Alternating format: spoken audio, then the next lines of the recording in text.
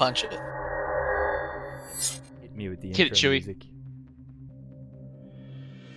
Such a banger. So good. So, where we last left off. Following a visit to the House Madani Enclave, Zero followed a trail of evidence which led him to a pair of Shan Watch detectives that informed him that a House Madani agent had covered up the murder of Zero's brother at the start of the campaign, and this agent was revealed to be Oren de Madani, at least that's who Zero suspects it is, House Madani's representative on the 12, the organization that facilitates the cooperation of the 12 dragon-marked houses. The next day, the party then infiltrated the lower levels of the Moonwell Tower, making a long, hard climb traversing up through the damaged megastructure and finding a way into the clock tower construction area where they discovered that Rollo de Caneth, Rook's adopted father, and his artificers had been secretly reconstructing a Warforged Colossus inside the tower. You deduce that it was this Colossus that had been salvaged from Kraken Bay, where Chet was captured by this shadowy organization you've been pursuing for months. You snuck back out of the tower, and the next day, Zero submitted a report on the secret construction to the local newspaper, hoping to reveal a conspiracy to the public, only to discover the next morning that the Brelish government is actually aware of the existence of the reconstructed Colossus after all. So you've just picked up the morning paper, the latest issue of the Shan Inquisitive, which I will throw up now.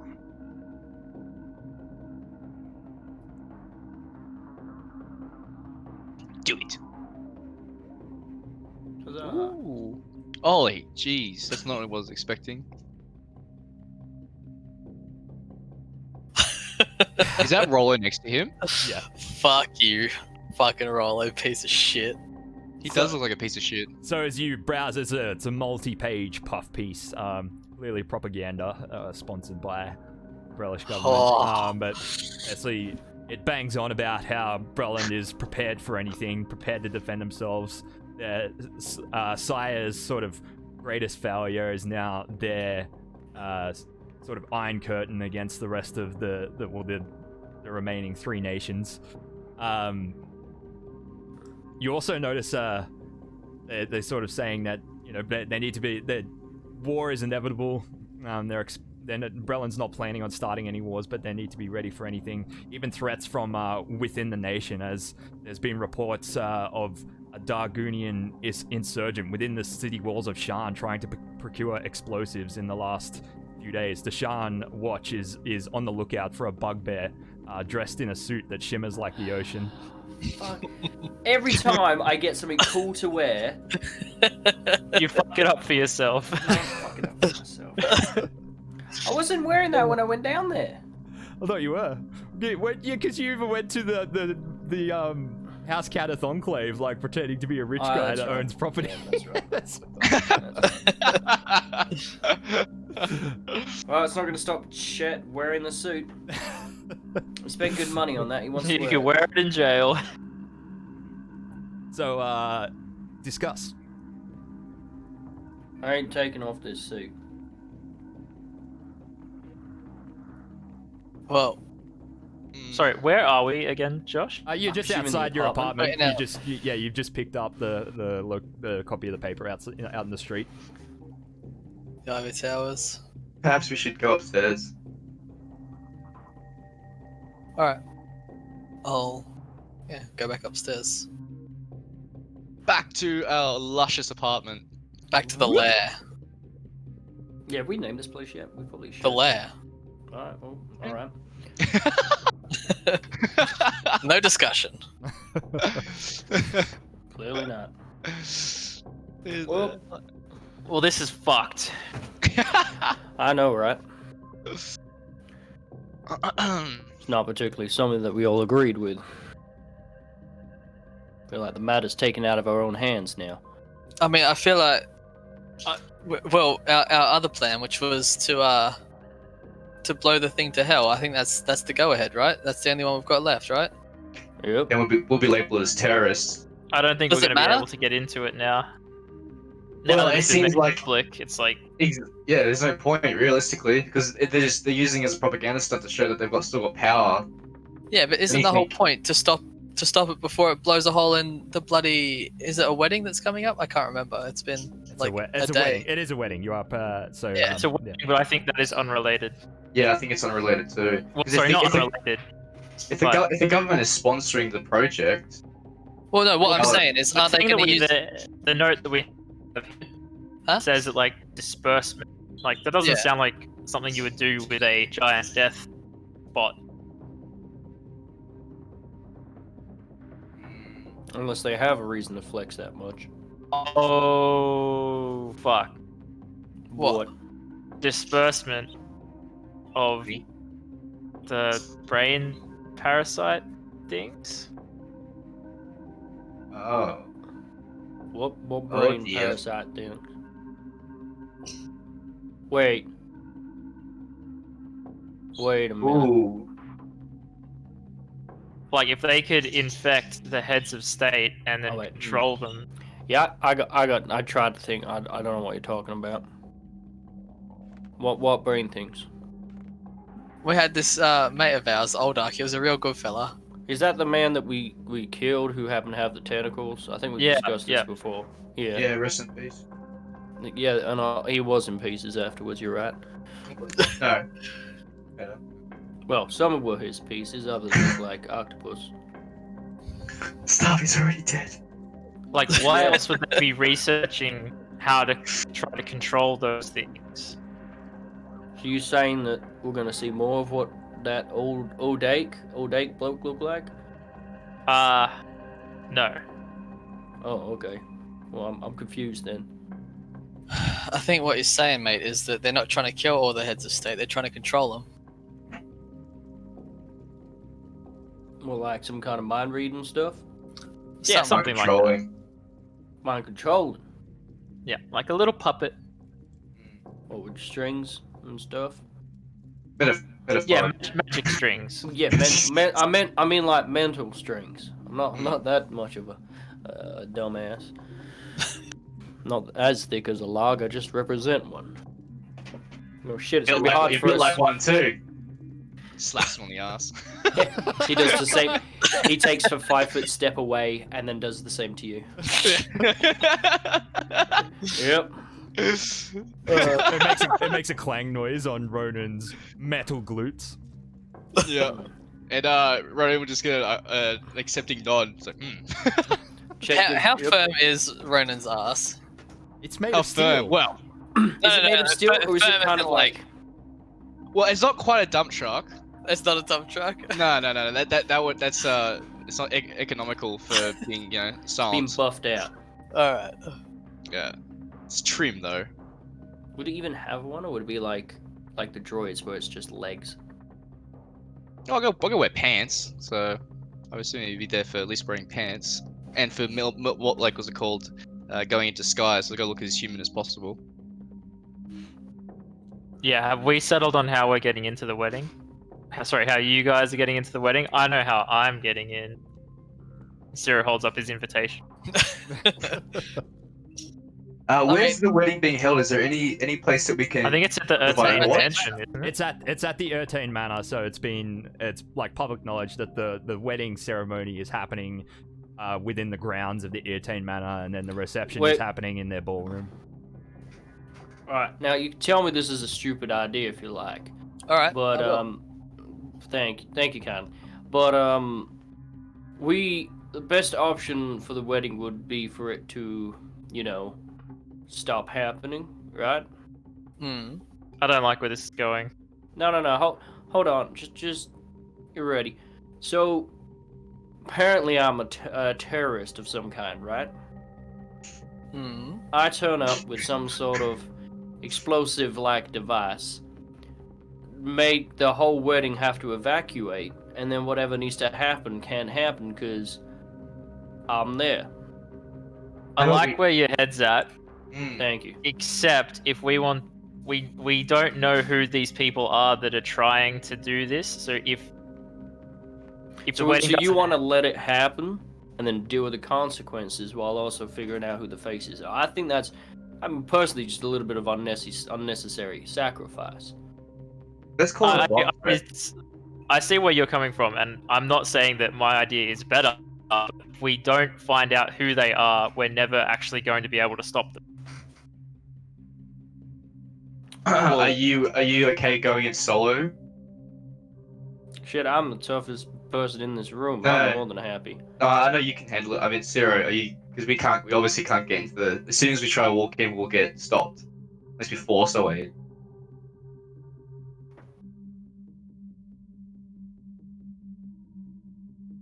I suppose we don't have a choice. Either if I don't go, then This time, when you give you a sending stone, you're going to use it properly. well, now that I know how to use it properly. Yes. Who doesn't know how to use a sending stone? Long story. Okay.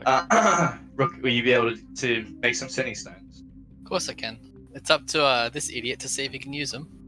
That's all. I did use it. I was able to use it. I just didn't I'm realize. pretty sure I explained it to you that it only had one use. I mean, look, I may have be no pretty memory of bloody that brilliant, but I can only make him have one use. Do you have the ability to? I know you gave one to one of your gnome friends. Well, I could just not give it to them. But I don't have to take it back. I'll just make some new ones. Ah, cool. So you only make them one that day. Like one set, I mean. Yeah. Well, I guess we can always be on standby if the metaphorical shit hits the fan, we can come charging in, screaming bomb. I mean, are we absolutely sure there's no way to get you guys in as well? Well, We'd I have to scout out the area.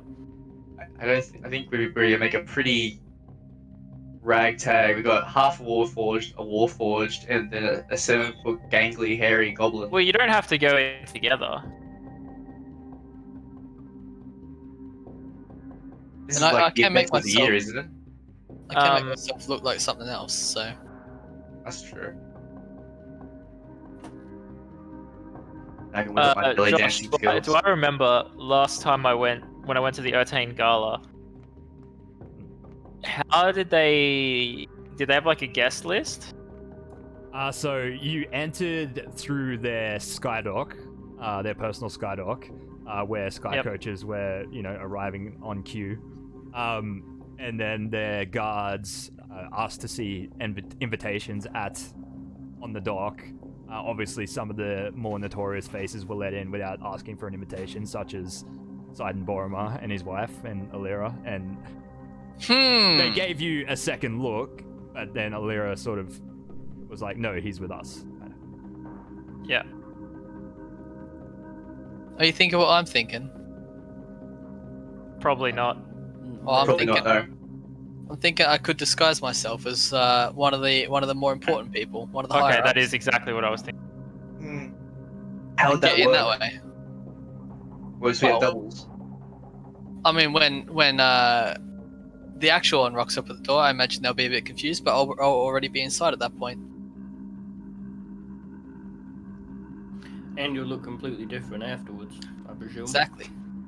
So they'll be looking for someone who looks like that gentleman, and you won't look like that gentleman, will you? Yeah, that's the notion.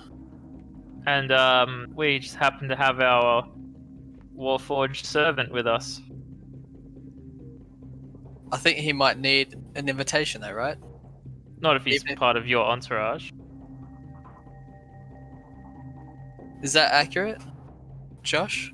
Well, like I said, they gave Ciro a second look because they didn't know him, and then Alira But he said, still had an invitation, though. he had an invitation, yes, but he didn't have to show it. Alira said he's with us. Because I was in the company of Yeah. one of the more important people that Yeah, they were okay. expecting. They just assumed correctly that I was part of their group. Hey Josh, is the leader of New Sire gonna be at the wedding The leader of who? Sorry. of New Sire? Prince Prince. Orgev. Yeah. Let me just. I remember. I think I remember reading something about in one of the. I think he was. Hmm. He's I gonna can't be remember like he's if one I- of the guests. Let me just check the paper. I can't remember if it was, even though I designed this, I can't remember if it was speculation that he was going to be there or if it was confirmed. Yeah, I can't quite remember either because Speaking of that means I attendees, can't the go. invitation list leaked to the Inquisitive last week included high-profile celebrities, diplomats, and aristocrats, Among them, our beloved King Boronel, Prince Orgev. Yeah, they were the two names dropped in the Shan Inquisitive. Yeah. Were there any bugbears invited? I don't know if the Urtanes have a diversity quota. high tier Dusk clan members. Fucking invited. Well, The other option is we can just ask the Boromars to take you along as well. Yep. Not you, terrorist boy.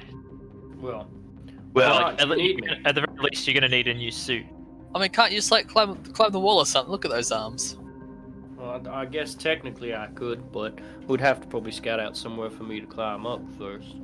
I mean, we know a good spot. Yeah, we've already sussed that out for you. How so? Well, let's just say it's not our first rodeo, mate. Okay. There I'm always down for a rodeo, me. I'm happy with that.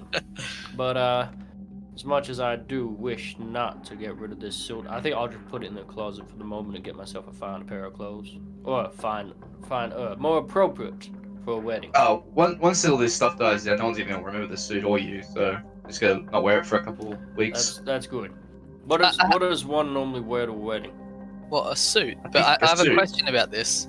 If you wear a suit, would you have like really long sleeves or just like normal size sleeves that go up to your elbow? I really hope they were long. My old ones were long down to my sleeves, so I might change it up a little bit. Well, it'd be high class formal, so imagine having. You know, it is fun.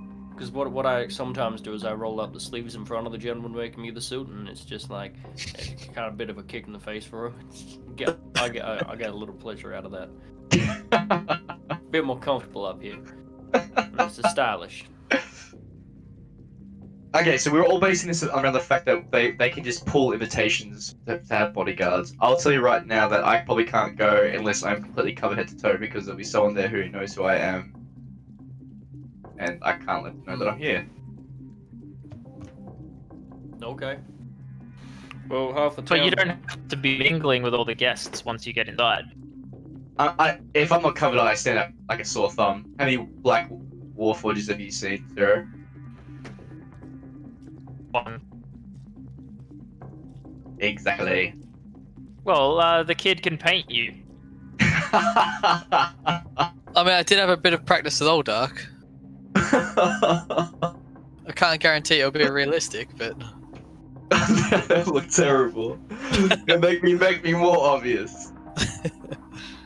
Or we could just risk it. Maybe it's not a bad idea that he knows that I'm here. I mean, Well, I guess the first point of order is finding out that we can actually come along, right? Well, the first point of order, I think, is this the plan, or have we got something else we can do?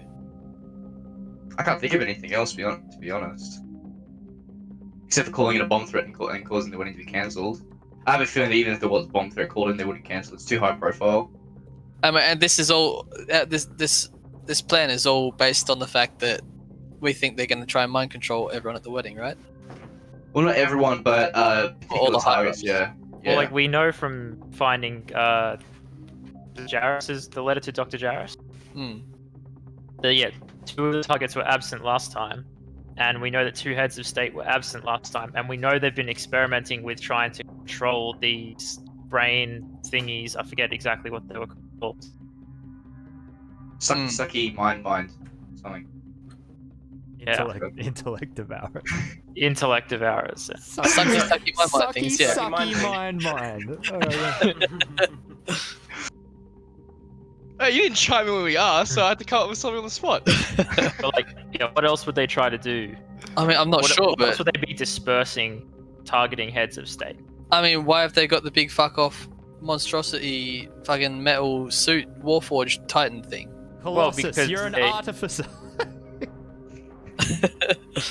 Hey, I was never told any Didn't of you read this. the paper? Didn't you read the paper? So it's inevitable. We got. I think it's pretty clear what they want. Yeah, but then why wouldn't they be building it in public? Well, Because we forced their hand. No, well, not even that. I think it's more the fact is they can't show people that they're building it because the enemies could come in trying to sabotage it. But if they build it and then demonstrate it to everyone, or like you said, they caught wind of us trying to leak the information to the media, and then they jumped on it before we could. Yeah, but what I'm Yeah. saying is, if us leaking the I guess your way kind of makes sense. Yeah. I don't know much about the what's it called, the geopolitics, but has any of the other countries made threats? No, nothing. Well, the thing is that ordinary. I don't necessarily think that them saying that they're gonna, war is inevitable or whatever. I don't necessarily think that that's the reason that they've built this thing. Well, excuse my French, but I think it's more like they're just showing that they're big dick players and they're prepared for anything to happen rather than it's like walk softly, carry big stick type thing. But this is like they're showing how big their stick is.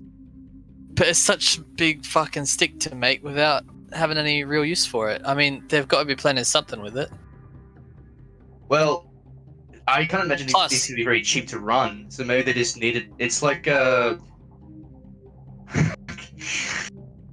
wanted to say it's like nuclear war occurs peace, but there's no nuclear war. I couldn't think of a good analogy. And I know Rollo, and I mean he doesn't build shit like this just for the sake of it. What about cash though? Assuming he would have paid a lot of money. Yeah. Yeah. Why is there an octopus? Well, I think at any rate, we got to focus. Wait, what? I apologize. I was like, oh, there's a thing. And then it appeared on the map. I'm like, We got to focus on the wedding first, right? Yeah. So, yeah. So what's our plan then? Because we'll have to figure out a way to, get some of us in at least. I can be nearby, maybe jump in if any help is needed. Perhaps Chet and I stay on backup. You two get in. This is provided that the Boromir clan can also get Rook in as well. And then if metaphorical shit hits the fan, you call us in and we can spring into action. Or get Chet to start yelling bomb, bomb, bomb on the terrorists. Carrying one of those big things of TNT, Doesn't actually have to be TNT. Keg. I can bring a keg. I'll be right. Well, How do you think they would actually? Because from what we could tell when we went to all those facilities, it seemed like it required quite a lot of equipment to get the sucky mine thing on them. well, not really. They just kind of unleashed them with the person in the room, and they just went for it. Didn't seem to be very finessed. Well, that's what we saw in terms of them attacking us. But one of the, because I don't think when Aldark got sucked, they weren't controlling him, were they? He just sort of went on a rampage. No, but they were still, because this is when we were talking to Amelia, and she said that they were trying to learn. They were trying to figure out how to control them. That's true.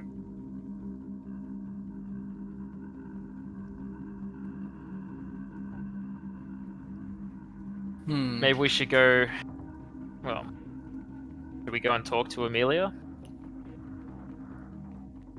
I feel like she probably would have told us anything she knew already. Yeah, I think so as well. I mean, maybe if she just hasn't quite connected the dots like we have, and she's got a few more, we can get her there. When's the wedding again? It is 4 days away. 4 days away. Still got some time. Well, we can always try. Yeah. Well, I think The we need to main go goal, talk to the Boromars and try and get in on the invite. yeah, and the main goal is we're trying to figure out who the targets are, correct? Not stop. Once you find the targets out, then Yeah. Well, no, I want to find out who the. perpetrator is. Yeah. That's gonna be very hard. I'm assuming there's gonna be at least a couple hundred people at this wedding, minimum. Well, we know 2 of them already. But just all the vassals and everything else that are gonna be coming along, it's gonna be. We're not talking about the big dogs, just all the other, Minions. minions. Yeah. ability, if you will. Yeah, well. If we don't go and they do have something planned, no one else is going to stop it. Oh, no, you should definitely go, 100%. Just matter of the fact if we all go in at once, or is it you and Rook, or... But I guess we'll go talk to Amelia and the Armies and see what they say. I think all signs are kind of pointing at splitting the party at this point. Us getting inside is going to be a bit difficult, Ronan. Especially with I think so. you possibly bumping into someone who might know you.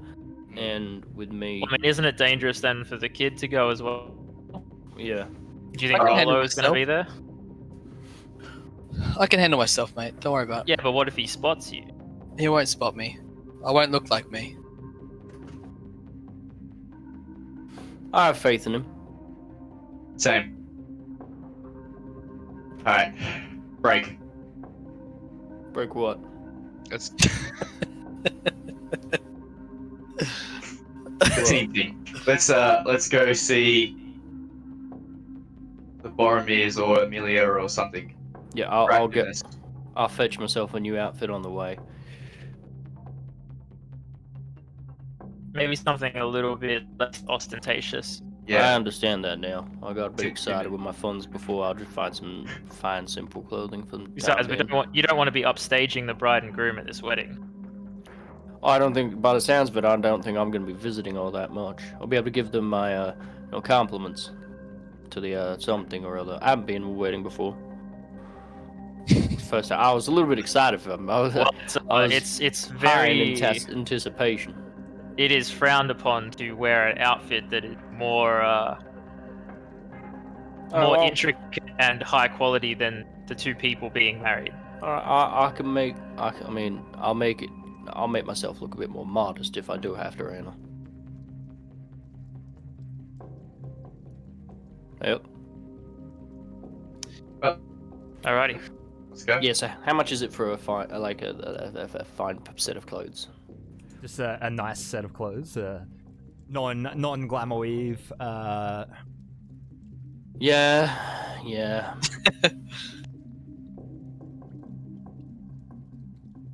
So fine Something that clothes will set you back 15 gold pieces. Fine. It was burning in my pocket anyway. Is anybody else? So you have 4 days till the wedding. Well, 3. So 17th, 18th, 19th, 20th. Yeah. So four days till the wedding. I'll pick up my cane. It's repair. Yes, it is. It is ready. Fantastic. It no longer matches my outfit, so I'm a bit upset. What, you have a cane sword? I don't remember that. Yeah, I put it in Oh, order for man. it. Yeah. That's mad. But cane Blue and gold huge. trimmed. Yeah. How long is it for you? Because you're so tall. What do you mean? I'm tall, but I also have stupidly long arms. I mean, modestly long arms. Oh, okay, so you just point it down a little bit. Yeah, okay, that's fair. No, it's exactly the same height. It just happens to be, yeah. And it's more for showmanship more than anything. I don't need. Yeah, I no. don't have a limb. Yeah, it's for when he has to do like Well, I dancing know. numbers. I know Yeah. that, but it's still to be Got a pinstripe proportionate suit to now. a 7 foot tall fucking. Hat. It'd be massive, wouldn't it? It'd be like at least 6 foot, right? Like, for the cane would be at least 6 foot. No, but you got to remember he's got long arms, so it's My arms hit the ground. You forget that's what I'm saying. My hands yeah, touch true. the ground when I'm just standing there. You forget. It's look at Like you. Look quite Like when funny, we this little talk, cane. when we talk, I do like little like finger running hands. Just next to me. Just It's what was the thing from the Addams Family? The hand that just like walked around. Yeah. Yeah. Thing, yeah. so occasionally when you guys are eating dinner, I'll be standing there normally, but my hand will be crawling up your side of the table. Oh my god. But no, Chet knows how to eat responsibly at the table. So does anyone else want to do anything? Well, does anybody want to do anything with the 4 days of downtime you have before the wedding? But yeah, we want to go and talk to the Borobas and try and get Rook into the party, into the wedding. If possible. And Chet Alright. if possible too. Okay, so we'll say, so you, for brevity, we're not going to go through the whole meeting with Banksy to set up the meeting with Alira, and then we'll skip straight I to want to the. talk to Banksy. Everyone can just assume that the meeting with Banksy goes as poorly as it normally does. Yep. I at some point threatened to punch you and all that stuff. But, Ronan probably punched a 0. But you go through Banksy, you set up a meeting with Alira Boromar, who agrees to meet with you guys in the bazaar the next day. So you here. Well, I'm gonna put some bazaar music. Actually, Well, let's Before we get to the bazaar. Oh yeah, G'day. go on.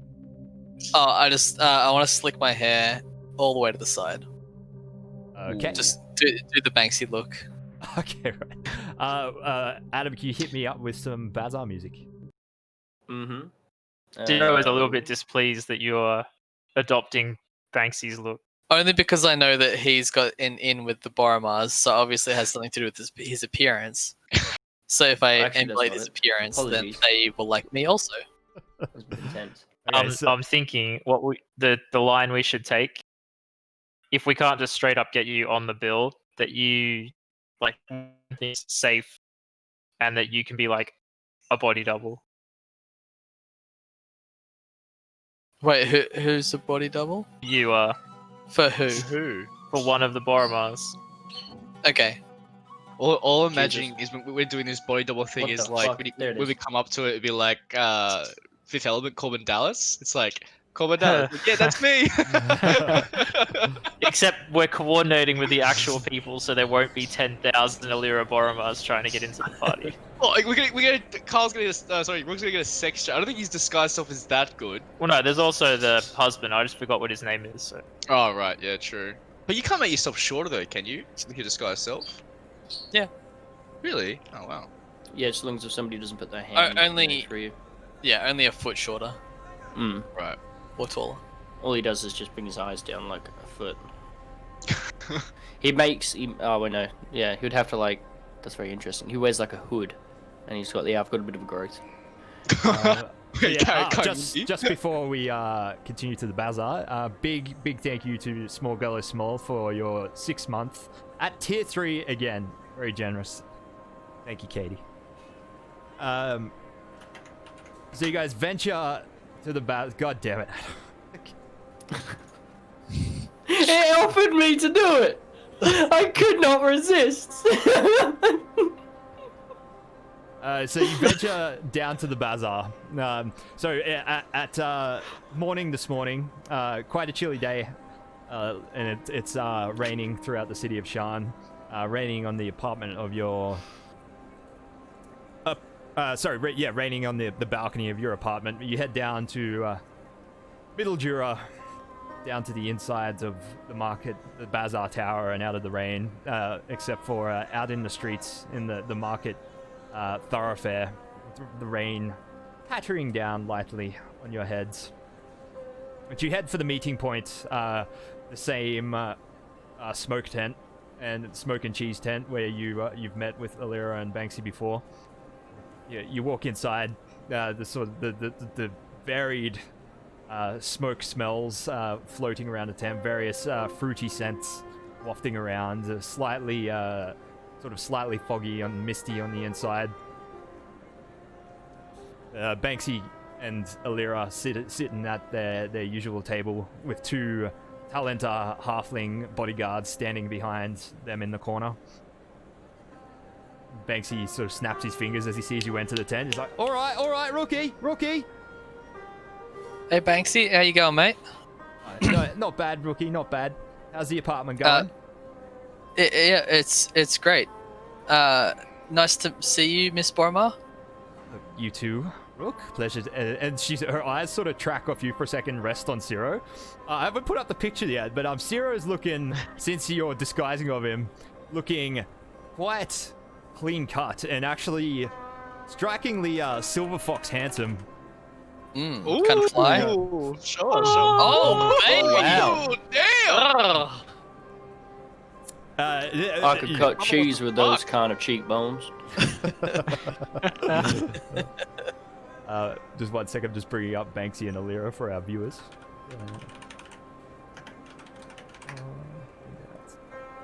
Loving the Jordans you're wearing too. Banksy. And I've actually forgotten what Lyra looks like. It's in the Ertain Gala. He's horrific. Alira's eyes sort of track onto Zero. She's like, Zero. You Hello. You look different. Very handsome, actually. Yeah, well, genetics. Is Ronan think she's hot for him? Insight 11. It does actually seem that way. She's just genuinely surprised and impressed with that Ciro's cleaned himself up. Love it.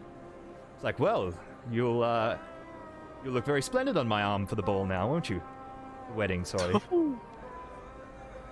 Yeah, I thought you were worth the effort. and here, Paul here was describing you as water trash a few days ago. This She makes must a Chet chuckle. confused with somebody else.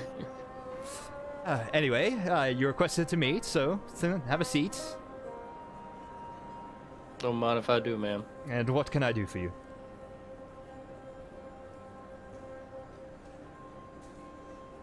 I'm letting Zero take the lead on this. Yeah, you gonna say something, Zero? If you're the one she's got the hots for. Shit. We're here to ask if you can possibly help me get the kid here onto the guest list for the wedding. I'm afraid that won't be possible, Zero. I'm sorry, but there's limited seats for the ceremony, and obviously we're seated quite close to the front, and I'm afraid there's just no room. We had our +1s, and that's it. There's no way we can get him in at all. No. Like, you know any ways that Zero. we can all just like sneak in somehow? It's quite important that we're there, ma'am. Sorry, who are you? Sorry, Chet stands up and takes 5 foot step back and puts out his hand. My name's Chet Bruiser. I'm the new accomplice of these fine gentlemen, and I take a bow. Very low bow, my nose touches the ground. You're the voice I heard on the homunculus the other day. Yeah, sorry about that. Right, Yeah. yes. Well, hadn't I heard Zero shouting in the background, I wouldn't have even known it went to the right house, but... Anyway, I digress. Well, I'm sorry I can't assist you, Zero, but please join me and Paul for a luncheon here, will you not? Of course, your 3 companions are invited too. Wow. Rough. Ouch. Thank you very much. I'd love to accept. And I wink at Banksy. She makes a gesture, and a server comes over and pulls up 3 more seats for Ronan, Chet, and Rook. Don't mind if I do. And I'll sit down and my elbows are hitting the ground. I'm just... You see the papers this morning? Yeah, it was a bit of a mess that. I had to buy new clothes. Oh my god. I'm sorry, what? Oh, wait, I'm gonna lean across His the old chat. clothes were dirty, and so he had to buy some new ones. Yeah, the blue set. It was fine, but then I had to buy a new set just because of the news. I'm gonna lean across the chat and just whisper, "Shut the fuck up, knuckle dragger." Oh, okay. I'm sorry, I don't follow. Is this some hilarious anecdote or inside joke of your party or? I just remembered I need to be somewhere that's not here. I need to go. I'm sorry. Goodbye. And Ronan gets up and leaves. It's too fucking awkward.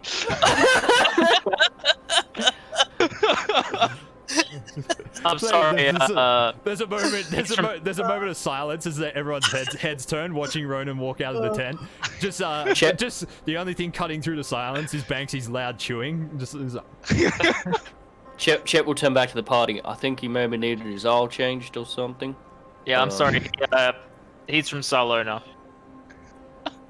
But Chet, I think you had to go and help him with that, didn't you? No, I'm good. I'm fine. I want to stay here and entertain. You really had to go and help him. He specifically said that if he needed an oil change, your long, lanky arms would help him with that. I'm gonna do an insight check, see if what they're doing is identify it. Chet can't be that dead, son, to not get like. He's got an intelligence score of 8. Let's not forget this. Oh yeah, right, yeah. I do have a decent wisdom though, but I also have a charisma of 8 as well though, so I think that Let's do an insight check. What do you reckon? 13. I think you could Try to be pretty obvious. You could probably tell that we're trying to get you to leave, but maybe not know why. Okay, gentlemen, ma'am, I need to help that dear robot of mine change his oils. You see, it's all the way up there in my my uncomfortably long arms. Apparently, the best thing to do that. And he reaches across the table to like where the biscuits are in the middle of the table. I'm gonna take one of these. Is there? How does one eat? Do you dip this and stuff, or do you just? I'll leave it for the moment. Start walking backwards. Fine meeting you, ma'am and gentlemen. I'm going this way now. Boys, I'm gonna be out. Chet backpedals out of the tent. There's awkward looks at the table all around. Banksy swallows what he's chewing on, and then slaps the table. He's like, "All right, what the fuck is going on?" It's so annoying. Oh, socially fucking. Oh. I wanted to make a socially inept bugbear. Yeah, look, he's not all there in the head. Oh, sorry guys, I'm back here. I left my wallet down there. Oh, Yep,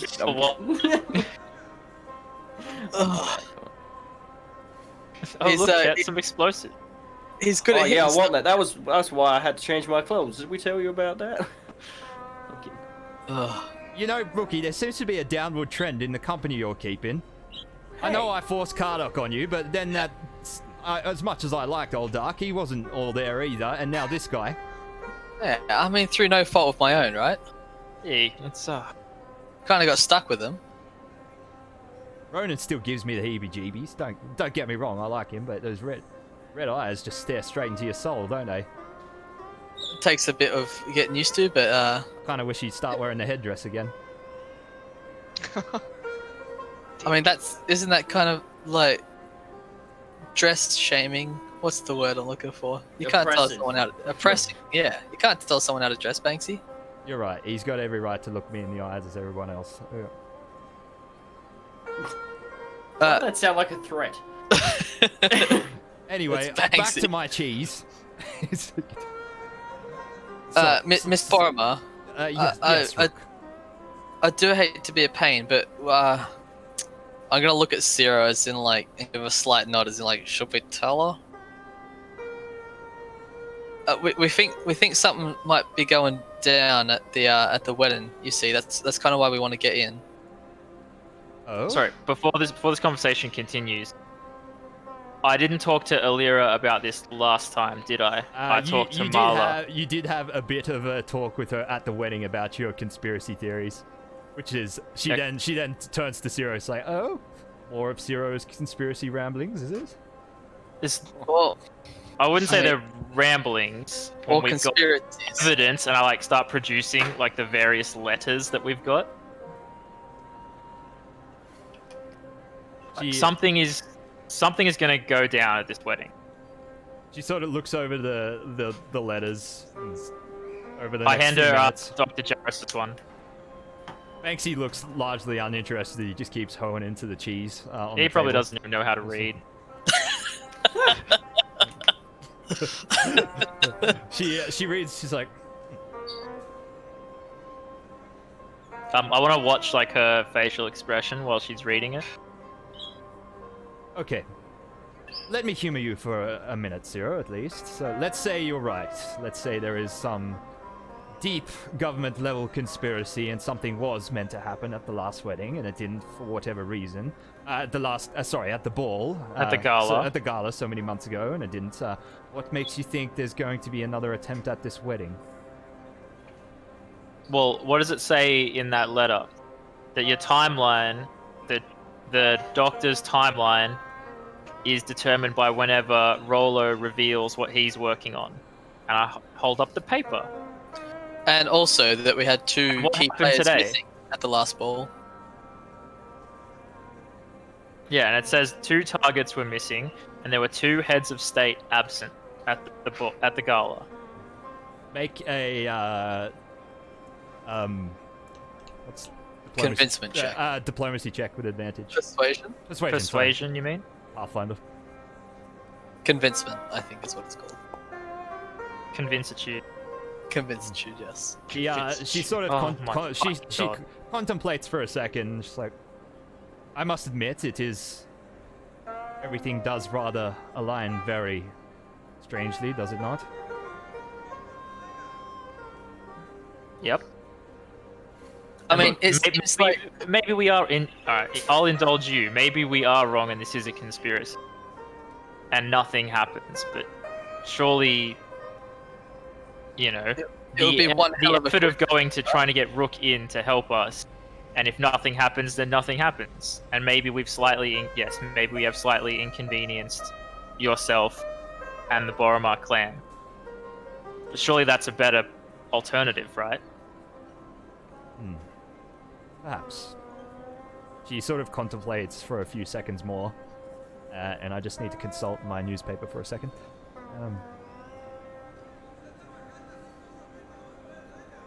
Alright, Ciro, what I'm about to tell you stays between us and Banksy here. Not a word of it to Sidon Boromar, okay? Or his wife. Not a word. Sidon has charged me... Well, sorry, let me take a few steps back. The Boromar clan has been, shall we say, requisitioned to provide a large shipment of Andarian wine for the wedding. Being, you know, black market and all.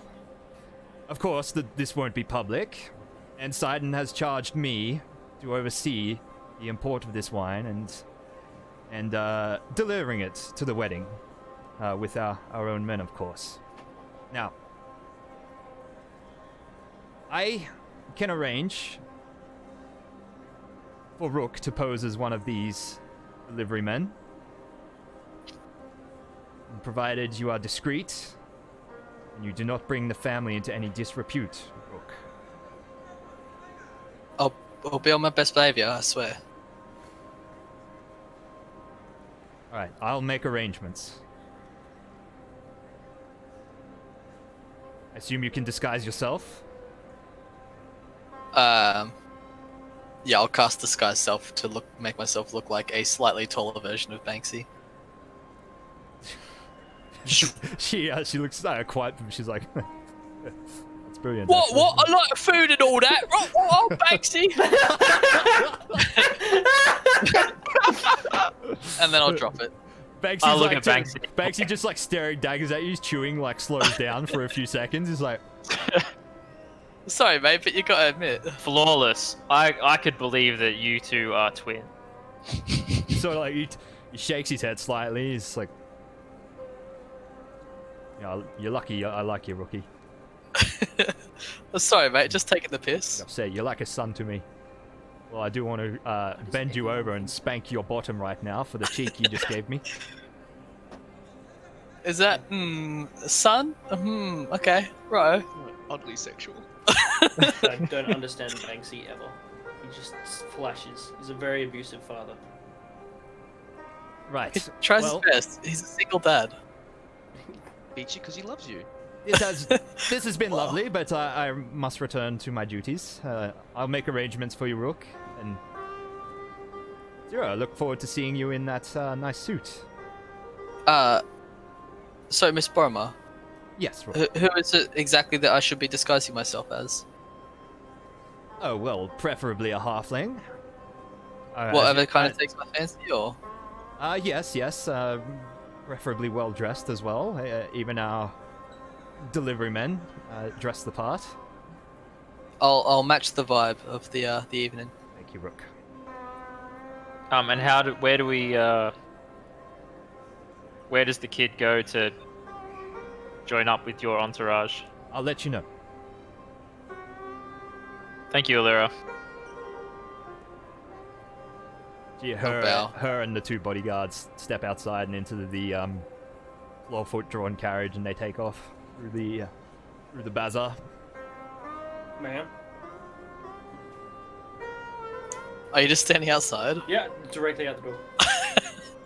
You didn't chase after me? Are you serious? Well, no, I wanted to try and hear what was happening inside, but I got a bit distracted.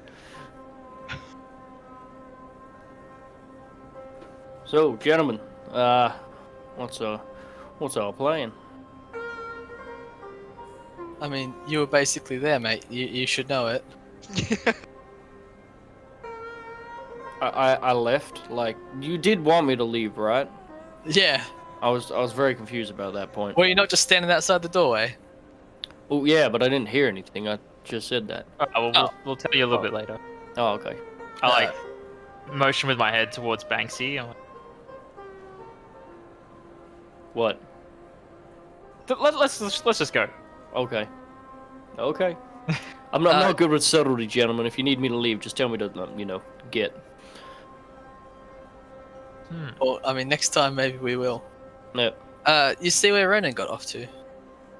No, he was. It's gonna appear just like out of the cloud, like Assassin's Creed, like boom. Oh. Okay, we got code why were words, you hanging so, out with a bunch of shut nuns? the fuck up. That's what we're gonna design that right now. Code What? word for Chet to stop talking. Everyone okay with that one? That's I'm good not. plan? Is that like some kind of mind control word that you got? Yeah. Well, No. It's when we're in a situation because you're socially inept, you don't understand cues, that when we want you to shut the fuck up and stop talking, we're gonna say like a random word, and then when you hear that word, you shut the fuck up and stop talking. Zero turns to look at the camera and he's like, well, I could make him be quiet with one word. Who are you talking to?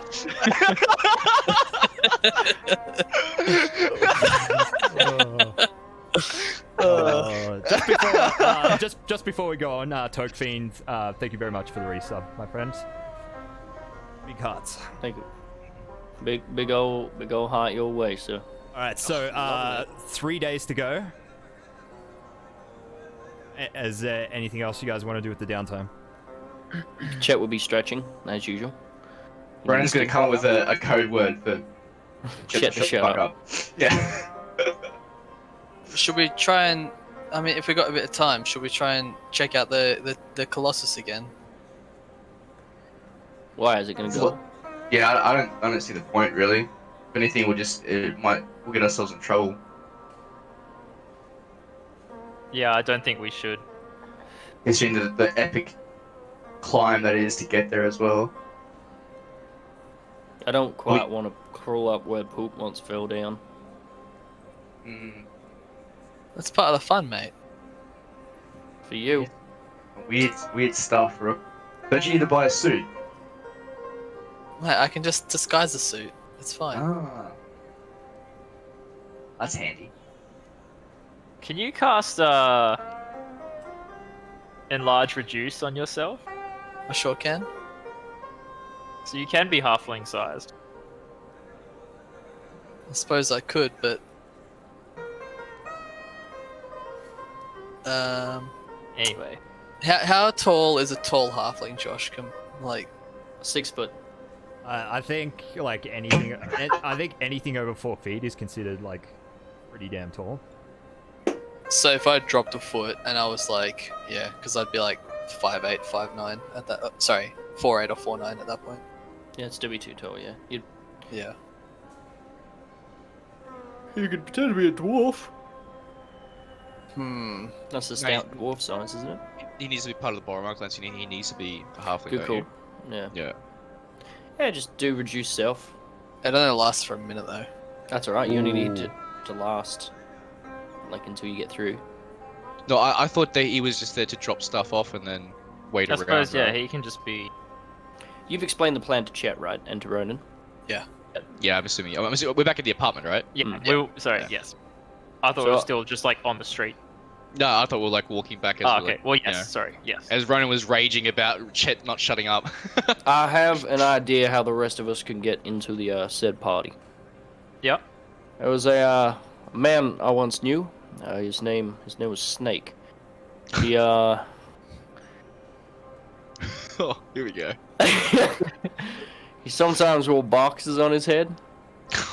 Like and a wooden wooden boxes, yeah. And to sneak into places, he would just like walk around and then stop when he thought someone was looking at him. He was quite successful as a pirate. Dude sounds pretty solid, to be honest. He's pretty solid. A solid gentleman. It's a shame what happened to him. He lost an eye. Ugh. Fuck. But yeah, Well, I mean, we could technically do something like that. How about this? All right, you get in a box. Yeah. All right, and I'll walk around the apartment, and you stop when you think I'm near, and I'll see if I can spot you. Well, I don't need to be near. Well, okay, let's say, okay, I'll get in a box. Right. Well, this isn't gonna. Can we just get someone from the outside? And because Well, how are you even going to get a box that's big enough for you to fit into? I show him how much I can curl up. Okay, but how are you going to move around when you're curled up like this? Or I'd have to put out my long arms and like pretend to like row, Like but with my arms like oars. or we could cut little holes in the bottom, and I could just put my feet through them. Or there doesn't even need to be a base for this box. Hey Ronan, did we settle on that code word yet? Still thinking about it. I'll find a box. Rook, what's the range on your sending stones? Is it indefinite? Or is Yeah, there I mean, I don't think it really matters how far you are away. It just goes to its like pair, right? Yeah, Yeah, wherever the pair is. I mean, as long as they can.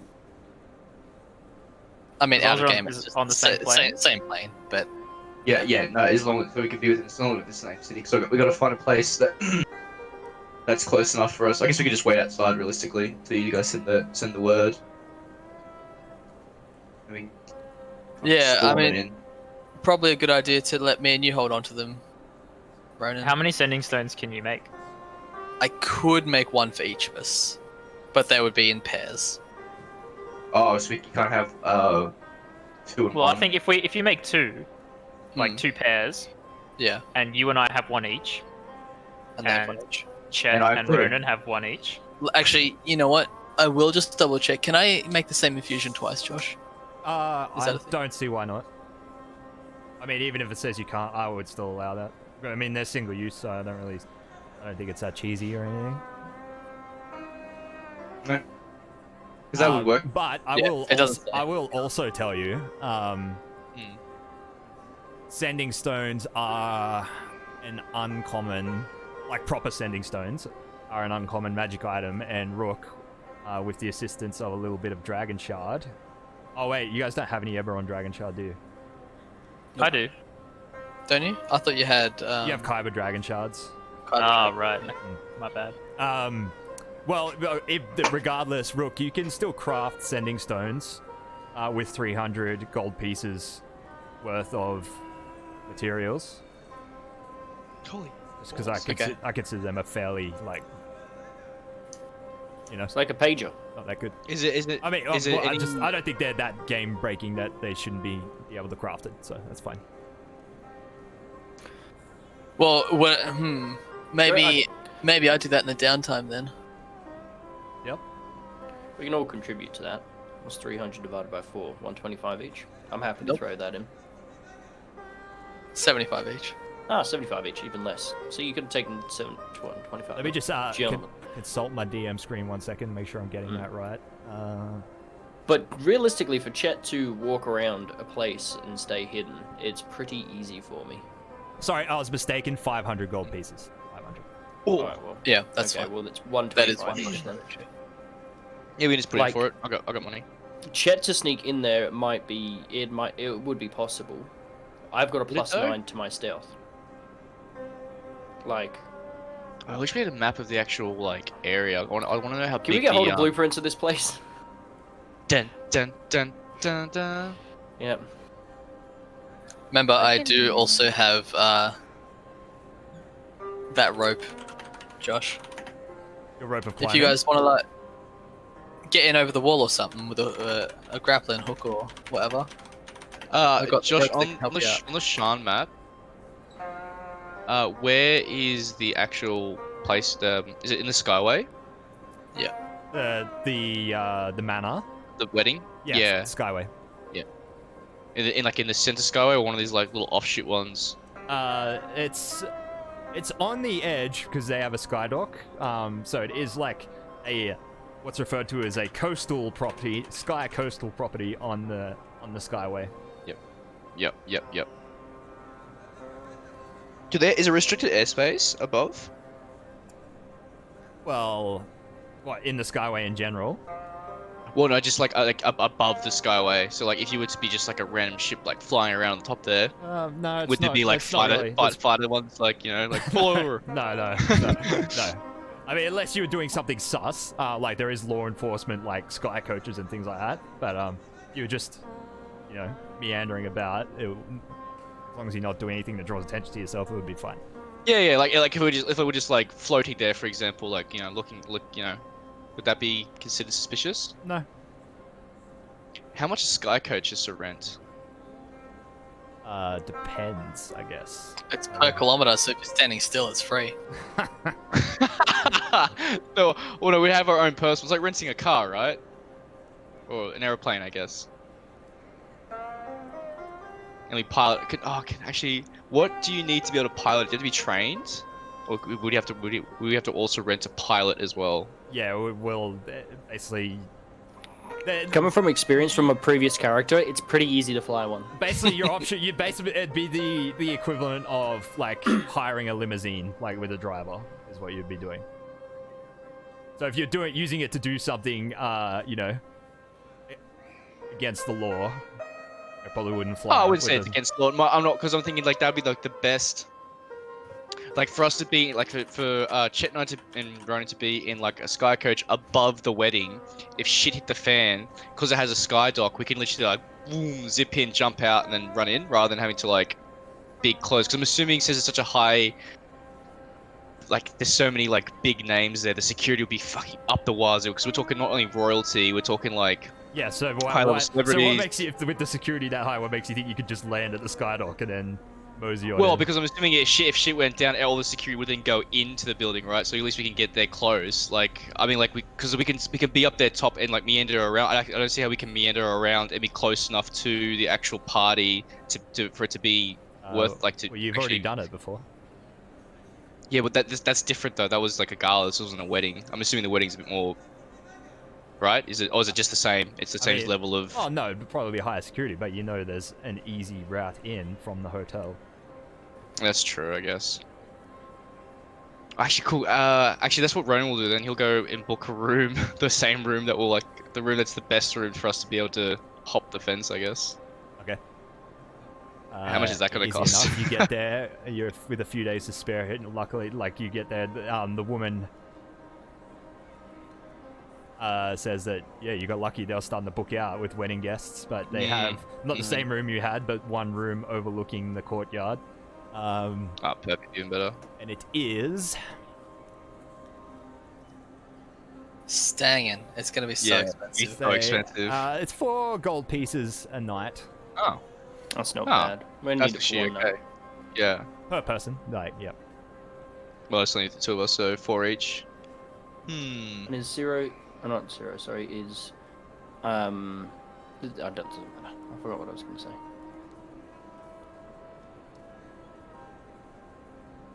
I'm trying to think, is it worth getting for 2 nights to watch? Probably not. Probably don't need the night before. Yeah. Okay. So yeah, 1 night on the night of the wedding. Okay. So Rook, to craft magic item, unless you've got something under your artificer features that let you do it faster, it takes 20 days to make sending stones. Okay. Wait, how come it was just big? Never mind. Yeah, I don't necessarily think I've got anything that helps me. Oh, that's alright. We'll just have to come up with like a call. And dying giraffe. So Was it 20 days to make a proper sending stone, or is one shot? No, 20 days to make a real pair of sending stones. So that have, My one-shot ones take 8 hours. Oh, so real sending stones can have like 2-way constant like. No. There's still once per long rest. Oh, is it? Isn't it? Oh, really? believe so. I don't know. I just made an assumption, actually. You could be right. No, wait, I'm confused. Sending stones let you cast the sending spell once per long rest. Oh, okay. So it's no different. All right. So what's the difference between the ones that take 20 days and the ones that take 8 hours then? Mine, I'm only allowed to have 2 infused items. Oh. So if I want to increase your weapon damage or increase one of your armors or have the magic climbing rope, then I can't have sending stones on top of that. I understand. That's right. I That's mean, right. Yep. Yeah, that's why Yeah. Yeah, I still think it's worth it. Basically, give me an extra infusion slot for 500 gold. Like, I think that's worth it. Yeah, I think so.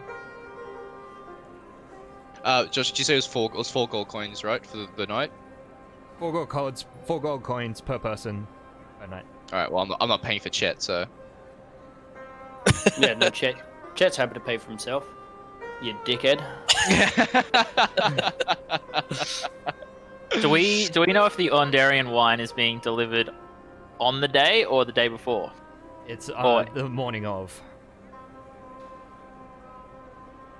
Oh, so Rook's gonna have to like hide somewhere in the mansion, is he? Yes. I'll have a sleep on the shitter. Excuse me? I said I'll have a sleep on the shitter. You sleep on the privy. Yes. Couple of bolts to the chest. Okay, so I'm gonna just. We're not going to day of wedding yet, but you long rest that evening on the 18th. Mm-hmm. So Rook, late that evening. Can I get some slightly more whimsical music, Adam? Certainly, Something but- appropriate for a flashback. Oh, I love flashbacks. Did you get that? I heard that. But what yes. kind of flashback? Is it like an embarrassing high school memory flashback, or is it a? No. I can't imagine. Yeah, what kind went of- to high school. He went to the school of hard knocks, Oh, what the fuck? and by that I mean Rollo beat the shit out of him. Sure did. What? That's what happened. Rook literally said that.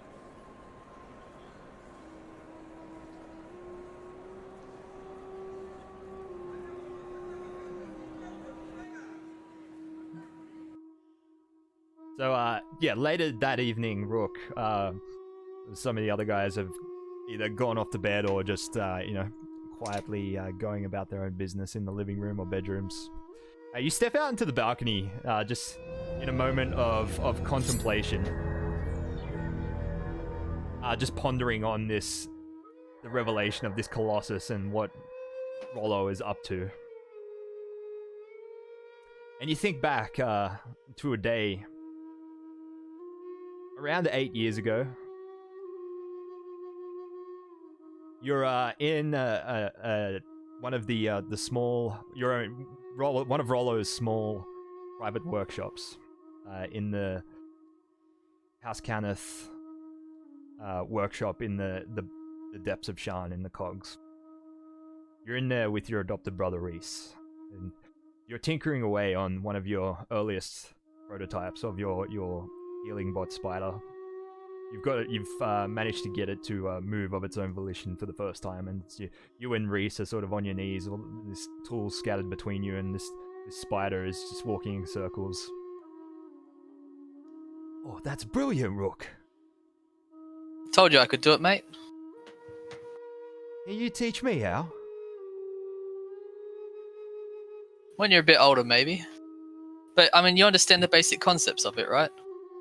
Well, yeah, I think I do. You're interrupted by the door just slamming open. Rollo I'm gonna, comes storming as in. soon as I hear the door, I'm gonna sweep the bot off the table so that he doesn't see it. He seems in a particularly foul and furious mood today. He sort of walks in, hurls his bag into the corner of the room, sort of walks over to one of his workbenches in the corner and sort of hunches over it with his hands on it for a second. You see that he's trembling, like at his hands and elbows. And all of a sudden, he just balls one of his hands into a fist and slams it into the bench. Idiots!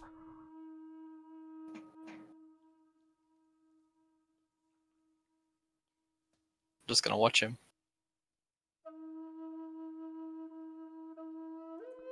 Sort of, where he gets out one of his tools, begins tinkering away at something. Before, in frustration, he just throws his tool down, leaves the room.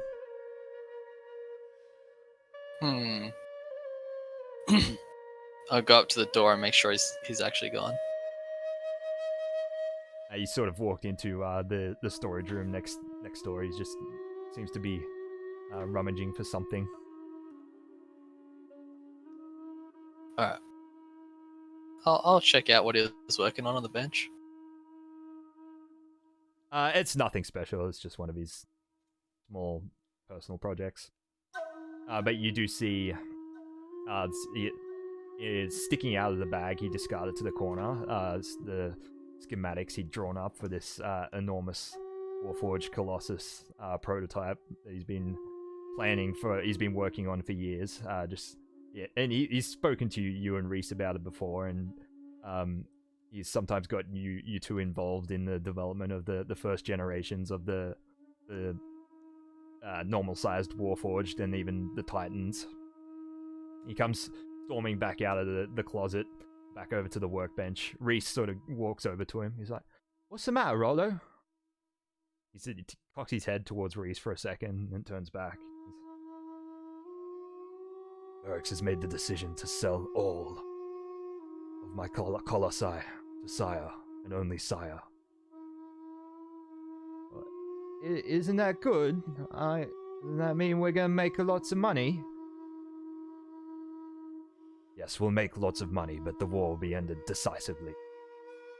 Sire will be the victors. But Rollo, isn't war bad? No, child. War is good.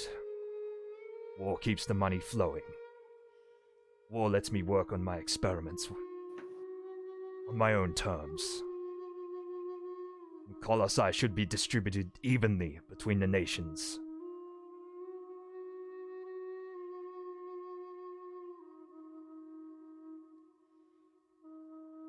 Flashback over.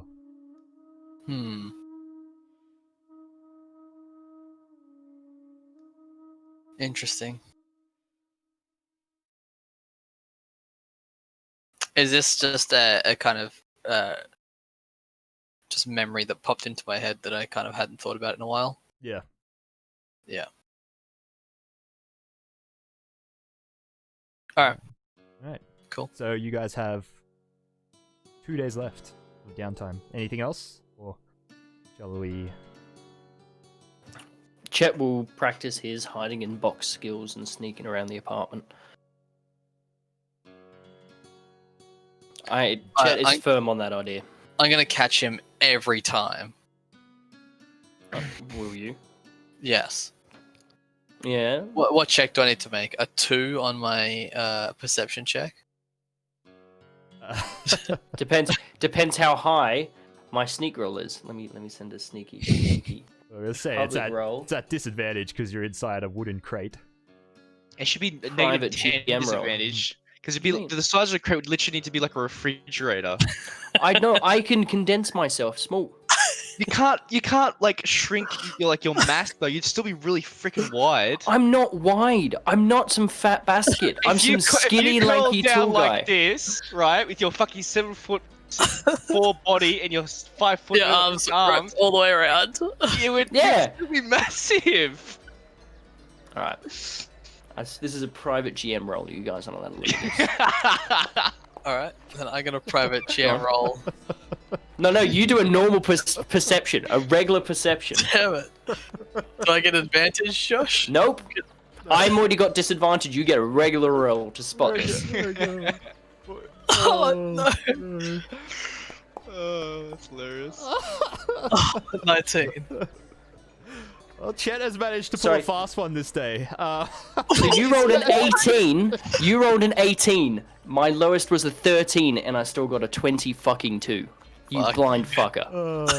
I managed to sneak around for a whole day, and you have no idea. Not ready for it, Rook. You're sort of like looking down, contemplating one of your schematics as you enter the privy one morning, and without even noticing that the privy is on the wrong side of the room, you sit down. Realizing that there's no hole, and Chet's like, "Ah, underneath you!" You hadn't sat down on the privy. You'd sat down on Chet's box. Do I shit myself? I hate you, Josh. I was gonna say, don't hate you. I got you. I did. He enabled you. So now, see, you said I couldn't hide. Well, I think you kept that in. By the looks of it. Yeah, I kept it in. Have I proven my point yet? I can hide quite effectively. I mean, look, you can hide from a distracted person who's going to take a shit. I don't think you can hide from hired guards who are, securing. We're gonna watch over the year. No, look, no, nah. My plan isn't just to try and walk through the gates in a box. The idea is that I'm gonna come as part of the shipment. And when I have an opportunity to leave, I will leave. Be dressed appropriately for the situation. No one's gonna question me being there, or if not, I'll just sneak around until I am needed. Is it bad that I think it's actually a good idea? It is a fantastic idea. I thought of this before, but I just didn't want to encourage Chet's fantasies. Chet doesn't need to be encouraged. He clearly has the skills. Can't do it because if you get caught, it's going to embarrass the Boromir clan. And it's the one thing we're told not to do. I'm not. You can't say that you can't be caught. Actually, you know what? We can just throw him under the bus. Be like, it's a terrorist! He's trying to infiltrate the wedding! I'm fine with that because there ain't no chance of me getting caught. And if so, what ties me to the Barmore clan? Well, it was their fault for letting a 7'4" hobgoblin get inside. How are they gonna know how I snuck inside? But they know. It doesn't matter. It's the fact that you did.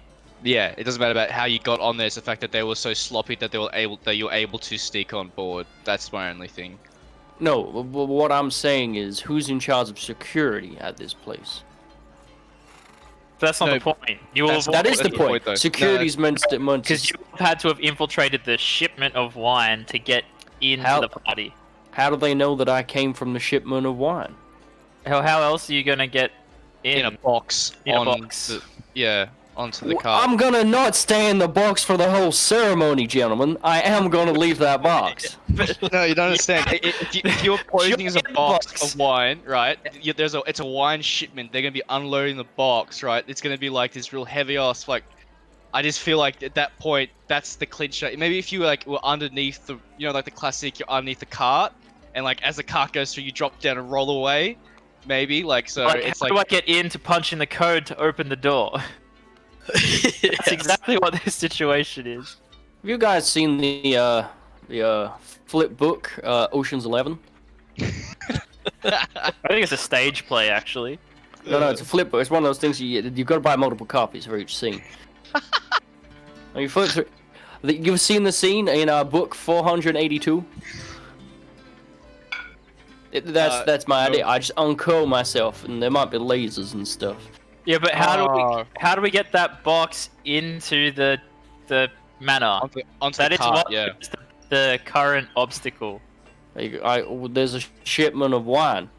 Yes, and if that's yeah, and wine's kept in boxes, is it not? We're going in circles. No, but yeah, I can't. I just don't understand. It's like, I'm being caught. Why do you both have different voices as well? This is really. My plan is to leave the box, get caught, and they're not gonna catch me. If they catch me, which we know they won't, it's fine. I've proven that because I'm covered in Rook's shit currently. But sorry, I'm very distracted by the neighbor next door singing too loudly. But if I get caught walking out in the open in this place, like, they're not gonna instantly go, you came from a crate. That was clearly the Boromir clan's problem. They're not. What are they gonna see? They're gonna see unpacked boxes. Am I or am I not wrong? Sure. Sarah, I can see a look on your face that says like you somewhat agree with me. Yeah. Alright, chat, we'll do it your way. Oh, no, it's our way, because we'll come up with a plan together. We're getting you into the party your way. This is your genius plan, chat. I think this will do finely. I regret having to this. And if worst comes to worst, I'll be a terrorist. Everyone's gonna scamper out of there, and they can't do their business, know what? And I'll just jump off the side. I've got a fallen token, it's fine. Actually, Josh, would a feather token technically work jumping off the skyway? Yeah, you certain float for a very long time and then eventually. Yeah, okay, cool. So there's no. Yeah, so there's no limit on how long Timeout, you can yeah. fall. Yeah, like a timeout. Yeah. Well, in that Is there case, restricted airspace? Is there restricted airspace above the yeah, wedding? could you just come in No. from the top? I don't know. There could be. Yeah, can we patch the fall token? It's like That's the shh. Yeah. It's like the shush, except for it's instant. So it's like shh. I'm gonna be falling now for 60 feet per 6 seconds for the next 300 feet. I think that's a much better idea. Can we hire a sky coach to fly him above the party and just airdrop him in? Yeah, I think that would I'm raise. fine with Yeah, I think that would raise some questions from the sky coach driver. Well, okay, we'll just fly I it can kill him outside. beforehand. And imagine. Okay, so imagine a bugbear falling very, very slowly, 300 feet. All right. Underneath, above a crowded wedding out in the open in the grounds of this. At night. The And wedding, you said- the wedding is during the day. What if we And you said if we my shoot, plan shoot was fireworks stupid. off at the same time? It's just like an aerial show. All the mobility like, oh, that's lovely. Look at that. It's a bugbear. But what if we give Chet a glamour weave suit that looks like the sky, and so that Why is now suddenly this plan that is clearly more risky more important than the plan that I came up with, which clearly has less risk on myself and is not Mate. in broad daylight? We're in the brainstorming session. There's no bad ideas. You said my idea was bad to begin with, and now suddenly there's a second idea that's came out that's suddenly worse, but it's the one we want to go with. well, I think it's much more fitting of your bombastic character, Chet. Plus, Hell, we could make you fantastic. like a wingsuit or something. Connect up your arms and legs because they're so long to make like little wings. Look, I may have long arms, but I don't want to inhibit my body any more than I have. I'll make it detachable. It's fine, we'll go with the box. I'm more comfortable in the box than jumping out of a thing. You can get Ronan to do it. Ronan can jump out of the thing. Ronan's staying in his hotel room they paid 4 gold pieces for. And Ronan's a bit too heavy. Not to be offensive or anything, but No, he is a stocky gentleman. yeah. Ronan's gonna sniff a nice strong coffee on the balcony while he watches the shit show unfold in front of him. And be the only party member to survive and just be like, well, that was fun. And then power down. Forever. Permanently. And then just Power lean down. forwards over the balcony. Be like a Terminator, little light just like flickering. Yeah, just or like falling into lava and your hands just. Hands. Yeah. Alrighty, so Alright, let's find me a box. I thought you had a box. Well, no, we're gonna use What's in one the of box? We're gonna use one of the boxes that the shipment's coming in. No, Alright, this well, is a BYO box. well, then we'll use the box that I was just hiding in that we never really discussed where it came from. Mystery box. The mystery box that exists in this favorite. world because the DM acknowledged its existence. The box. The box. Let's do it. Alright, I'm keen. I I'm actually. am fast keen. forwarding to the morning of the wedding. Oh god. Alright, so we're going. Chet is doing extra stretches. Alright, so we're going to like the meeting point beforehand with Chet and his vestibule. Just Anyway, no, right, You receive Before we do that. a homunculus shows up on the night of the 20th, the night before the wedding, carrying a message from Alira Boromar. Rook, What does it say? she says that What does it say? a sky coach will pick Rook up. This is ruining my immersion. Oh my god! All right, so you hear a thumping against your balcony door as the sun goes down that evening. Boom, boom, boom, boom. Chet comes out of the bedroom with like a night hat on and goes, "Who's calling this late?" Like pointing at the door. Who is calling this late at our apartment? behind you, Chet's mate. the other door. Oh, who is calling late on this door? Well, if you open it, we can find out. All right, Chet walks over to the door. Hold up. Well, it looks like Rodin's I'm already not there opened the door. Rodin has opened the balcony door. Oh. One of the Hello? fleshy, winged, Mike Wazowski-looking homunculuses flitters straight through into your face, Ronan, flaps for a couple of seconds, and then begins circling around the room. Message, message, message, message, message. Chet grabs it with his long arms. Yes. You are receiving a sending courtesy of House Civis. From Lyra Boromar. Yeah, hello, yes, Rook and friends and Zero. Rook, Hello. you will be picked up from the Skydock outside the bazaar tomorrow morning at 9 a.m. sharp. Do not be late, and please make sure you look the part. Zero, our private Sky Coach will pick you up from your apartment at 2 p.m. tomorrow. Please look the part. Would you like to send a return message? No. Yes. Get out. Yep. Yes. Thank you very much, Alira. I will look forward to seeing you tomorrow. Me too. Please look the part.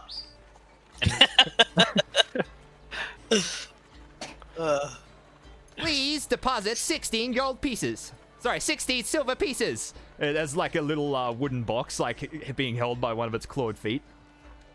I grab it and look inside. How much gold's in it? It's empty. Well, well, I'll give it back to him.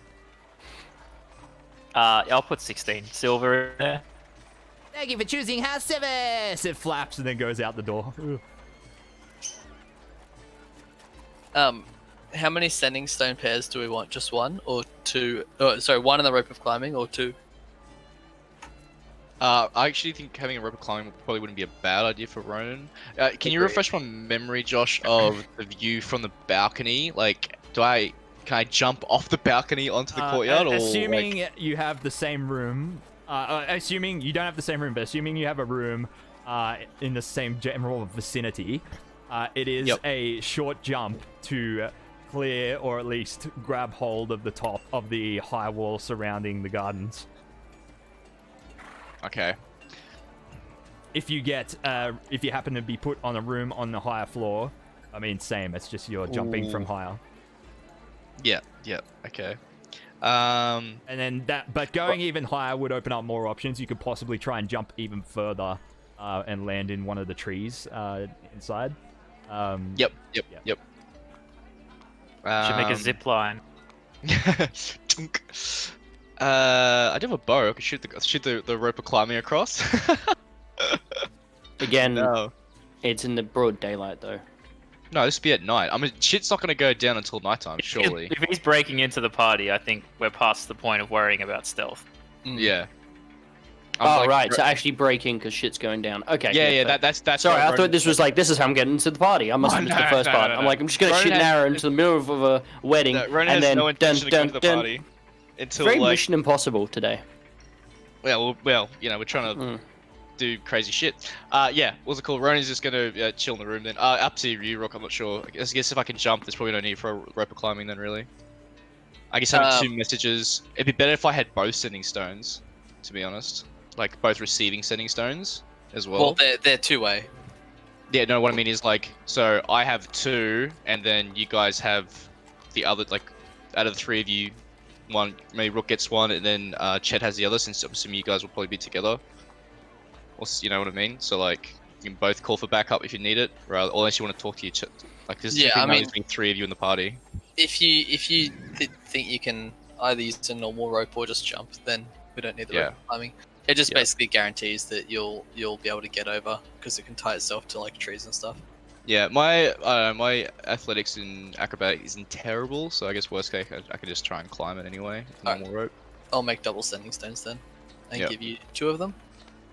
Well, what do you think? Do you think that, or should I only have 1 and then? Oh shit. I think you should have 2, and then Chet can have 1, and Cyril and I can have 1, and then if we meet up with Chet later, we'll just have 2 between us. Yep, sounds good to me. I'm going to very carefully explain to Chet how these sending stones work, and that I have used these before, you know. That they're 1 use only. No, Yeah, I'm still going to explain it to you.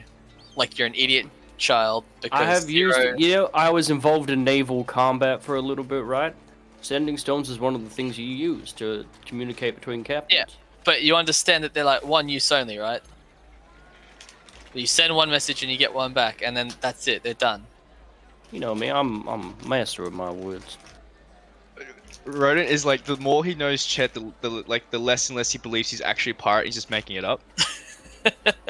Fine. Chet's gonna have a backstory now. I'm gonna have a backstory flashback event. He's like, Rose's not gonna believe it, and then we're gonna get on the boat in the actual water, and then Chet is gonna like change fucking like tack, and just be like this mad like pirate, like doing piratey fucking things. Wait. Oh, I'm keen. I'm so keen. No, you're not. You as Josh is keen, but Ronan is like gonna throw up everywhere, and he doesn't even have a stomach. Ronan can't even swim. He just sink to the bottom. Yeah, I'm not having my ship. I walk across the bottom like in Pirates of the Caribbean 1, like And I prefer the term privateer rather than. Do you have a letter of marque that makes you a privateer? I think I stole one once. I think I sold it on though. Oh, are we ready to go, boys? I'm ready to break this wedding. Yep, let's do it. Right. I want to catch the thing that the bridesmaid throws, so I'm the next to get married. By the way, Josh, I'm legitimately going to sneak in. Chet's going to try and sneak in and be the one. I think he's got a chance with the long arms. Morning of the 21st of Dravago. Still raining. Been raining for 3 days straight now. It's your prepare terrible yourselves. weather for a wedding. Good luck, though. Rook, what do you do? Well, I guess I'll head over there with Chet. Before you leave. Chet. This is very important. Go on then. Once Rook tells you to get into the box and puts the lid on, don't get out until he sends you a message with the sending. Do you want to send a message, or do you want to just knock on the box? Yeah, I'll just knock on the box. Okay, yeah. Alright, we gotta make up a knock. What do you reckon? The tune Sweet Caroline. Alright, I got it. Fantastic. Famous bardic song. Like, you haven't heard of it, Cyril? I'm down with the kids. And I throw out. I take a 5-foot step away and I throw Knuckles to Rook. I'm down with the youth. Alright. You'll knuckle him. I do an explosion. I'm not gonna do an explosion. I'm just not a fan of dramish music, that's all. Alright, well, shall we? So Rook, sorry, are you going with him, Chet? Good luck. Chet's going with like the box, and he's gonna hide inside. Yeah, how's he gonna get the box? Alright, so Rook, you look very odd walking across town. Have you put on your disguise yet? I will do it just before we enter the bazaar. Okay, so you make your way across the bazaar. Even leading up to that point, it looks super odd as you're walking around with Chet either carrying this massive crate or wearing it. No, I'm not wearing it. I'm carrying it. So the way we'll walk through town, I'm a big burly bugbear. I feel like it wouldn't be that odd to have a bugbear carrying around equipment for someone. I thought you were walking around. No, I wasn't going to wait. You arrive that's silly. Chet isn't silly. Rook, he's socially awkward. Rook, as you arrive at the Skydock, you duck into an alley nearby and apply your disguise. So as a halfling with disguised self, yes? Yes, and I will put on. Well, first I want to check to see what the other people are wearing. Okay. And emulate them. Well, they're not there yet, so. Oh, they're not there. No.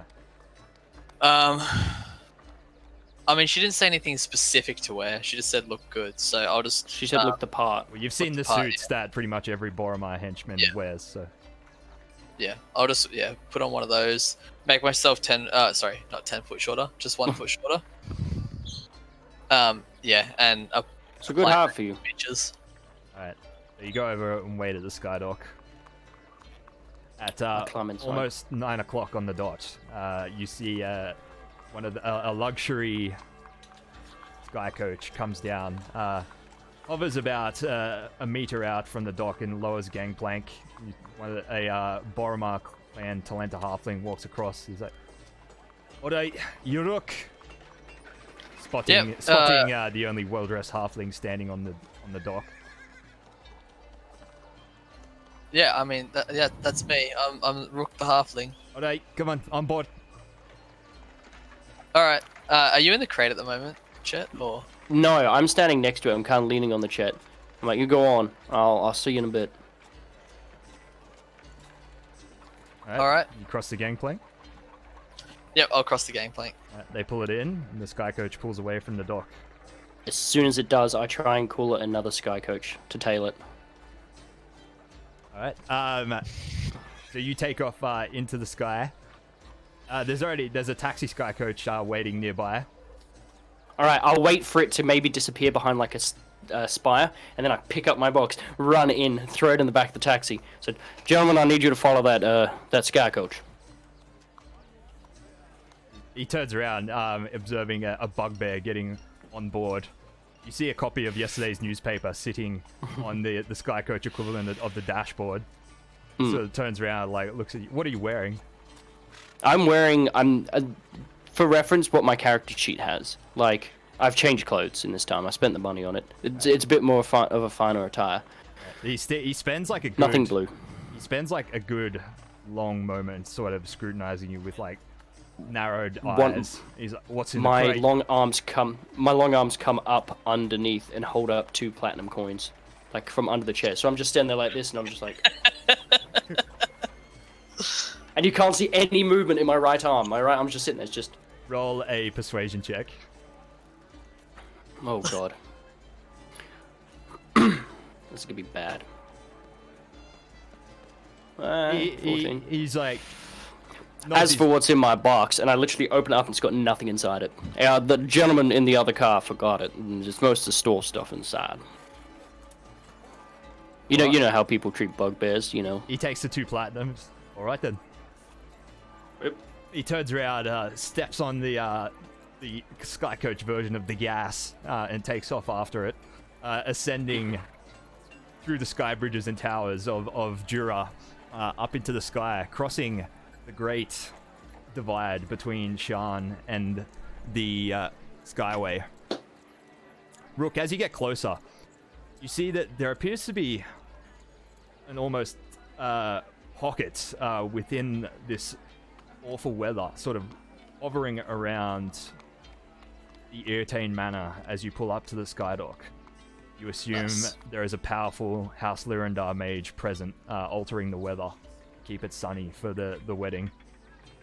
Mm-hmm. The sky coach pulls up to the dock. You see, there's a as we enter from the rainy area to the sunny area, I'm gonna lean over to one of the other gnomes to be like, "Good day for it, isn't it?" Yeah, it's a good day. The joke just went over his head. So done with it. You pull up to the dock. You're met by a retinue of guards. Walk over, very high security. One of the that greeted you steps over, hands some papers over to the guard. The guard sort of looks it over, counts the crates on board, and he's like, "All right, then get it on." He turns, gestures to you and the other 3 halflings on board to begin unloading the crates. There is a group of mana servants, mana mage rights, 3 of them.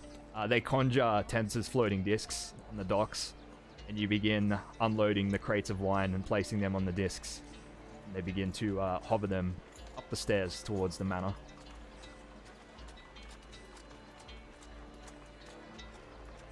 How many crates of wine did we have? So there's 10 on board.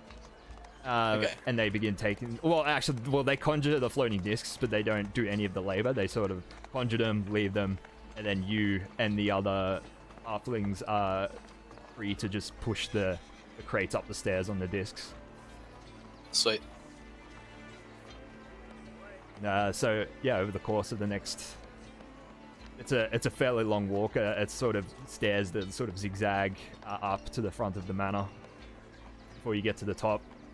And then basically this servant at the front door, like awaiting the wine. He's like, "Oh, very good. This, Ondarian wine, is it?"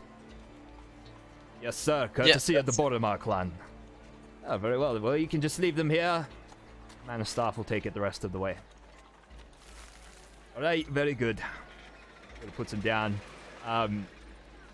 You go back for the second load, and then the third.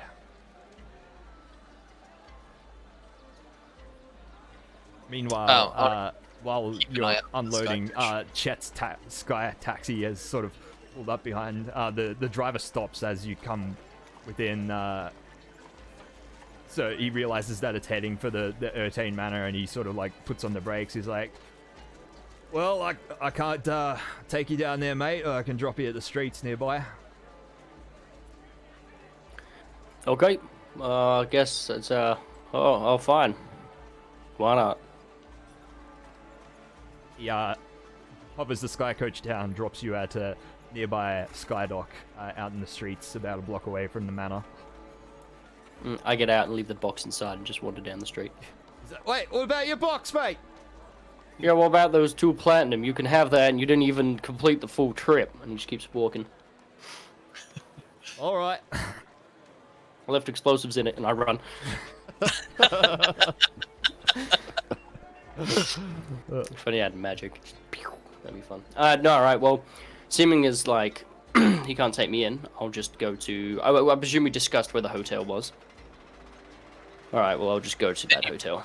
Didn't you pay for the hotel anyway? Yeah, he did. Yeah. It was like a backup. Alright, yeah, you go to the hotel and the woman's like, "Oh, checking in?" You're like, yes. You give him... Yep.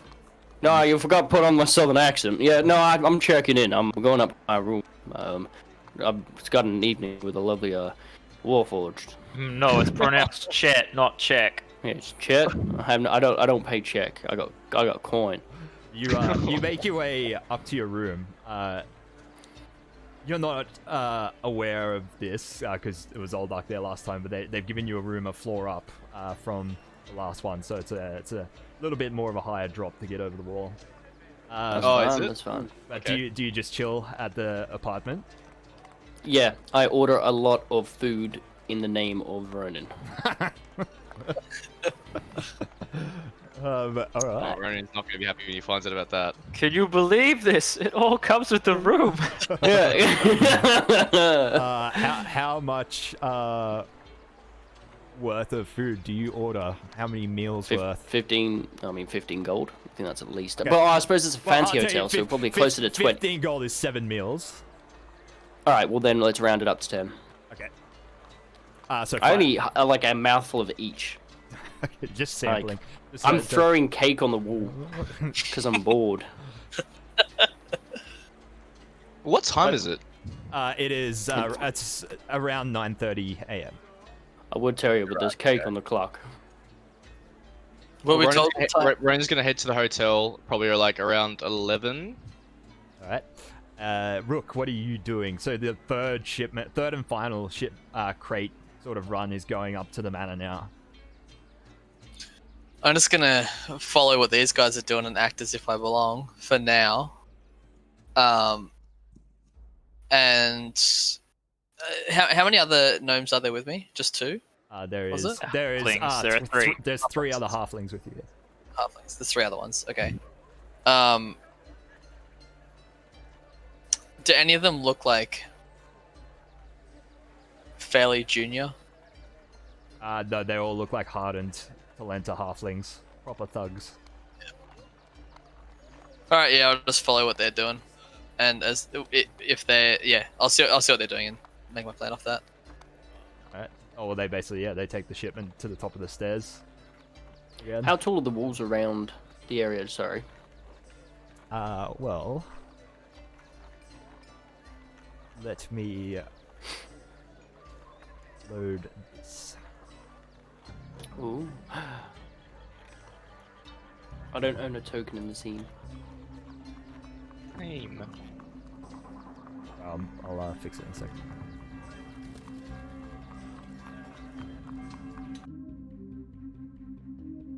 All right.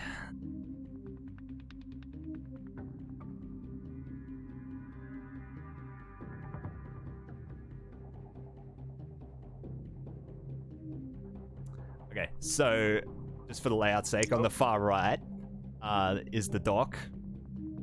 So so they were dropped off here,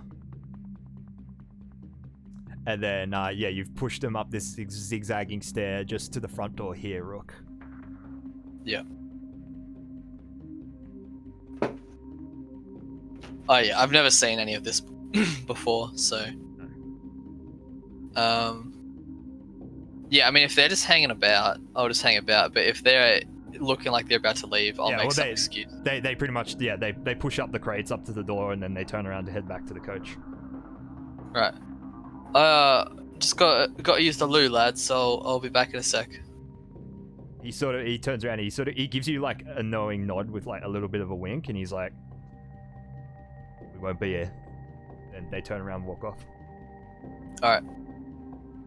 Oh, sneaky sneaks. Are these guards are standing there, correct? No, ignore that. Was just ignore the map for now. That was just to show you the layout of the docks. So that's from last time I was here. All these tokens. Yeah. So what's your plan?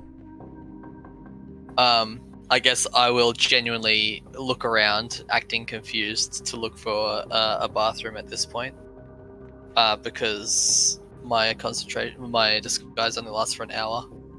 Okay. And if the wedding's not going to be for another couple of hours, I need to sequester myself. Okay, so you wander into the foyer. One of the servants sort of catches you catch one of the servants' eye just because you generally look confused, and he's like, "Oh, yes, can I help you with anything there?" I was just dropping off some crates. I'm just after the bathroom before I head out. Oh, yes, of course. Yes, let me show you. He leads you up the stairs. On the map, it is these stairs here. Mm-hmm. And then up this stairs, and then basically these stairs go up, and then they connect to basically a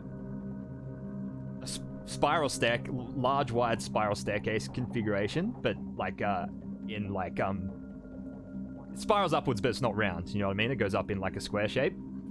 So that you sort of glance through a large, wide, like huge door, and you catch a glimpse of the ballroom being set up before he leads you sort of around the next bend, and he's like, "As pretty is right here." Well, thank you very much. I might be a little upset stomach and all that.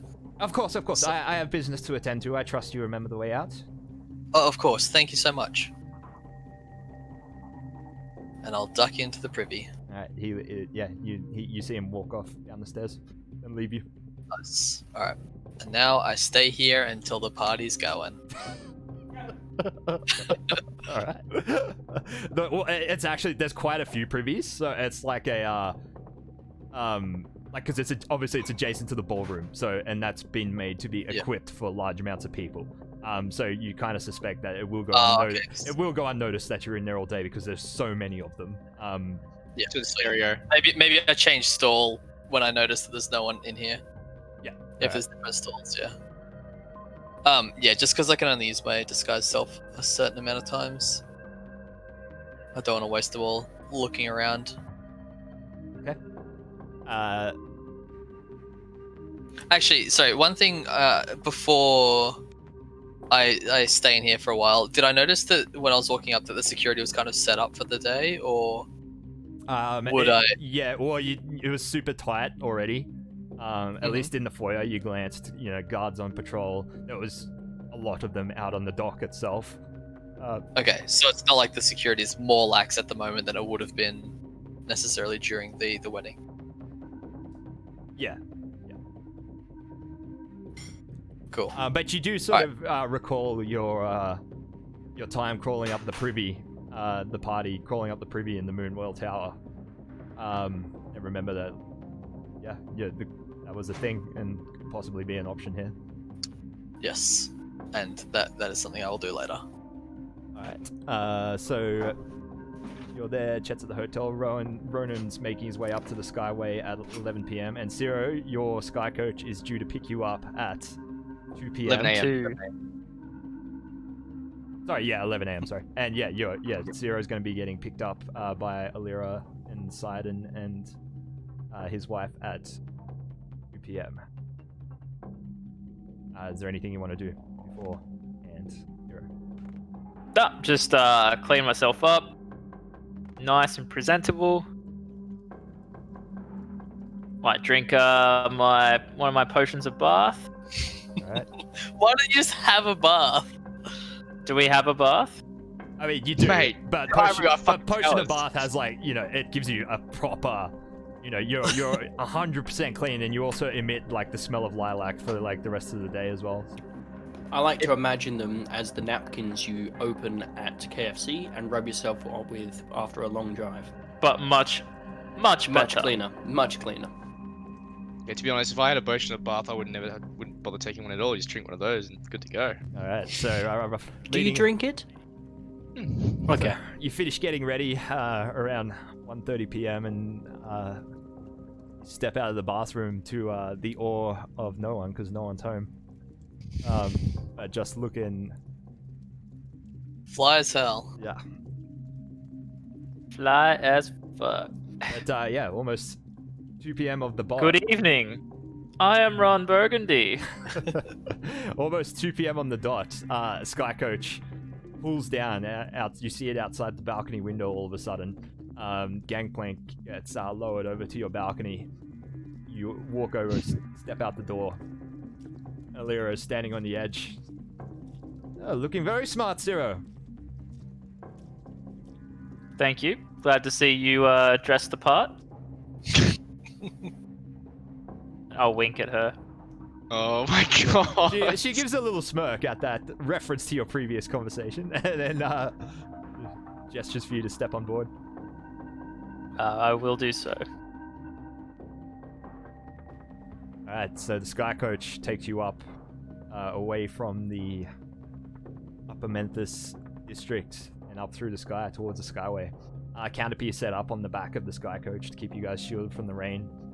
You enter the sunny weather pocket as you come within the vicinity of the manor. Meanwhile, around midday, Ronan is arriving at the hotel to find Chet just drifting surrounded by through a food. sea of food. Yeah, in the hotel room.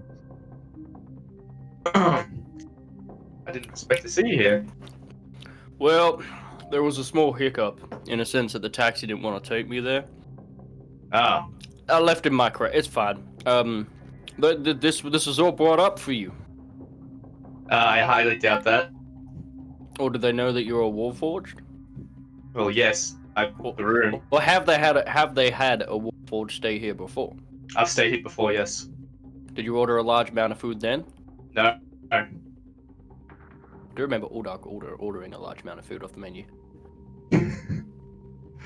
Maybe, well. Maybe Yeah, either way. Well, yeah. So I ordered all this up for us.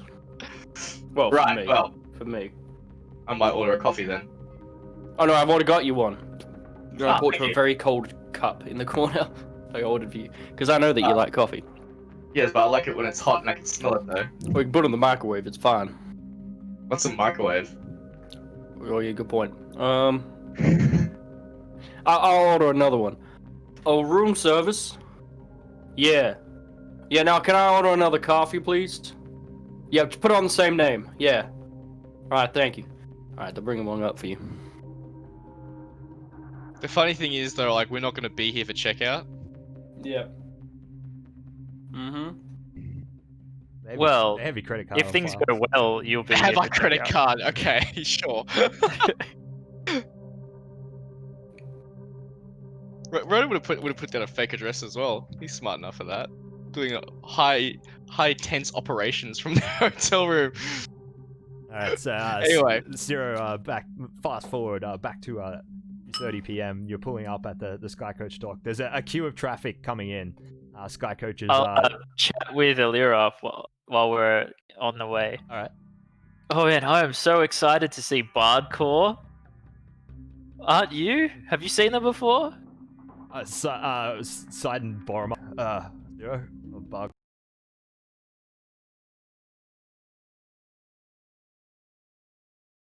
Cool. They're great. Well, I'm excited. I've never seen them live before. No, they're quite good. They actually they dabble in a lot of folk songs. They even whip out a few traditional Talenta songs, but with their own modern spin on it, if you know what I mean. I don't, but I'm excited to find out what it is. Yeah, well, it'll be fantastic. I plan on doing a little bit of dancing tonight, to be honest. Oh. Might see you there. Well, yeah, And the chef. We'll be at the same table, Zero. So. Well, I mean, see you on the dance floor. Oh, yeah. Well, I hope so. Is this a prelude to some organized battle music you guys have discussed together? It's not. No, it's in the paper. Oh, is it? Oh, okay, sorry. Yeah, Bloodcore are providing the entertainment. And also the Solon and chef, Salim Wavir. I've heard good things. Are you okay, Zero? You seem a little more perkier than normal. Just, clean living, you know? It suits you. You're much more tolerable to be around. Oh, well, thank you. I'm glad that people appreciate the change I've been through. Could you, maybe have a word with some of my, companions so they'd be a bit more friendly? Friendly to you? Yeah, they're just... You know what it's like with teenagers. You're referring to Rook? Yeah. Well, according to Banksy, he seems to think that you two are rather closer than you make out to be. Or at least closer than you both will acknowledge to each other. Sorry? Never mind. Okay. That bugbear you're with you is a rather odd fellow, isn't he? Yeah, well, you know how I work with a healing house. Yes. Well, part of that is an outreach for mentally challenged inhabitants of the city. Oh. Well. And so he's my latest project. I'm just helping him find work, Yes. Trying to do something constructive for the community. Well, it's good to see you're still supporting Nora in her ventures. Well, I mean, it's a very it's a very worthy cause. I'm happy to support it. So there's a long queue of sky coaches pulling out one at a time, almost sort of a red carpet event. Everyone sort of there is what appears to be journalists and other people are sort of crowded on the dock, observing as each of the sky coaches unloads. Each of the high-profile guests arriving and then making their way up the stairs. Eventually, your turn comes. The Boromar sky coach pulls up. Lowers the gangplank, and the four of you, along with a retinue of Talenta halfling bodyguards, disembark off the sky coach to applause from what looks to be the upper echelons of Shan society, sort of gathered around, jerking each other off. I step out first, and extend my hand to Alira, so when she steps out of the coach, put on the show. She takes your hand and steps off the coach and links arms with you as you make your way up. It's very impressive, Zero. Well, I learnt a lot from last time. You make your way up the stairs. You're sort of ushered into the door of the manor, and this time straight through and out a large set of double doors and out into the backgrounds. The sun beaming down through the large gaping hole in clouds.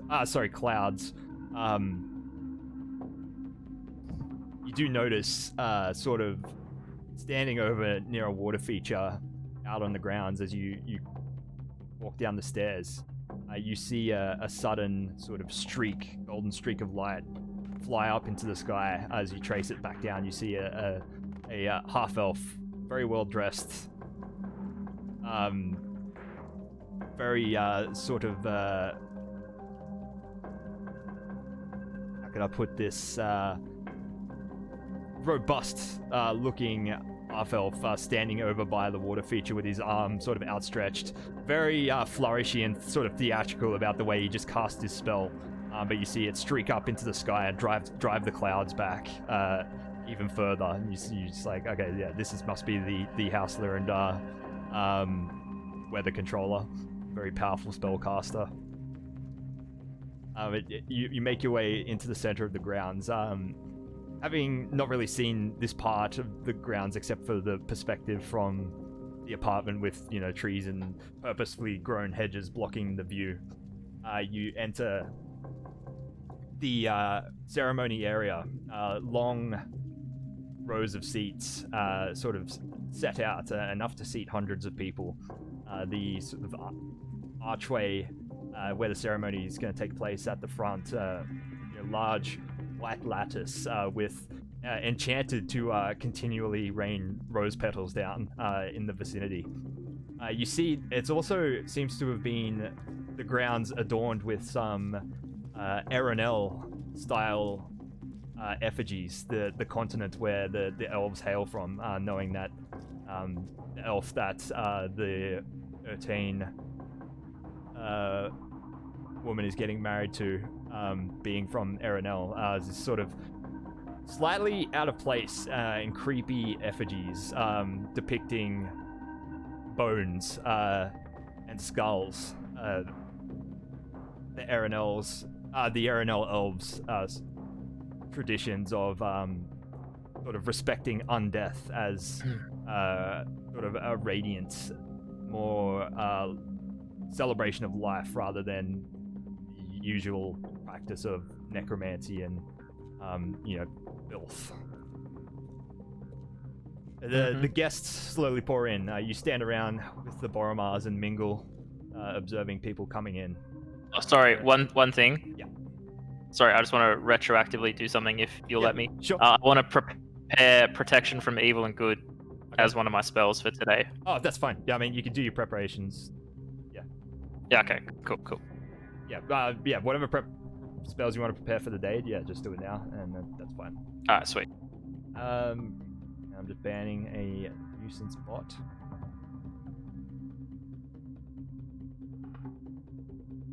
Was that me? No, an actual bot. How dare you?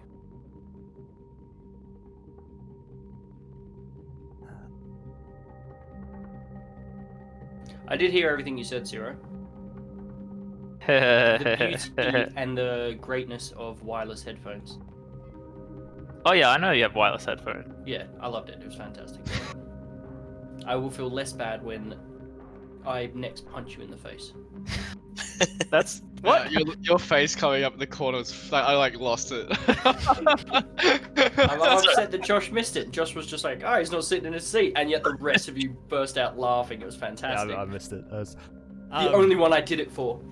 Oh, there are the so you watch. Eventually, the crowd is sort of ushered to take their seats, but still, you're at the second from the front row with the Boromars. As you glance to the right and left, you see the upper echelons of the city of Shan, councillors, celebrities, nobles. But the front two rows still empty, and it becomes a show of welcoming the people seated in the front row. First, the Ertain family themselves file in, except for Cariana, the one getting married, and Jane Malian, her groom-to-be.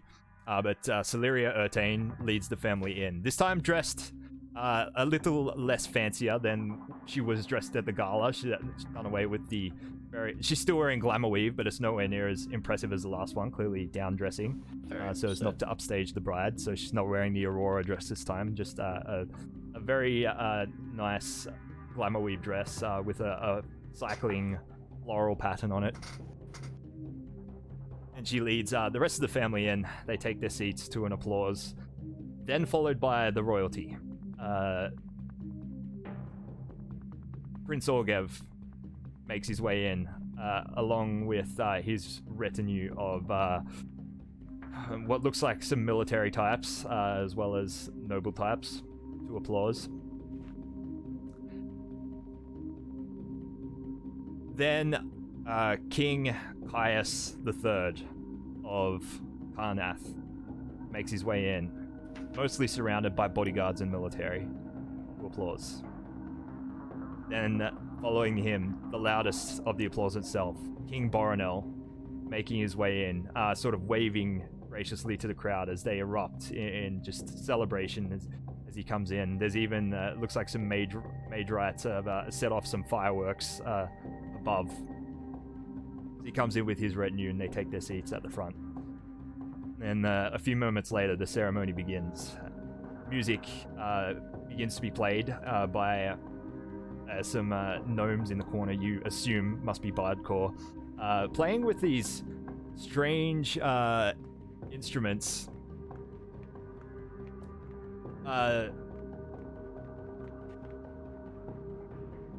that you don't recognize, but they seem to be emulating the sounds of normal instruments. Like one is emitting guitar, another is emitting a flute and such. And the ceremony begins. The groom first comes down the aisle, main Jalian, the elf priest, flanked with some other elves you don't recognize in traditional Aranel priest war paint and garb. Their faces painted black with a skull in white paint painted over the top of it, flanking main Jalian as he makes his way down the aisle. Actually, we need some. I'm gonna stop the intrigue music here. I've got some music for us. Hit me.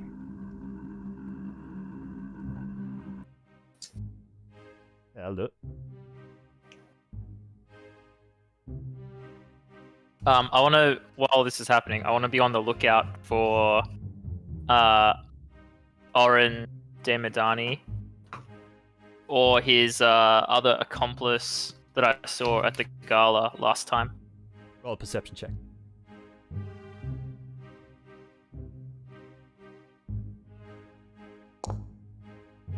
Oh, yes. Love it. That's pretty good. From where you're sitting, you crane your neck, but these rows are actually quite long. We're talking up to 2 rows separated by the aisle, up to 20 seats long, and yeah, it's just hard to, without looking sus, pick up on anyone, so you don't spot them. That's fine. Maid Jalian and the other priests take their place at the front, underneath the archway, raining rose petals. Then there is a display of cantrippery from some unseen mage rites as a series of spectral butterflies make their way, flying in sort of very deliberate, even aerobatic patterns up the center of the archway towards the... up the center of the aisle towards the archway, to many oohs and ahs among the audience. Then follows Cariana Ertain and her bridal party making their way up in some very... Cariana herself in a very... one of the nicest glamour weave wedding dresses you've ever seen. It just seems to be shifting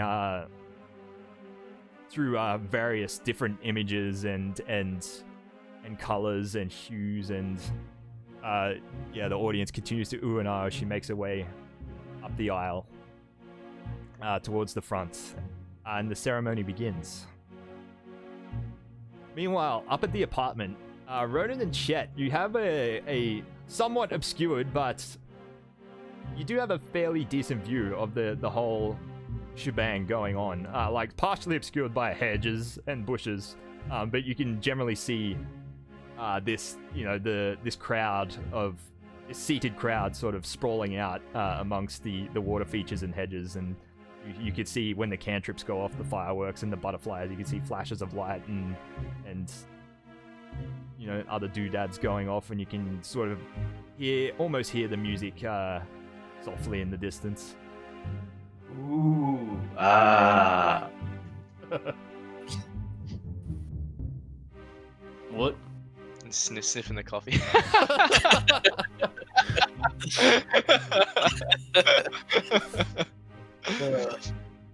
You just see him stiff in the coffee, sit down on the balcony, just cake flying across the room behind him. Meanwhile, Rook just holding tight in the privy.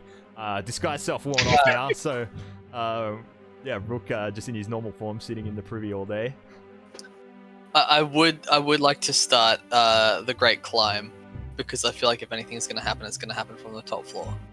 That's just. By climb, you mean like you're going into the privy and climbing up? Is that what you mean? Yes. All right. On your own poo.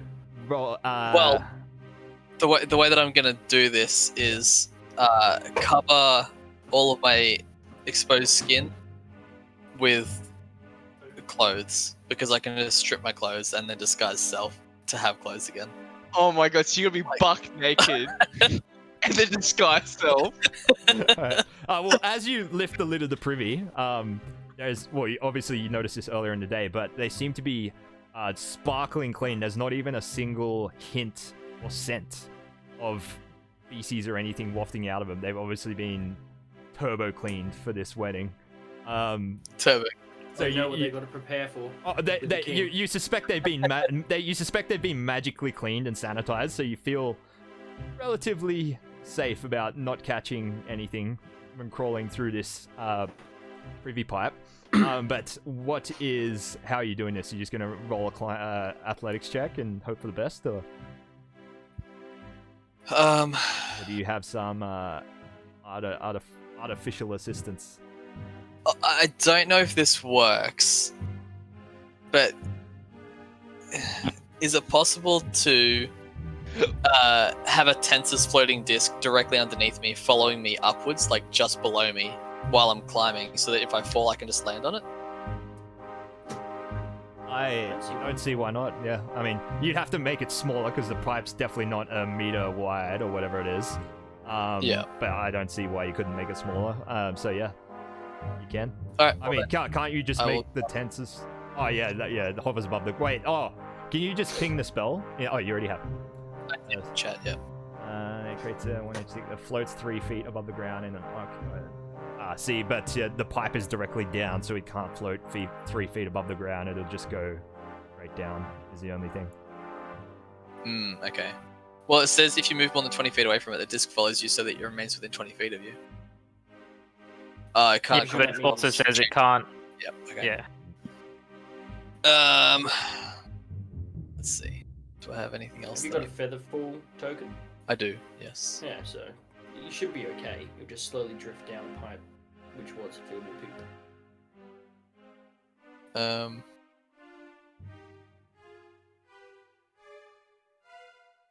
Yeah, I guess I could cast Enhance Ability on myself. I mean, could you just disguise yourself again? Like you saw what the servants are wearing?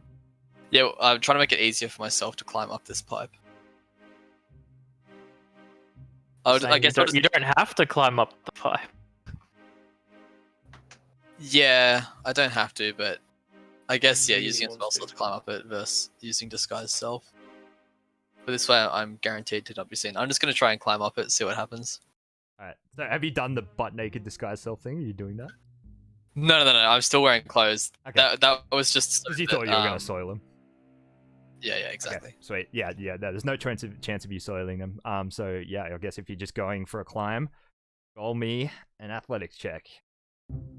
It's going to be harder now because there's nothing to grip Oh, onto the it side. shouldn't be an advantage. Just take the first one. All right. 7. Oh boy. Alright, so you climb inside. It's masonry on the inside, bricks with mortar between them. Not much to grip on. Your grip slips. You slide.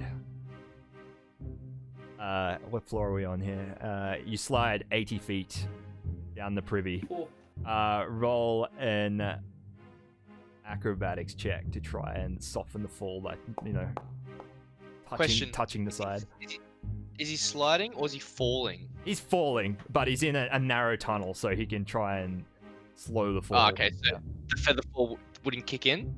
Oh, sorry, I forgot. Yeah, the feather token. All right. So you don't worry about the acrobatics check. You feather fall down 80 feet. But you're falling slow enough. You can make athletics check to try and stop the fall on the way down. I'll give it. How far do you fall again with feather fall? Is it 30 feet?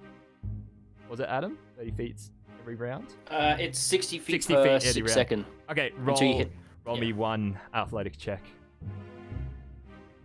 Come on, baby. No good. You just there's sort of a scraping noise, and the dark privy tunnel is lit up with sparks as your prosthetic arms attempt to find purchase on the wall, but you continue to go right to the bottom. You hit the sort of reservoir aqueduct at the bottom where the privy and the septic would normally be. Completely dark. What do you want to do? Right. Fuck a mess I made of this, haven't I?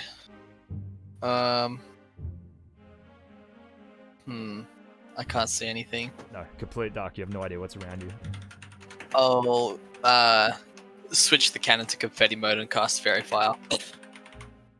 Okay. Ooh. And you ignite a huge pile of manure. Just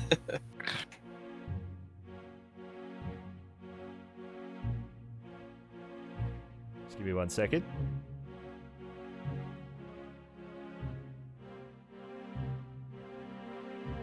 This does not bode well for you, Kyle. Yeah, I'm gonna make the color of the Fairy Fire a dark brown. Jeez.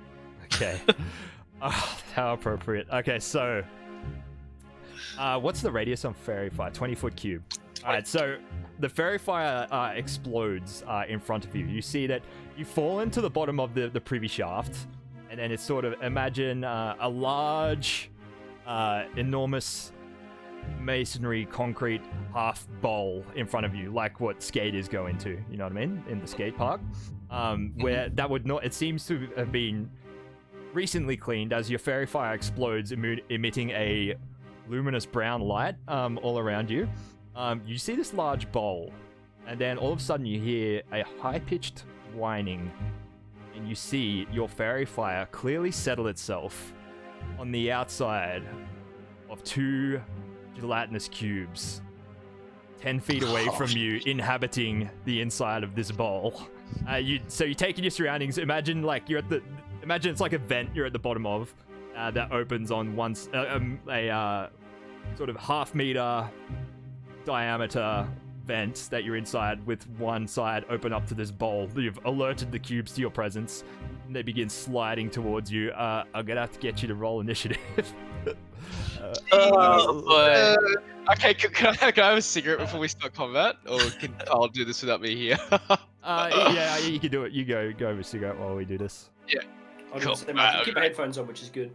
Yeah, I wish I had wireless like you. Right. Do we want some good music or some comical music?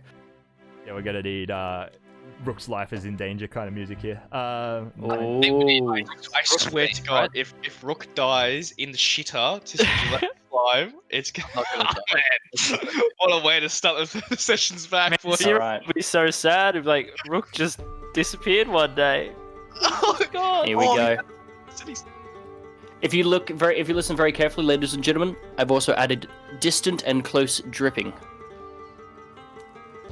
Very nice. Although it's actually no dripping required, because the gelatinous cubes keep this place sterile. There's nothing. So that's how they clean the pipes. All right, I'm excited for this. Good luck, Kyle. Thank you. Oh, actually, Adam, I have music for this one. Actually, I definitely have music for this one. Do you still have the drips or no drips? No, no drips. Drips. Rook. Yeah. Have another one, boys. There we go.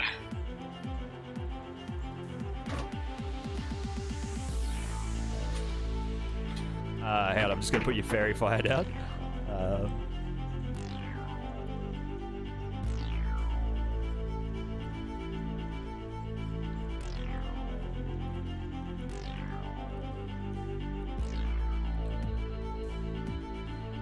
How do I do brown?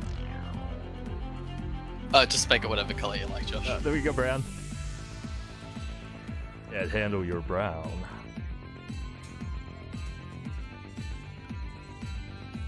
Oh. You can see, yeah. Oh yeah.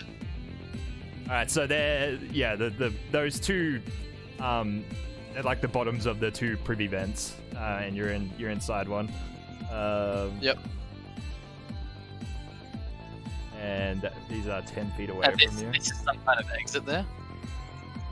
Yes. So you do see, what you see. And I'll make the verifier the right diameter. What was it? 20 foot. 20-foot cube. Yeah.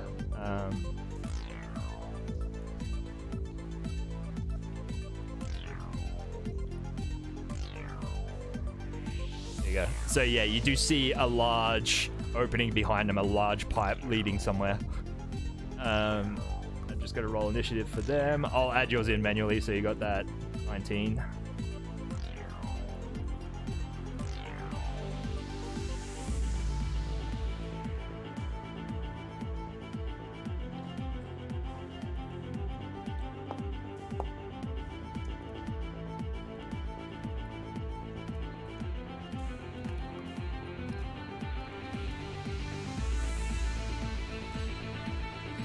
Alright. I can get out of this. I hope you can, because no one's coming after you. Rook, you have initiative. Alright. You said these things are covered by fairy fire, right? Yes, they are affected by your fairy fire. Excellent. I am not sure I'm a fan of their names. That scares me. I would like to...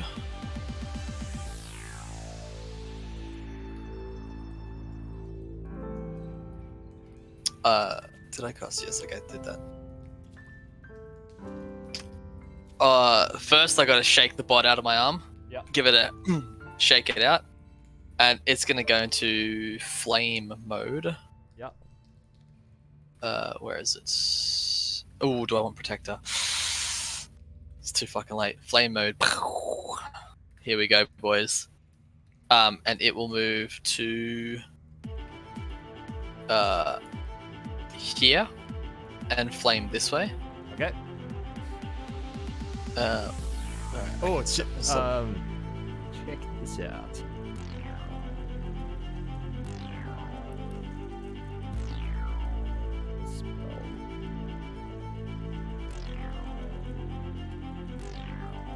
Spell.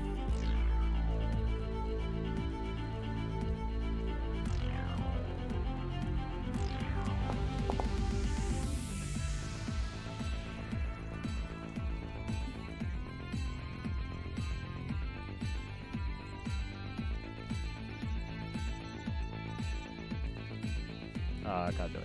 Never mind. Go on. Imagine the flame is there. Yeah. Very nice. Out of fire, 5 damage. Alright, it rolls its awful dexterity saving throw. It fails, it takes 5 fire damage. Yep. And then I would like to cast... Oh, I have to go back to spells, so I have to switch between them. But that is fine. I would like to cast Scorching Ray. Which one are you targeting? Same one? The same one. Alright, first one's a hit for 9 damage.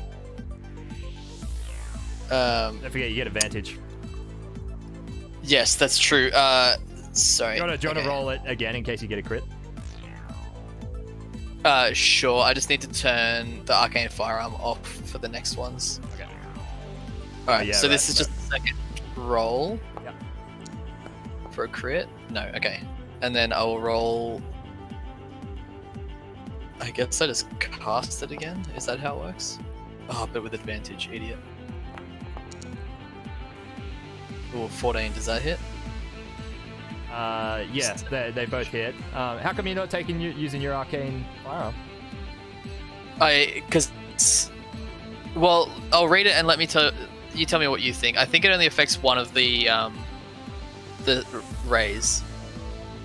Because it says you can use your fire when you cast an artificer spell through the firearm. Roll a d8. You gain a bonus to one of the spell's damage rolls equal to the number rolled. Okay, yeah, fair enough. I guess it'd be pretty okay. So I think it only yeah. one of the 3. Yeah. Alright, so 9 damage on the first one. You 7 damage on the second one. Roll the third one. Alright, with advantage. Shit. Oh, come on. Yeah. I've got to click on the icon to the left of the spell's name too instead. Yeah. It's because it keeps using a spell slot every time. Oh, that's not good. That's still a hit for 3 fire damage. That was pretty bad. The first time you've used your arm-mounted flame cannon. Yes, literally the same flamethrower that I've put onto my bot, I've put onto my other arm, but adjusted the nozzle so that it fires further rather than a widespread. It's like how you can adjust the nozzle on a hose. That's literally just what I've done. Yeah. And seeing this little opening here, I have to go for it. That thing, like that fire didn't do much damage, did it? I'm guessing. Is this thing, is it shriveled and husking at the moment? It's like quivering a little bit, but it still seems to have plenty of fire left in it. Okay, I'm running. Alright. I'll run around the bowl, like, at an angle. Okay. Sweet. Cool. Yeah, I believe I can get one more as well. That's 6. Alright, it's gonna take its opportunity pseudopodic slam at you. A 7 to hit, you easily sidestep it as it sort of lazily moves, just lunges for you, but you easily duck out of the way. Alright, round 2. Oh, sorry, no, their turn. Alright, it just, powers after you at a speed of 15 feet, 1, 2, and attempts to engulf you. Roll a dexterity saving throw. Come on, you need this. Oh, I really do. Oh, it's only 9. Oh god. Oh, you are engulfed as it sort of catches. With a sudden burst of slimy speed, it lunges after you and engulfs you within it. You take 3d6 acid damage. 17 acid damage as it begins to digest you on the inside. You are restrained and you can't breathe for the moment. Ladies and gentlemen, for who are watching, this is one of the key reasons why you never split a party. Rook, you have initiative, Rook. You can make a strength check to escape if you like. But at the start of your turn. Oh boy, you take another 17 damage. Oh. The most. Are you down? I'm on 2. Oh, fuck me! Oh no! Roll a strength check. No. Rook, you have to make this. Is this independent of my action, Josh, or is this my action? This is an action to make the strength check. Oh my god, I can't watch. So if you get out of this, you can run. Once you can run, you can get more than 15 feet away. But you have to make this check. Can I give him my inspiration? I have inspiration, and I will use it. Can I give him my inspiration? No, you cannot give him your inspiration. Rook. Hold up. Don't look.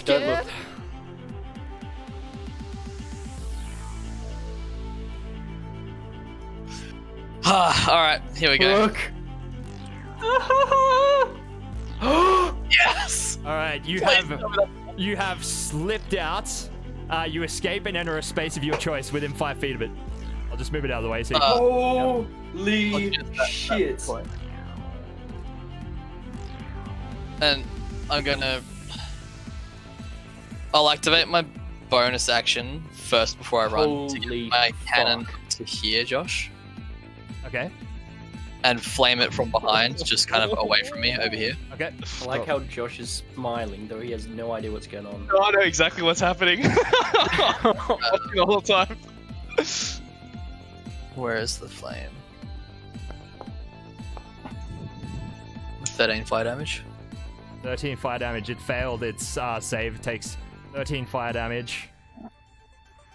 So from behind, the tunnel lights up as your bot's wave of fire washes over it. It quivers, but continues to encroach on you.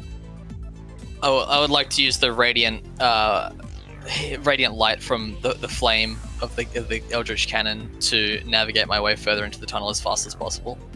Okay. So you're provoking? I have to. Oh, you have to. Fuck. Oh, Yeah. but Do not get hit. What's your AC? What's your AC? Not enough. He's gonna roll a 17. It makes a pseudopodic slam. Oh, a 13 to hit. A 13 to hit.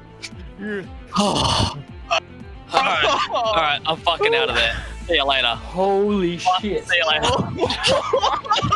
Oh boy! Fuck!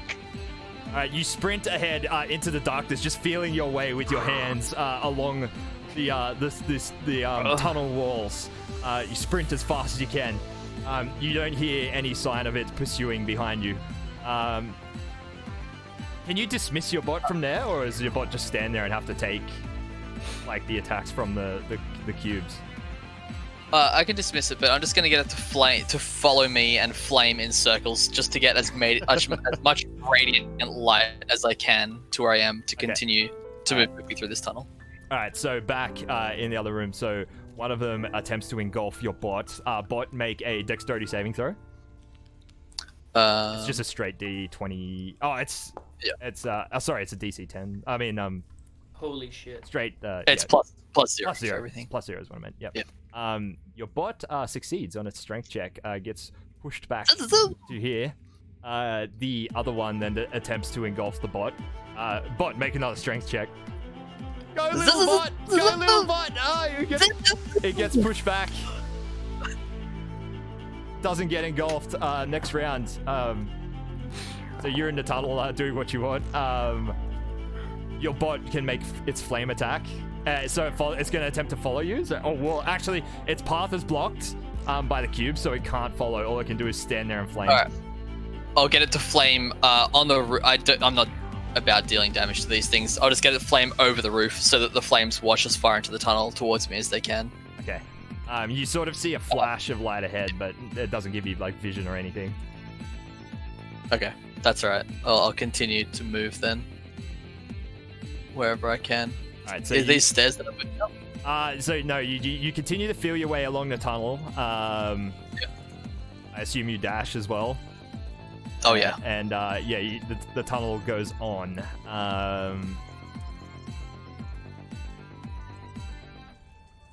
And while I'm running, I just want to be wiping myself clean of this, whatever ooze was on me at this point. Roll a strength check for your bot again. Yep.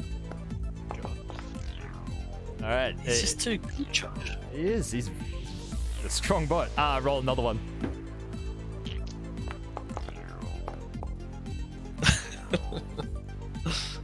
The bot that won't quit. The true MVP. Alright. I'm gonna try and get him to climb on the wall and follow me. Actually, what's the range on the bot? Give me 1 sec. I think it's 100 foot. What about through thick stone or anything like that? Does that work? Actually, there may not be a range on it. Oh no, I have to be within 60 foot to activate the bot, but it doesn't like disappear if I'm out of that range. Okay. It just can't do anything. It can't do, so it's gonna stand there. Cool. Yeah. So you keep moving. I assume you keep moving. Yeah, I'll keep moving and just let the bot be destroyed. Alright, so you feel along your way along the wall. Eventually, your arm hits the rungs of a ladder. Climb. Alright, so you climb up. The ladder goes up roughly 10 feet in the darkness. You can see up above a crack of light, a slim crack of light. As you get up and you hit the bottom of a trapdoor, you push against it. Seems to be locked. Okay, well, I'm just gonna hang out for a hot 30 seconds. Yeah. And just chill. Okay. You just get... Yeah. Well, eventually the body's going to fail its saves and get engulfed. So... That's fine. Yeah, we'll just wipe Bot it. is destroyed. Yeah. It's dead to me. It's dead. Alright, so... Yeah, so you chill, and there's no sign that the gelatinous cubes seem to know where you are, or they are pursuing or anything. Alright. Once I've caught my breath and feeling alright, I'll pull out some materials and try to fashion. Is this locked, like, with a padlock on the outside? Like, where I'm not? You're not sure what kind of lock, but it's just not budging. You can't feel any kind of lock or anything on the bottom. Okay, so, okay. Yeah, so a lockpick probably won't do me any good here.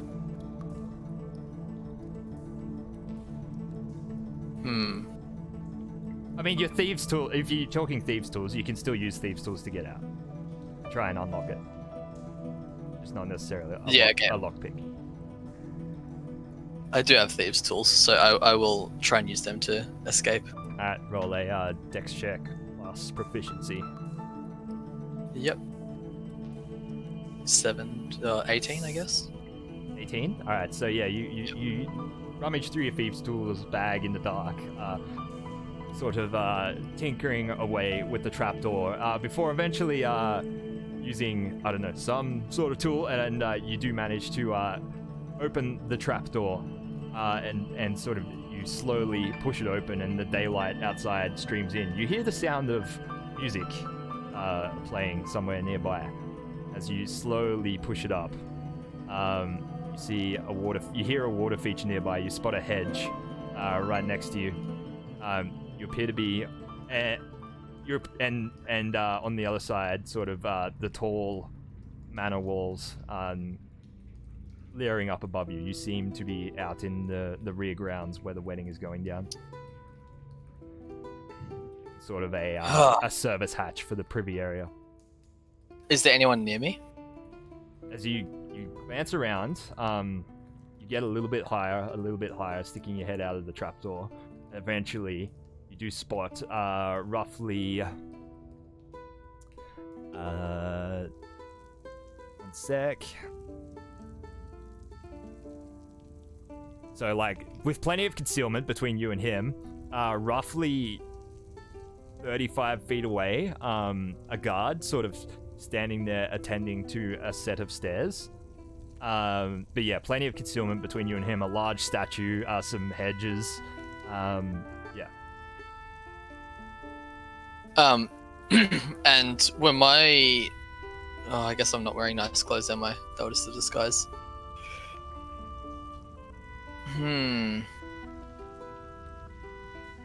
Alright, I'll cast Disguise Self. Yep. To look like a servant again.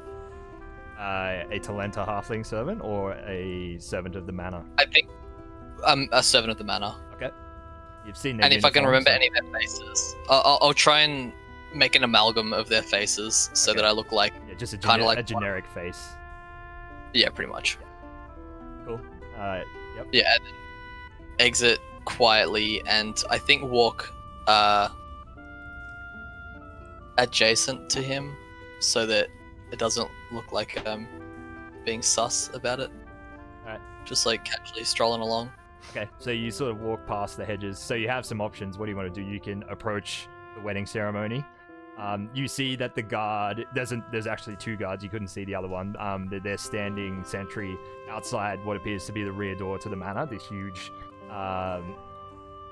double wooden doors. So you can stay put where you are, you can go back into the trapdoor, you can try and enter the manor if you want, or you can head over to the ceremony. It's up to you. You do see servants still coming and going from the manor door at the moment. Some of them like bringing, just doing, wedding preparation things. Alright, I think I'll take 10 seconds, try and gather myself, and then put on my best customer service smile and try and slip in with the other servants going in and out of the manor. So I wait, like, not towards the ceremony area, just towards the manor. Okay, so you're gonna go inside? Yeah, okay. And then I think I'll make my way back to the bathroom of doom. Alright, sweet.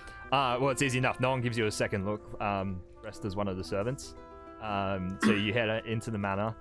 You go back up through the foyer and up the stairs.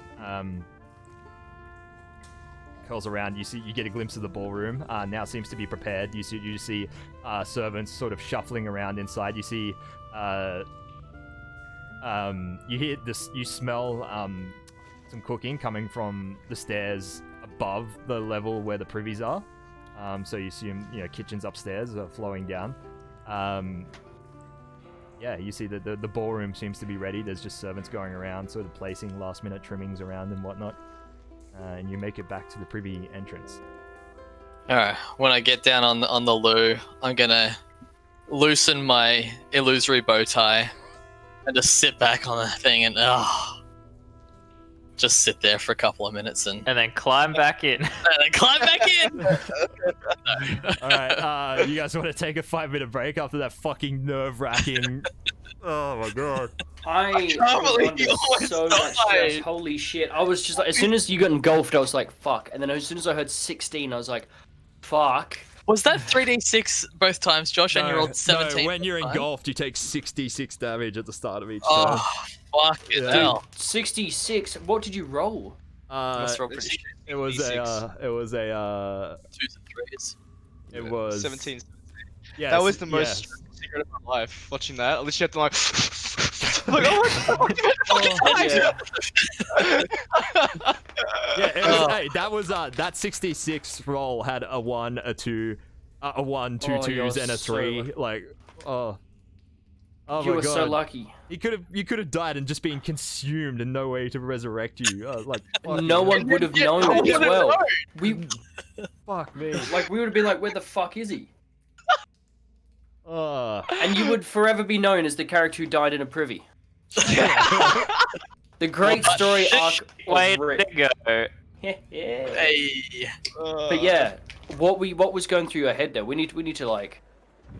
let's talk about it at the end of the session tonight. Let's take a 5-minute break now, and we can reconvene in Holy 5. shit. non-stressful right now because that was rough. All right, let's get back to it. So, Rook, back to the privy, breathing a heavy sigh of relief after your near-death experience. And take explosive shit. It was in your life experience. He deserves to ruin that pipe now. Yeah. I'm gonna just drop it through some of the gelatinous cubes. So you sit there and take several Roll a heavy hit. breaths when the minutes begin to pass by. Around 20 minutes later, you hear and feel the sound of a crowd moving up the stairs.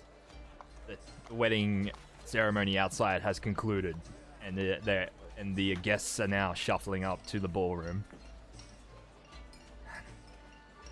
Ciro among them, escorting Alira along with the other Boromars. Who's completely oblivious of what just took place. Yeah, we all are. Yeah. Josh, is that the correct time? Is it? It's not 10:30, is it? It is not, no. It is now roughly 6 p.m. Sorry, no, sorry, not 6 p.m. 4 p.m. It'd be like 3 or 4. Yeah. Do they have daylight savings, or is it dark by 6? I have it set to what time it gets dark based on the season. It gets dark at the moment around 7:30. Okay, cool. Yeah. Yes, it is now 4:20 p.m. 4:22 p.m. Nice. Yeah, so Ciro, you move in with the crowd. You move over to the Boromar's usual table that you sat at last time, and sit down. And sort of the bridal party has not arrived yet, nor have any of the Eartains or the royalty. So it's the rest of the party guests are just sort of mingling. The Bard Corps moves in to applause and begin playing some light-hearted tunes for the crowd. Rook, what are you up to? Hard chill. Hard chill? It's also because I know that I've only got a few disguises left in me. Yeah, I don't want to waste them. Well, you're 20 minutes into your current disguise, so you have 40 minutes I've left. still got it. Yeah, you still got it. Yeah, it lasts for an hour, Okay. doesn't it? Yeah, it does. Yeah. I thought I was in there for a bit longer before the No, yeah, it was Did you about hear you. You were in there for about 20 minutes having a panic attack before you hear the crowd moving up. Okay, well, I might walk to the kitchens then. Okay. It's not hard to find, so you follow the smell up the stairs. As you move outside the kitchen,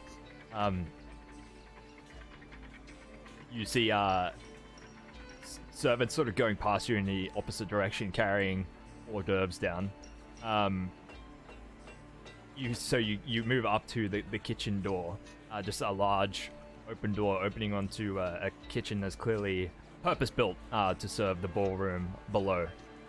You see chefs busy just working away on enormous sort of pots of food back and forth.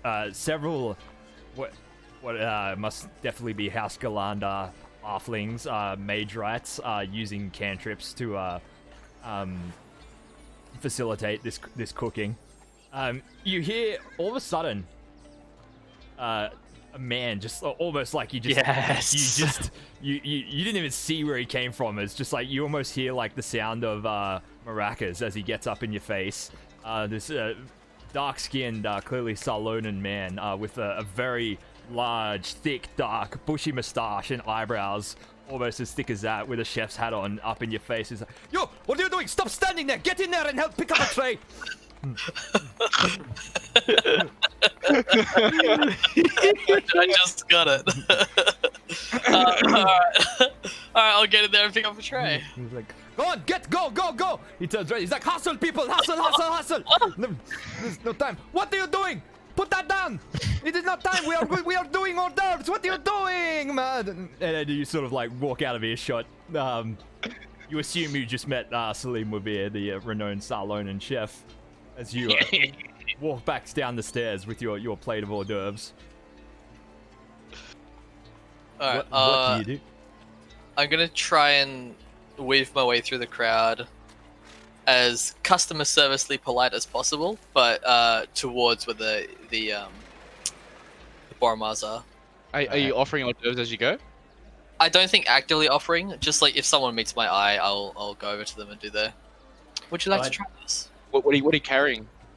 What am I carrying? Do I know what I'm carrying? As someone who doesn't really know anything about fancy food? Roll a what would culinary skills fall under? Performance. Now, I mean, if it's meat, it could be animal handling. that's a good point. And there does appear to be seafood. Roll an animal handling check, Chloe. I like the idea of you walking around the room. Fuck yeah! Alright, so you're vaguely familiar with what you're carrying, as it was one of Rollo's sort of favorite delicacies when you were growing up with him. It's just it's undisputably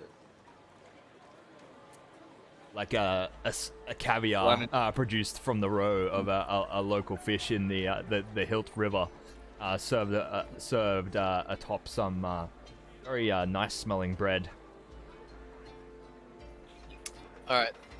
I was going to have one of the guests ambush you and be like, "Oh, what is this?" And you have to like explain your way out of it, but a natural 20 on the check, and you don't have to. So you dance your way through the crowd and over to the Boromar's table. Ciro, a servant has just arrived with some hors d'oeuvres. He's presenting you with some nice caviar. Nah.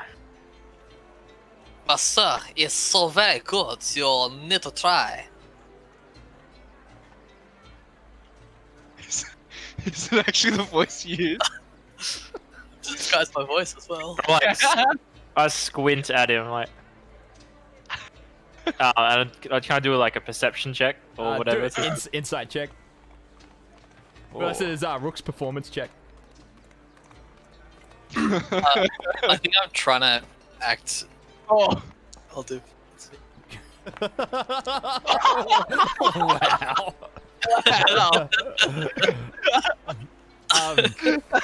You sort of, Ciro, you unmistakably recognize, despite the disguise and the voice was fine, they would have fooled you, but the mannerism of the way Rook holds his arms, having never had human arms and these prosthetics, and he always flares his elbows out a little bit more than he probably should be. Use too much shoulder. Really lean into things. Yeah, really leans into it.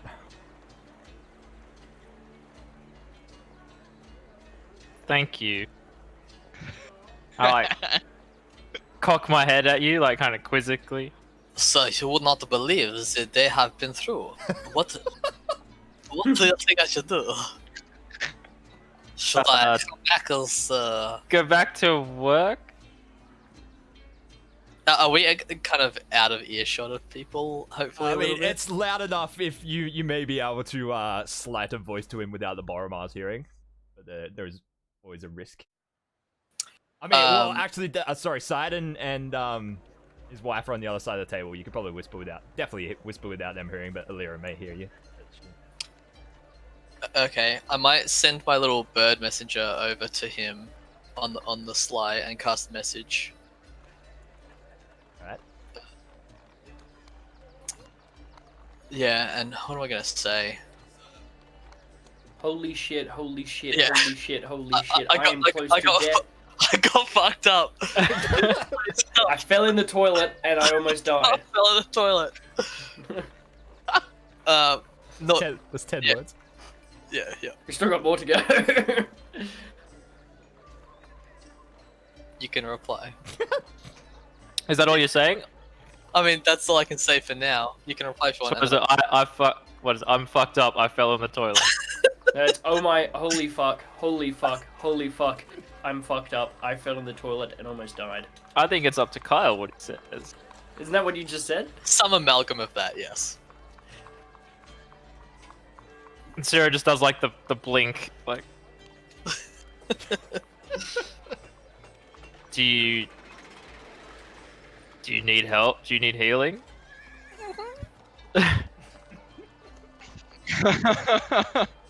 Alright, Zero will like excuse himself from the table and walk to the. It's over this way. Let me show you.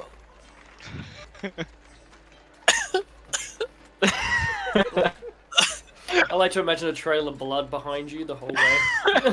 Yeah, step is just like a little drop of blood. It's like, oh. I guess I will follow this waiter to the bathroom. The privy is this way, sir. If there's anything else I can help you with. I'll nod to the... Get the fuck in there, idiot. Yeah, okay. I'll follow his instruction. I'll do the real awkward movie. You know how that main actor looks around and then kind of kicks the door with his foot and backs through it? Yeah. Oh, I'm shit. sure there's other people like taking up the stalls doing drugs and shit, so this isn't as shady as it looks, right? Finding a bathroom. Yeah, is there anyone else in the bathroom at the moment? There's people coming and going, but like I said, there's enough stalls and it's big enough to pretty easy to go unnoticed. Alright, well, from now on, everything that I say to Zero will be through the message spell so that it's nice and quiet. But shit, mate. I tried to do some exploring and kind of got a bit fucked up. I fell into the system. What are you doing? I fell You into were in the toilet? I got fucked up. Well, I was trying to hide. In the toilet? I thought it was a good place to hide. I didn't know fancy people went to the toilet. I thought they just like held it in or something. Okay, just how bad are you? Well, I don't think I could put much up much of a fight if I had to. Let's just say that. Right. Look, I can't like see how wounded he is, right? Because he's got Because his his disguise disguise is up, yeah. Yeah. So, okay, well, you had to put, just... Mate, at this point, I think you could take me on. That's how fucked up I am. Okay, point taken.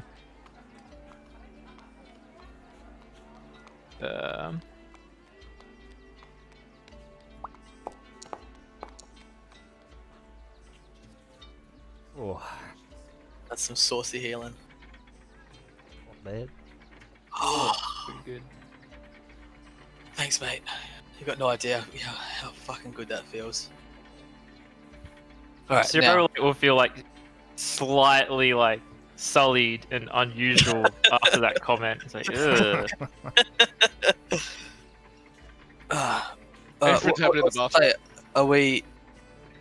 Are we doing some investigating or what's up? Should I change out of this disguise into something else? No, that's just fine. Alright. Alright, so what we're looking for, three people we need to keep an eye on. Mm-hmm. One, if Matthias Eberron breaks away from the party at any point, and I don't notice it, I want you to follow him, see what he does. Mm-hmm. Or his two accomplices. One of them is an older guy with a dragon mark on the back of his hand. And the other one is, I'm not sure, goblin, halfling, gnome, someone short with a big grey beard. Those two are normally together. They were the people I saw when I was here last time. And just if any of them leave, just follow them, see what they get up to. Well, last time I was here, when I saw them, they broke off from the event. Well, sorry, Matthias broke off from the event and spoke with them, and then they left immediately afterwards, and he went back to the party. So I imagine it's going to be something similar. Alright, I'll see what I can do. Just keep your eyes open, kid. And Ciro will quickly walk out. I will serve hors d'oeuvres to the rest of the patrons in the bathroom. Oh dear. I'll go back to the Boromar table. What's going on? What's going on here? You sit back down. Alira sort of leans over to you as you sit down. That was rook, wasn't it? I have no comment. That's why he wanted to infiltrate the manor, so he could serve hors d'oeuvres. Yeah, he just, he knows what career path he wants. Fair enough. What do you think of the ceremony? Oh, I have no words to describe it. Yes, it was quite beautiful, wasn't it? A little opulent and over the top, but as are most things to do with the Urtanes. I particularly enjoyed the part where that person and/or thing did, that thing. You know what I'm talking about. I really appreciate your dry sense of humor, Ciro. You don't get that a lot hanging out with the Boromars. Refreshing. Well, I'm glad to be of service. So, what's on the agenda for the party then? I don't know. I was just gonna wait and see what you guys do. And I look at the other two Boromars. As you glance over at the Boromars, you see Sidon Boromar's wife, Mala.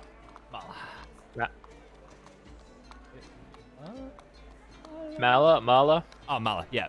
Yeah, Mala just seems to be... She's, whispering into Sidon's ear, looking at you two, sniggering.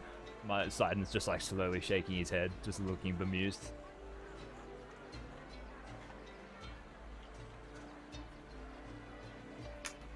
The conversation is interrupted by the arrival of the royalty. The Bardcore takes a small break, and an MC steps up and begins. A Mage Right MC uses thaumaturgy to amplify his voice through the ballroom.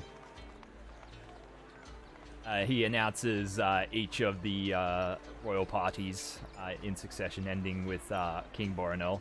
make their way into the hall to the applause of many. And then followed by the 13 family, and then finally by the newly married couple themselves make their way in. And it's announced that the reception has begun. Everyone shall drink and dance, and there will be more formalities later on. But over Rook, as you what are you doing now? So you still have so you got roughly 20 minutes of your disguised self left.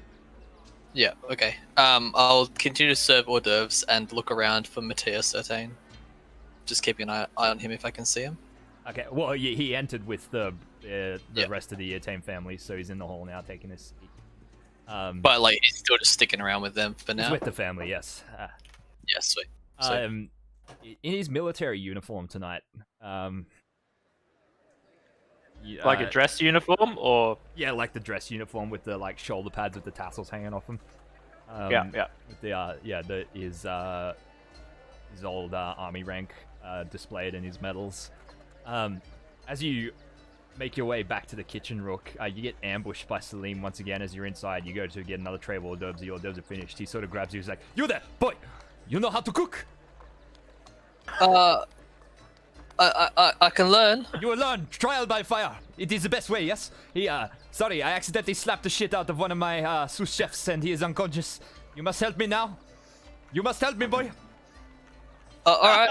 What are we doing? Like, shoves you into the corner. He's like, right, do you know how to make a roux? A what? A roux. Oh. You mix the butter, you mix the flour in the pan. Butter and flour? That's not... Surely that doesn't taste good. It's not... You don't eat it. Just do it, boy. You know what? I micromanage your way through it. Go. Go down to dry store. Get flour. Go get butter. Shit.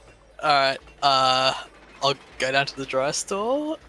Did he point to where it was? He just pointed like at the end of the aisle. Alright.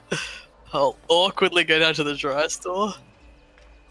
How long do I think I have left? Roughly 5 minutes. Shit. Alright,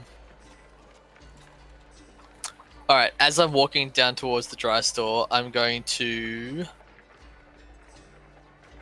try and look for someone who is both distracted and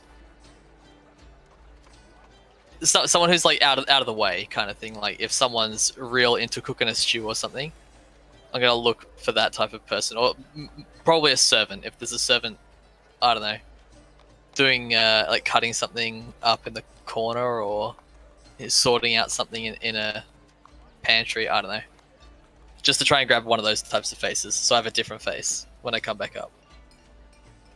Okay, right. You do get a second. You walk into the dry store. And there's like someone's walking out. As you walk in, you have a brief few seconds in there to shift yourself. So you're recasting. I'm recasting, yes. Okay, sweet. And you walk out like looking like with a different face, same servant's uniform. And I will completely change my posture. Yep. I'll go hunched and confident and walk quickly back through the kitchen. You slide to like the other side of the kitchen so you can cross with like the center. Those in between you and Salim. You see him like pacing back and forwards. He turns back from stirring an enormous soup pot and he's like, "Where is that boy? Where is that boy? I need the butter. I need the flour. We need the roux. We need the roux." He's like, "I'm coming down there, boy. I'm going to slap the shit out of you too." And you see him like storming towards the dry store. If that was the way Rook died, had we not healed. Killed by soup chef. Yeah, and I'm just gonna hang out, probably at the back of the manor hall, and just take a stance as if I'm supposed to be standing there. All right. Meanwhile, back at the hotel outside. Do you reckon I can catch this one in my mouth? Just throwing peanuts in the air. You guys have observed in the last 45 minutes or so as the guests have slowly shuffled away from the ceremony area and inside the manor. Eventually, the only people left are sort of servants outside packing down the ceremony area and a few guards on patrol down in the garden. Is there anything you guys want to do? Or do? There's not really much, because I'm looking for an excuse to get in there. And at the moment, nothing's really been present. They've kind of got a handle on it. So I would imagine that I would be, well, Chet would still be sitting on the bed, consuming food that he bought. Ronan's just like on the balcony waiting for shit to go down to prime to just leap off the balcony. He's very unnerved that he's not there with it because he knows what happens if the party gets split. Alright, so up in the ballroom, the next hour or so passes by, appetizers being served. Zero. Yeah. I'm just gonna load the ballroom scene for visuals. So what happens, man? Come on. You skipped over the whole like wedding ceremony. No, I didn't. Give me. Right, you go. So you stand there, you engage in light chit chat with Ilera and the Boromars as Bardcore resumes playing. The music sort of getting livelier as the hour passes by. What are the rest of my table mates doing?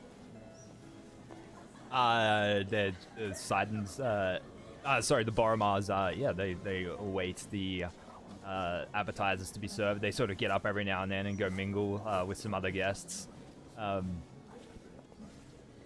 That's what's going down. What's Sidon doing? He promised me dance floor dates. Well, the dance floor hasn't opened yet. So. Ah, okay. I think you'll know when it happens, man. Yeah, I'll just be chilling out at the table, being on my best behavior. I can see Matthias 13. Yes, you can see Matthias 13. I assume you're keeping an eye out for Oren and yes, the other guy. Roll a and his accomplice. Roll a perception check.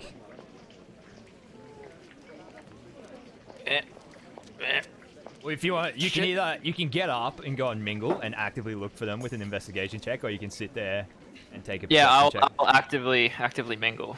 Right. Roll an investigation check. For fuck's sake.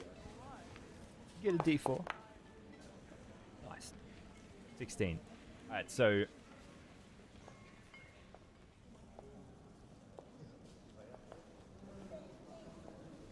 you proceed to sort of navigate the room, maybe every now and then just greeting someone or just sliding between the tables, slyly observing each one, looking for your quarry.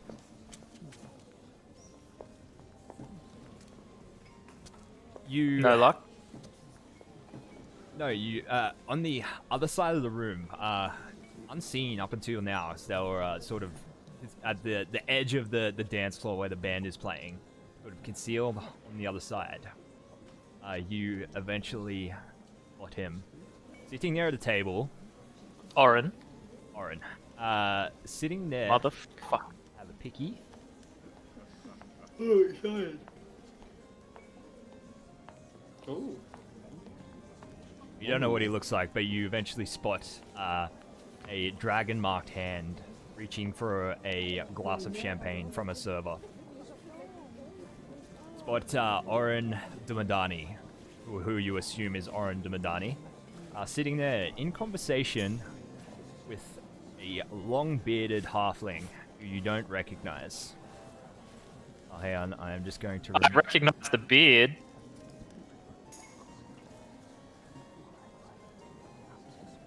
But I know it's Oren's accomplice. Well, I know it's Oren's accomplice because he had a short bearded friend. Yeah, that's you. Is he wearing Adidas pants? No. They almost. They do first look of like all, I button-up looked, stripper pants, don't they? No. Yeah, Oh, they do, yeah. He does have spurs on his shoes as well. Yeah, that means he's a big boy, like a high roller. Yeah, he's a player. Oh yeah. Yeah, fidget spinners. Both of them look fairly stern and straight-faced, and not as jovial as you should be at a wedding reception. They seem to be seated at the table with two other miscellaneous guests that you don't recognize. Both of them. What's the kind of? Sorry, yeah. Both of them human. Both of them. What's dressed, their dressed nobles. demeanor?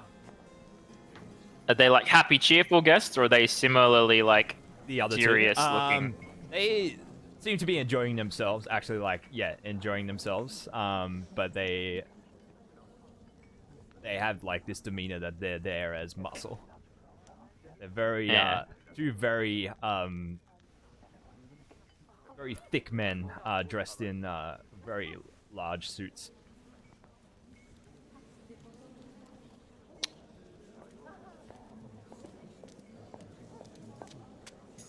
Is there a well, actually, is there like a bar here, or is it just people going around serving drink? There are servers serving drinks. Damn it.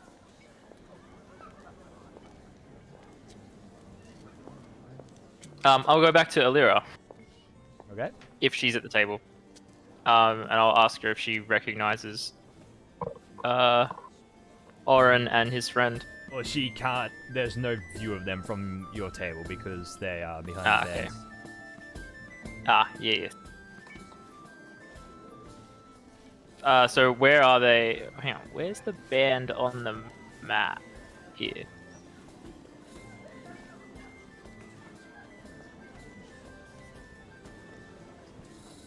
Yeah, so they're seated like on one of these tables back here. Yep. Okay. Oh, sorry. And this is Bud. That's Bardcore, yep. Yeah. Okay. Cool. And this is the only way out of the ballroom, right? Correct. There is no emergency exit. Very dangerous. I'm just gonna chill out at our table then and wait for. I'm just gonna watch to see if they specifically leave, or if Matthias Ertain leaves. Otherwise, but I won't just I'm not just gonna stare at the stairs. I'll join in the chit chat with the Boromars, until the dance floor opens, and then I've got a mandate. All right. So you sit there, continue to take in the ambience for the next half an hour or so. Dinner gets served, is brought out. During dinner, or shortly as dinner finishes, the next sort of formalities are brought up. Celeria Ertain opens the dance floor with the first dance of the newly married couple to a traditional Erenol folk hymn. Very slow, oddly haunting in its tonality. Before eventually, straight after the dance, Bardcore breaks out into a lively jig, and the crowd begins to move up and take to the dance floor. Strangely, Sidon Boromar's demeanor changes from badass gangster all of a sudden to he sort of gets up, takes Marla by the hand, and escorts her out to the dance floor, and they begin to cut a rug together.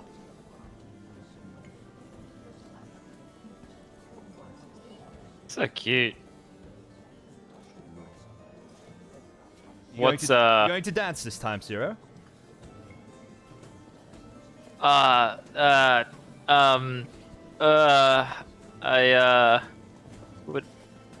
Would you like to dance? Well, I feel as though we should maintain appearance. Why not? Not okay. Not very good. That's fine.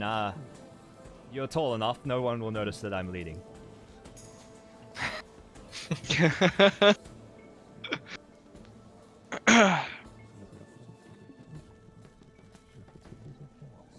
Alright, so you two make your way to the dance floor. Roll a performance check for me, Sierra. Oh yeah. that +1.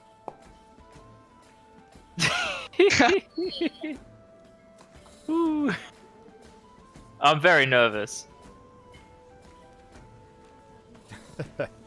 Yeah, it's quite awkward. Lyra sort of like realizes that you are actually very terrible. Even trying to lead you, it's not going well. So she actually literally teaches you how to dance out on the dance floor. Rook, you from your sentry point where you're standing, acting like you're there to wait on bussing tables or something. You're watching this shuddering on the inside. Just cringing. And also thinking I probably couldn't do any better. So it is now dark outside on the grounds, Ronan and Chet. You see down, most of the staff have cleared the outside grounds. It is mostly vacant now, dark, shadowy. There you can see bullseye lanterns being carried by contingents of guards on patrol. Is there anything you would like to say or do?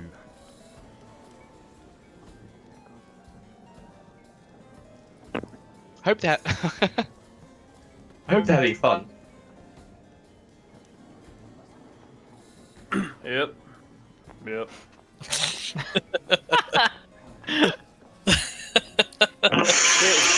That's good coffee. You want me to order another one? Sure. This one's fun. All right, hold up. I just reheat it. No, I don't need another one. No, Oh, you don't? Oh, don't worry, don't need room service. I'll bring up some of them lemon croissants you brought up a little bit there later. Lovely. Yeah, same name. Thank you. I'm gonna fuck you up later. Oh man. Well, maybe there's nothing that's gonna happen tonight. We just got to spend the night in luxury while they had time of their life just hanging out with fancy folk. Yeah, maybe. I had this strange feeling that something went wrong though, but they haven't called for us yet, so everything must be okay. Nah, if something went wrong, I feel like they would have called us. Yeah, I think so too. Yeah. Not like that. How does it look out there? Does it look like we're going to be able to jump over that fence all right? I think so. Alright. Let's... Yeah. Stands there awkwardly next to him. Meanwhile, So, awkwardly inside on the dance floor, Zero and Lyra have just finished. The tune finishes. They head to return to the table when Zero, you and Rook at the same time spot Matthias 13 weaving through the dance floor, sort of with shifty eyes, heading towards the door. I'm gonna try and catch Zero's eye if he attempts to look at me. I don't know what you look like. Oh shit, you don't. That did change. Alright, Did you have a hunchback though? Like, surely, like... No, I just, instead of having like a nervous, awkward posture, like a little kitchen hand boy, I've now like got like a more defined, polished posture. Just so that old fella Salim didn't find me out. Alright. Is he heading towards the Skydock? Well, he's headed for the door at the moment. He's headed for the stairwell. Still, okay. I look towards his buddies. Their table. Are they still there? So as you wander over, you see that the table where Oren and the bearded halfling were sitting is now just the other two men you didn't recognize, just sitting there on their own. The other two are missing. Fuck. I will head for the stairs. Alright, so you bit. What do you do, Rook? Can I sit? Well, I was gonna head for the stairs as well, but I was gonna wait. I've gone like back to the opposite side of the room, away from the stairs, because I went to check to see if. Initially. Well, I was gonna wait 20 to 30 seconds. So I mean, depending on how long it would take you to go across the other side of the room and back, I was gonna wait about 20 seconds, then head head through the door as well. To the Well, stairs. regardless of what Rook does, I'm going to check their table. If they're gone, I'm going to head for the stairwell. Alright. So what do you do, Rook? Do you follow Matthias 13 or do you wait this turn? Can I see Zero through the crowd of people?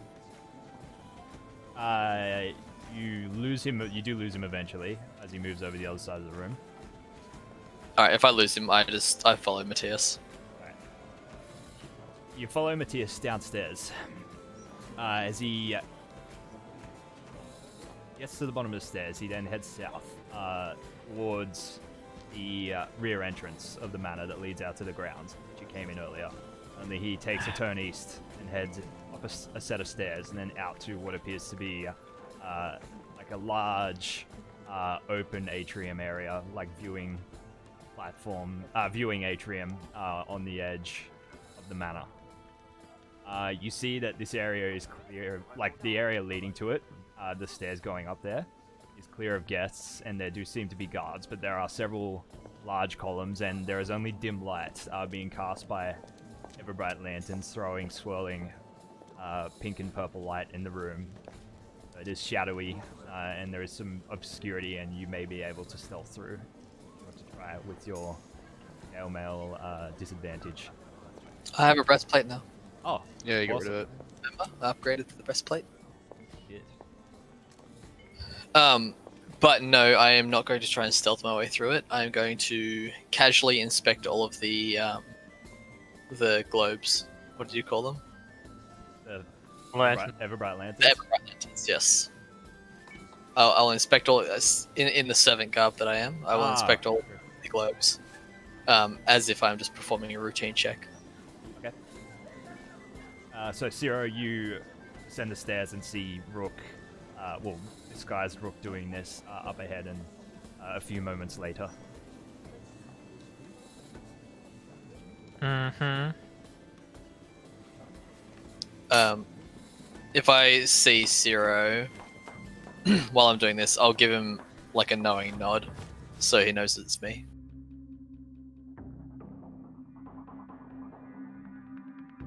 I'll just hang back All right. and see what happens to Rook. Well, nobody pays him any mind. He's just a servant inspecting the lanterns. Guards guarding the back door sort of watch him for a minute and then go back to just conversing with each other quietly. Actually, how long?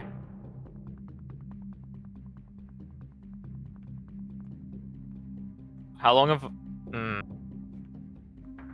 Trying to decide if I have enough time to cast Clairvoyance, which takes 10 minutes.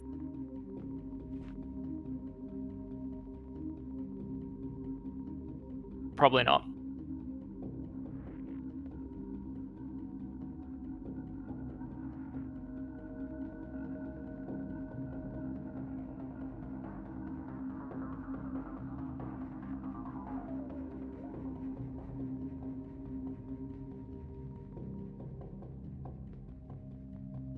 How long does it take to cast Clairvoyance? 10 minutes. Yeah, I won't bother. That'll take way too long. Yeah.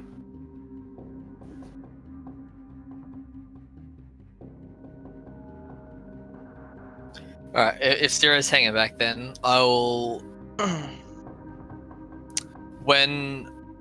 So, how are these Everbright lanterns affixed to the walls?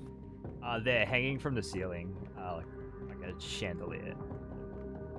Okay. Is it possible to take one of them down? No, they're well out of reach. Like, they're lit with cantrips. Yeah, okay.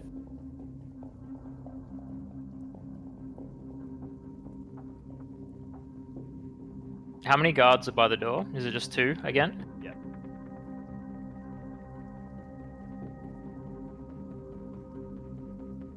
Okay, so they're completely out of reach, the lanterns. I mean, yeah.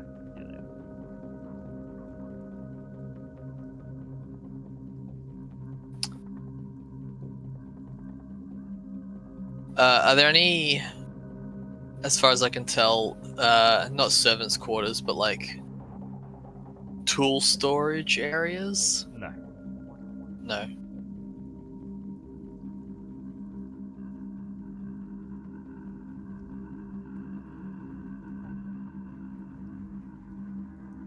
Alright, I guess I'll continue to sidle towards where Matthias Ertain was and inspect the lanterns, and then when I get kind of just within earshot, stop as if to inspect something more thoroughly. Roll a stealth check. Sure. Oh boy. I believe in you. I know. Alright, so you ascend the stairs. Oh. For layout reference. Everyone can see this map, yeah? Everything still? Yep. Alright, so I can see it. right at the bottom of it. So Ciro, you're waiting over here. Rook, you've just ascended the stairs. Oh, there we go. You've just ascended the stairs here.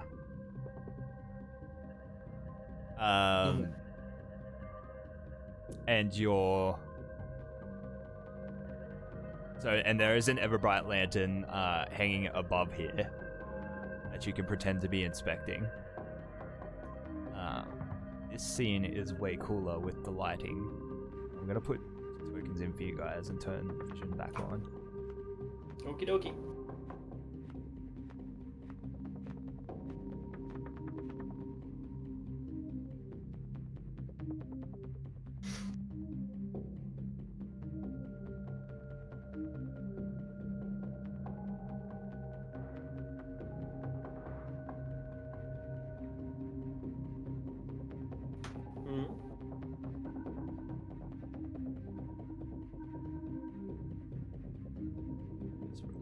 Rook. Hero's got a token here already. Yeah, Sarah, you can just bring your token down. And so Josh and Adam can see. I can't see. Oh, there we go. Ooh, hello. Alright, We're so obviously not actually there. Rook, as you walk up to the top of this, so this is it goes up and then these staircases go back down into this atrium area. As you look down below, you see Matthias Ertain talking to two other men in military uniform. One of them, very short for a man. Both of them with faces you don't recognize, both human. Both of them look like just sort of clean-cut, sort of grizzled veterans. The three of them hear you as you walk over to the edge and sort of stop their conversation abruptly and turn and look at you. Oh, carry on, me lords. Just sorting out this here broken bulb, I am. Right. Unnecessary. This area is off limits, even to servants tonight, please. Matthias Ertain says. Apologies, me lords. I'll tip an invisible cap and walk away.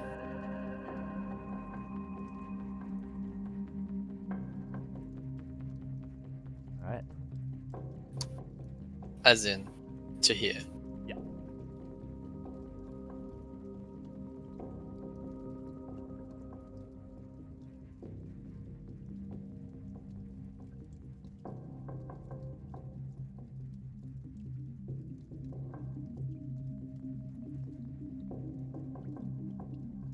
Do I have the sending stone, or do you, Kyle?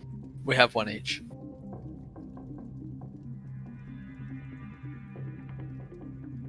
I'm gonna ask you. Oh wait, no, we don't.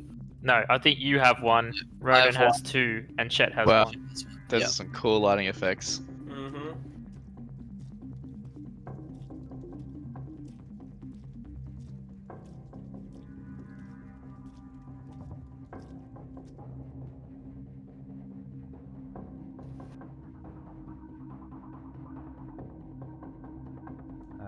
What he is doing.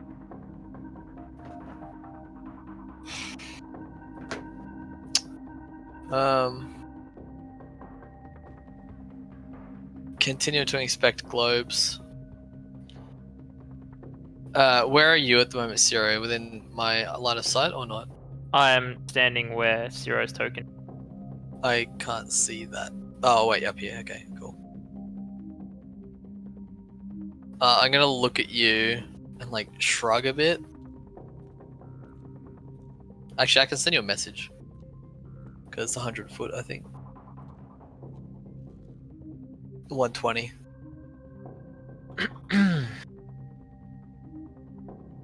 Yeah, I'll send you a message. Be like, what do? Can't get in. I only get one response to you, right? Oh, I can send it again. Was the dragon marked guy in there with Ertain? Was he Josh? Or was it just the two other people? You didn't recognize the other two people. They're in military uniform. Yeah, okay. I'll send it back. No, just Ertain. Alright, follow him. I'll find them, and then I'm gonna go investigating. So, what is up the stairs? It just leads back to the ballroom, right? Yes, but it continues going up. The stair, like, it branches off to the ballroom, and then the stairwell keeps going up. Sweet. Well, I'm gonna go up the stairs, past the ballroom. Alright, so you go past the ballroom. The next level is the kitchen, and you hear Yeah, Salimavir screaming inside, and then it continues to go up again. Yep, I'm gonna keep going up. I'm looking for Oren and his bearded friend. Alright.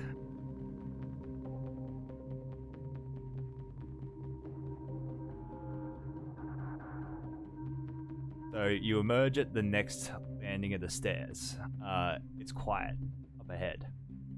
You hear there is a hallway, a sort of dimly lit hallway in front of you.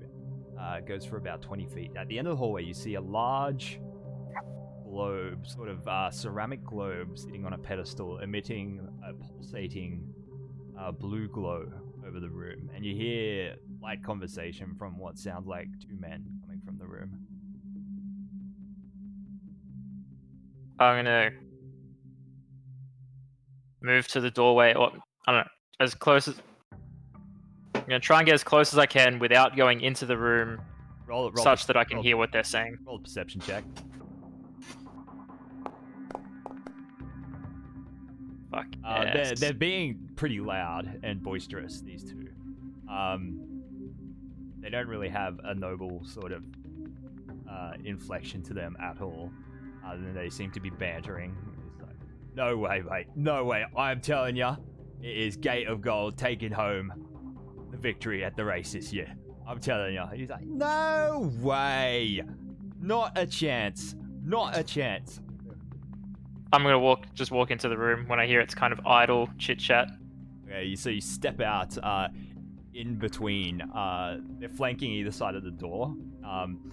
Step out right in between them. They're like, whoa, whoa, whoa! It's like they're two guards guarding this small cylindrical room. They're like, hey, mate, no party guests up here. Back down the stairs. Oh, sorry. This is not. Sorry, what's? Sorry, I was just kind of curious. What's this thing? You recognize it. What are they called? I forget what they're called. They're basically globes. They're basically the same as the potion of bath, but a permanent installation you can just touch, and it unsoils you and your clothes when you touch it. Nice. Yeah, sorry. I was looking for my friend. Maybe you've seen him. Bald head, dragon mark on the hand, grey jacket. They sort of look at each other, look back. Sorry, mate. He's not going to be up here. This is the Ertain bedrooms. You got to go back down. Privy's the next 2 levels down. Fuck. Sorry. My bad. Oh yeah. Turn and walk away. As I'm walking away, can I do like an insight check on whether I think they were lying? Yeah. Or they just seem pretty... Fuck, I'm doing an insight check anyway. I mean, it seemed like, yeah, they were just guarding the personal space of the Ertains. Alright, I'm going to head back downstairs. I'm going to peek into the kitchen. You see, chefs just plugging away at preparing dessert for the wedding. Alright, and now we head back to the ballroom. Okay. And yeah, same thing. I'm going to check their table or just kind of look around the room.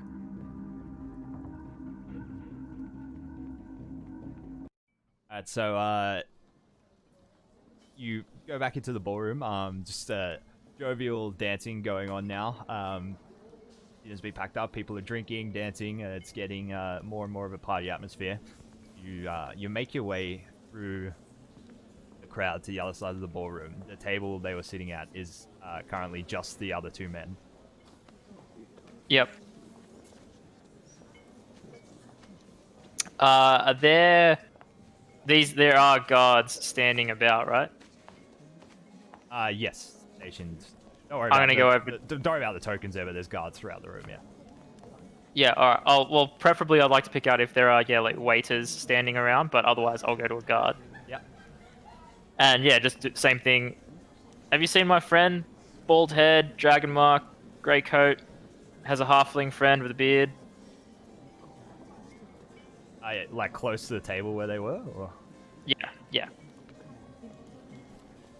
Sorry, mate. I don't know who you're talking about. People who were sitting just here. I point at their table. Those two, they got up, I think they got up and moved about 10-15 minutes ago. Ah. Shit. Oh, thank you. I'll do a quick... Yeah, sorry, you were going to say something? Downstairs, Rook. What are you doing at the moment? You just lingering? Yeah. Okay, so Loitering. you see at roughly after this time has passed, you're standing there for 10-15 minutes. You see Matthias 18 exit first, walk past you, and then head back up to the ballroom, up the stairs. And then about 1-2 minutes later, the other two military-dressed men walk past you and head up towards the ballroom as well. Okay, they go back to the ballroom. That's alright.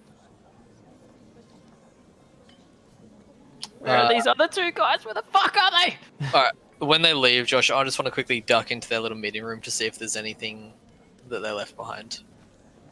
Okay, you walk in. No, there doesn't seem to be anything left behind. Alright, I'll head back up to the ballroom then. Okay. As you pass by the privies, you see two of the privy doors open, and Oren de Madani and his bearded friend walk out, and then into the ballroom. Do they have little white patches around their nose? No, they don't. Doing the powdered ass. I will go into the bathrooms then. I'll just pretend to check one of the lights, and then double back into the bathroom they came out of. Okay. And check that as well. Nothing in privy. Alright, time to find Zero. Okay, you walk in. Ciro's, assume going back to the table. Or...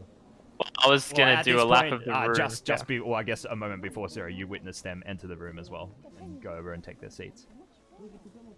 Okay, yeah, I will go back to my table. Right. And I'm gonna be nervous. What's the matter, Ciro? Where have you been? Just looking into some things. Okay, and how did it go? I have a feeling we're about to find out. But he's like, yeah, constantly like looking over his shoulder, checking to see like if, yeah. He's Ciro's on edge.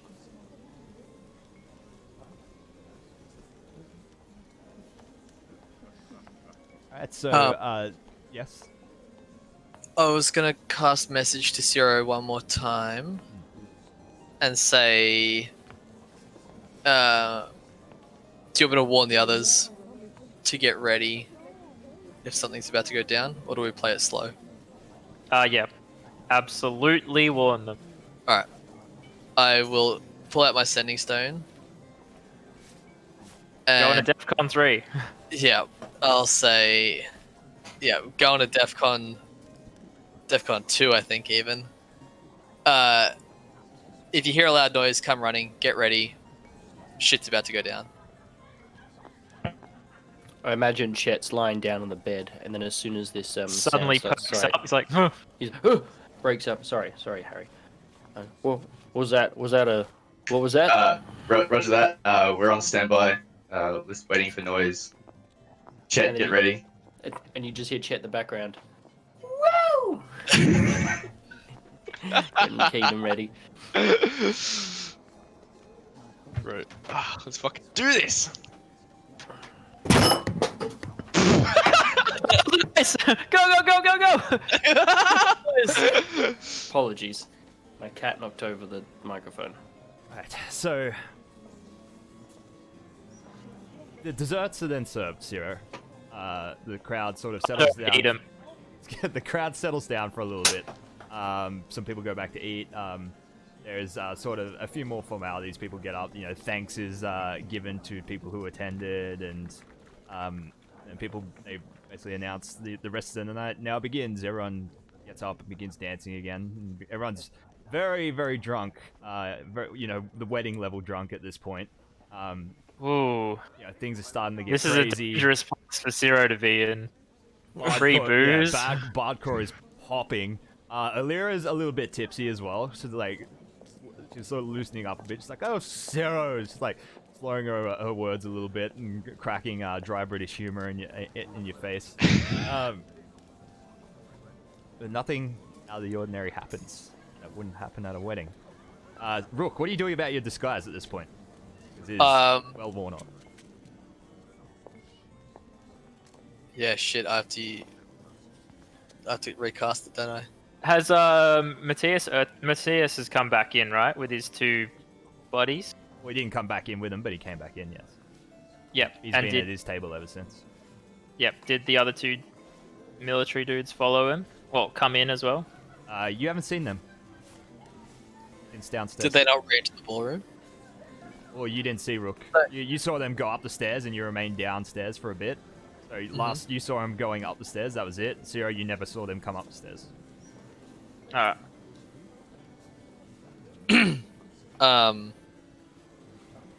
Okay. Yeah, I will use another spell slot to recast Disguise Self. Okay. I also want to change slightly so that Matthias doesn't recognize me. Because he saw the other disguise. Right. And what are you going to do, Rook, for the next hour?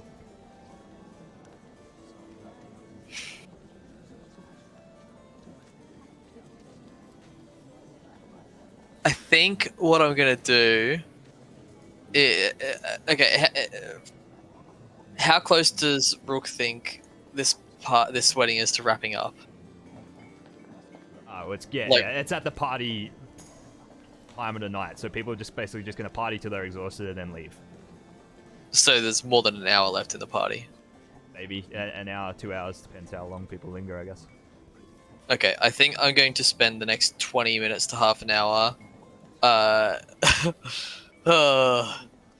This is a bad way to say it, but casually luring one of the servants into the bathroom with me. To what end? To knock them out and take their clothing. Oh boy! All right. We'll get to that in a sec. Meanwhile, out on the hotel balcony, Ronan and Chet, there's a bit of commotion all of a sudden. Unmistakable sound of a loud, crackling airship engine. Ooh. You don't recognize it, Chet, because you haven't actually seen it. Because you were in the cell at the time, but Ronan, you instantly recognize this as the dark airship that you saw anchored at the rock installation, pulling up to the skydock outside the manor. What in the... You ever seen one of those things that big before? Unfortunately, I've seen that exact one before. Oh, really? They special guests, or is this kind of like our time to shine? Remember that little short fuck that captured you? Oh, I do. Are you saying he's up there? He escaped in that. I'm not sure, he may not be in there, but that's Chet when jumps he the used to fence. escape. Well, you guys, you never actually, before you do that, you never actually saw anyone escape on an airship. You just saw the airship leave the base. Oh yeah, that's a good point actually. Yeah, true. We just assumed that he ran away. Yeah, good point. All right, retract what I said. Okay, what in the hell was that? Well, we Sorry, I feel like we've. Did you ever got a feeling of deja vu? yeah, I think so. We saw that when we picked you up. Oh. It left just before we arrived. Whose ship do you think that is? No idea. But it is very... Yeah, it's definitely attached to whoever was running those facilities, I'd say that much. Oh, you mean the short gnome guy with the beard? I couldn't say, to be honest. You reckon it could be his airship? Well, we know that the people who are at the party are connected to him, so maybe they're picking them up, or then maybe they're bringing the little sucky mine things. From that up there, and he starts walking back into the room. It's no longer above you. It's docked at the skydock. Like you see it descending on the other side of the mansion, clearly where the skydock is. That you guys don't have line of sight. Yep. Yeah. Chet's gonna walk over, grab a pillowcase, rip it in half, and put it around his mouth. Goes, right, you ready? Like a balaclava, so that the sucky thing can't enter his mouth. Because that's what he reckons. That's what he's imagining right now. Alright, you ready? Well, are we jumping? We haven't heard the bang yet. Oh yeah. But with the arrival of that thing, you think that's a decent enough signal, or should we actually wait? Because there might not be a bang. This is true. Hold up, you got one of them. Well, wait, we've only got one more use sending stone, hey, and they should probably. Yeah. Well. Nope. And you have it. So. Yeah, Ronan, you've got one, and Chet, you've got one. So. Chet pulls it out and says, gentlemen, we just saw the airship that apparently just was at the place that you're at. No need of a reply, but reply when you need us. And while this is happening, it's just repeating in my fucking head. Wait, no, because wait, is that what you did? Oh yeah, because Ronan, they were both connected to Ronan. Oh my god. Yeah, so literally, I'm looking at Chet as it's repeating. I'm just like shaking my head. Wait, why have you got that one? Because you're meant to be in the fucking cart. Well, Chet jumps. Yes. Oh, fuck. Roll an acrobatics check. Fuck. Certainly can. Get baited, Josh. Well. Here we go. It's high enough. Bang. Chet gracefully clears the wall. Yeehaw. And you hit the ground without taking full damage. Parkour rolling and landing inside the grounds underneath a tree. Ronan, what are you doing? Instant stealth roll. Excuse me. Ronan, what are you doing? Yeah, look, he is. Fuck. Jumps after him. Oh, Yeah, acrobatics check. boy! I can't wait for him to fail and fall in the middle of the street. Ooh, you fuck up the jump. It's higher Hey, than you're the a dick, Ronan. Adam. You clip the top of the wall. You ragdoll flip and slam into the ground. You take 10 damage as you hit the ground, Ronan. Oh, fuck. Jesus Christ. You're a dick. Shut your fucking mouth, Adam. Don't roll a 1! You didn't. You rolled a 6. Alright, didn't you? No, you see, it's because you fucking said Ronan died last time. Ronan, Look, we both rolled 6s. Ronan, roll a. You did both roll. Ronan, roll a stealth check for me. Yep. Stealth boy. Man, I've seen tree stumps with a higher IQ than you. Says the guy who doesn't know how to use a setting stone. Shh. Men, be quiet. We're stalking our prey. Shh, don't talk, please. You have a button for your thing that makes you do the speak, yap. I love how just in a bush bickering. You stupid goblin. Hey, No, Chet turns around at that point and sticks a finger in your face, just like, I ain't no goblin. There is a clear difference between me and a goblin. Can you speak Goblin? Yes, he says ain't goblin. Well, point made. And Ronan walks past.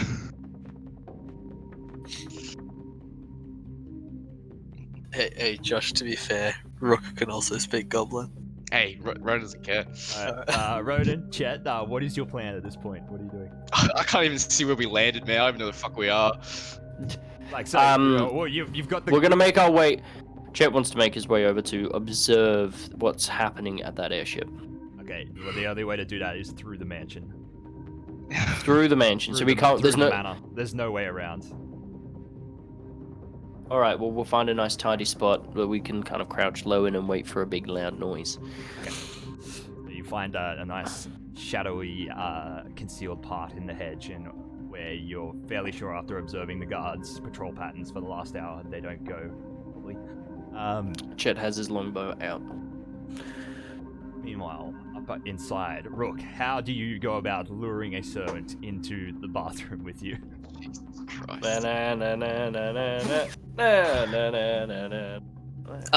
I think I'm gonna be not creepy about it, and I'll grab one of the weaker-looking male servants. That's not creepy at all. Just because, okay. And, hey mate, I think something's broken in the bathroom. Do you want to help me come in? Just come on, we'll fix it, all right? Before it gets too out of hand. Roll a deception check.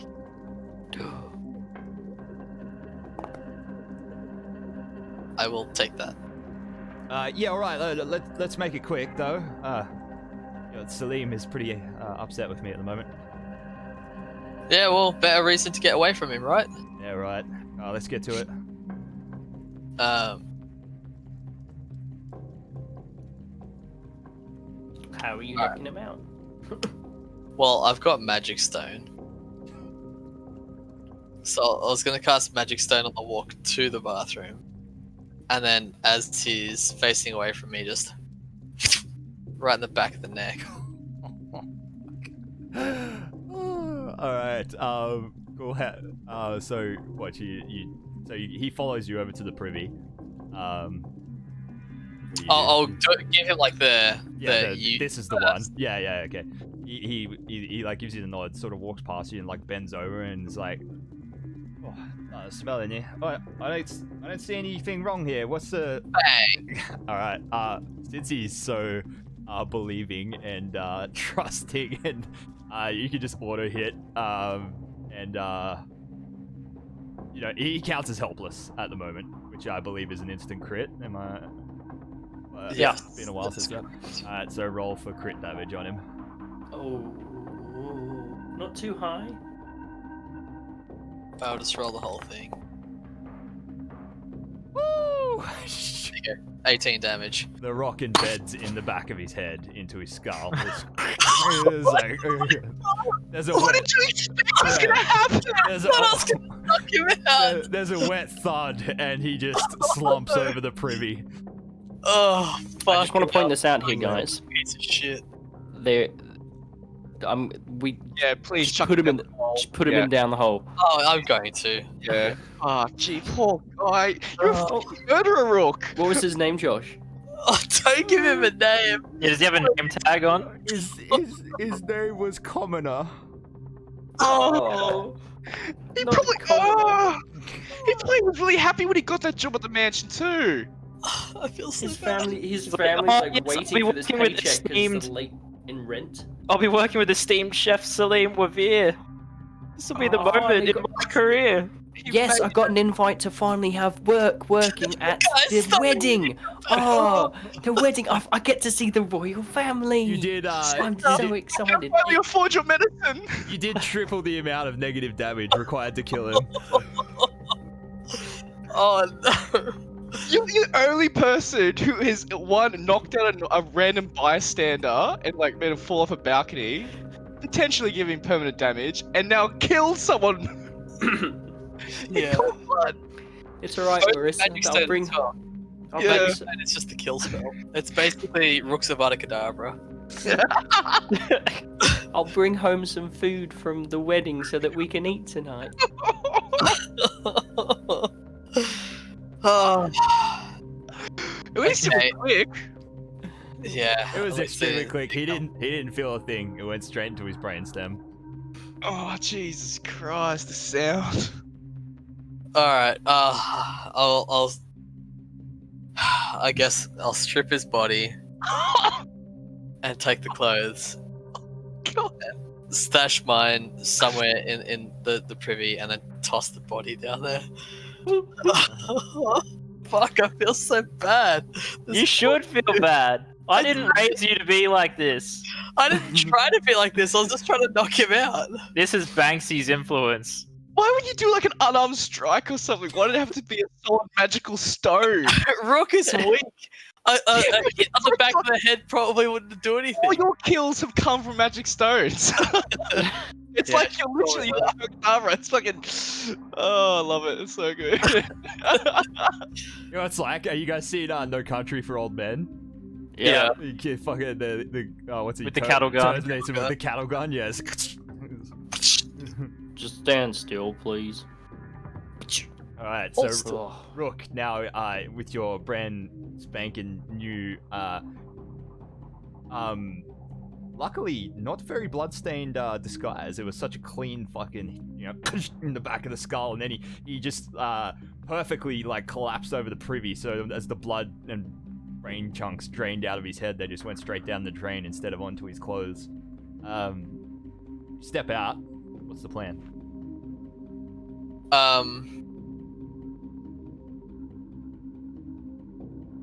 Let's see. I'm just gonna roll a d20 real quick. Let's see. I'll roll a perception. Okay.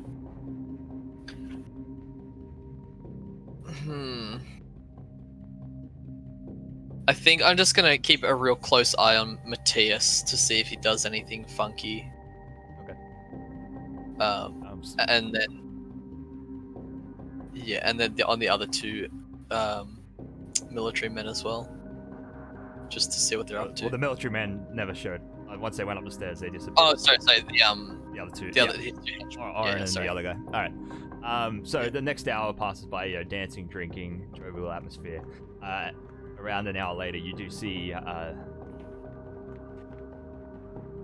the Oren and the bearded man are both, actually just Oren, rise to his feet and sort of cross the ballroom to the door and exit.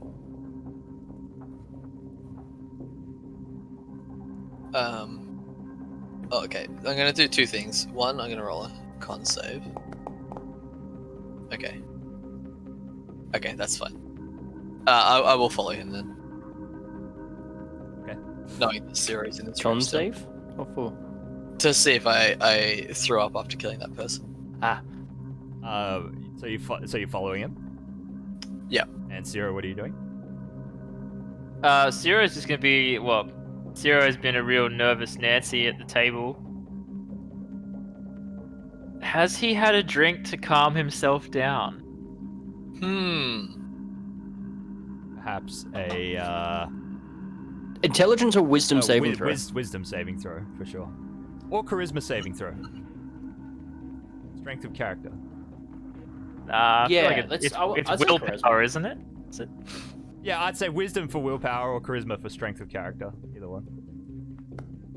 Is Elena trying to like Charis- goad you? Wisdom for willpower, charisma for integrity. Yeah, I mean, it's pretty high. What do you think? I think he has not. Damn it! The one time I wanted to roll low. Fuck. Do I notice Oren leaving? You do. And I And can you see Matthias see- is still here? Matthias is still seated, yes, and you see a now non-magical disguised Rook in a server's uniform. It crosses your mind wondering how you got hold of said uniform, moving to follow Oren. I'm just gonna chill. I'm gonna keep an eye on Matthias then. I'm confident that Rook will surveil Oren. So I'm gonna see what unfolds in here, if anything. Alright. Rook, you follow Oren down the stairs. He gets to the foyer level, heads down the flight of stairs that heads south, but then immediately turns, heads down the outer stairs to head down to the skydock. As you step into the doorway to watch him going down the winding pathway down to the dock, you spot the black airship docked at the bottom, which you recognize. How far am I from Zero at this point? Through the floor, less than 120 feet, so I don't think it can go through floors, can it? Well, it says like it can wind around. It can wind around hallways and such. I'm pretty sure. Yeah, you're out of range. Like you could quickly move to be in range if you wanted to. Yeah, I might because Zero needs to know this. Yeah, that's cool. So you move as far as you need to send him a message. Yeah, and I'll just send black airship here outside. Oren here. Oren meeting them.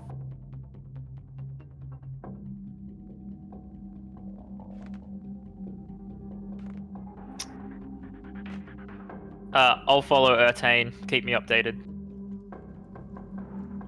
Cool. All right, I'll go back to Oren. Look, you move down the stairs. You've done it quick enough. You get to the bottom and you spot Oren down on the dock. He's right at the end now. He gets on board the airship. The gangplank gets pulled up and it takes off. All right, I'll watch to see which direction it goes. Descends and then heads west. Heads west. Okay, cool. Like west, like northwest, or straight west? Straight west. Straight west. Okay. Interesting. Fuck. Oh well, yeah. No, actually, northwest. Northwest. Yeah. As in, it's going to like the Skyraker Forest. You could assume that. Okay.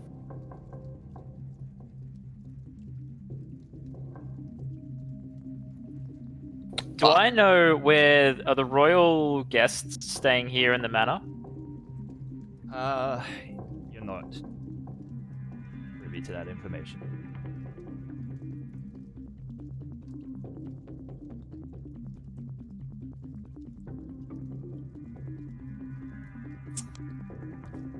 What are they doing? Have any of the royal delegations still here? Yeah. They've even engaged in dancing and such, and at times they're moving around, mingling, being followed by bodyguards at all times. Still there.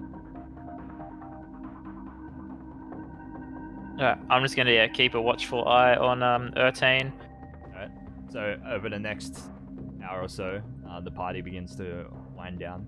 It will begin to leave. A queue begins outside of the docks, and sky coaches begin queuing up to pick up their guest. Lyra and Sidon eventually turn to you, return to the table and say, "Right, I'm to head back to the city then, Zero?" Yeah, shortly.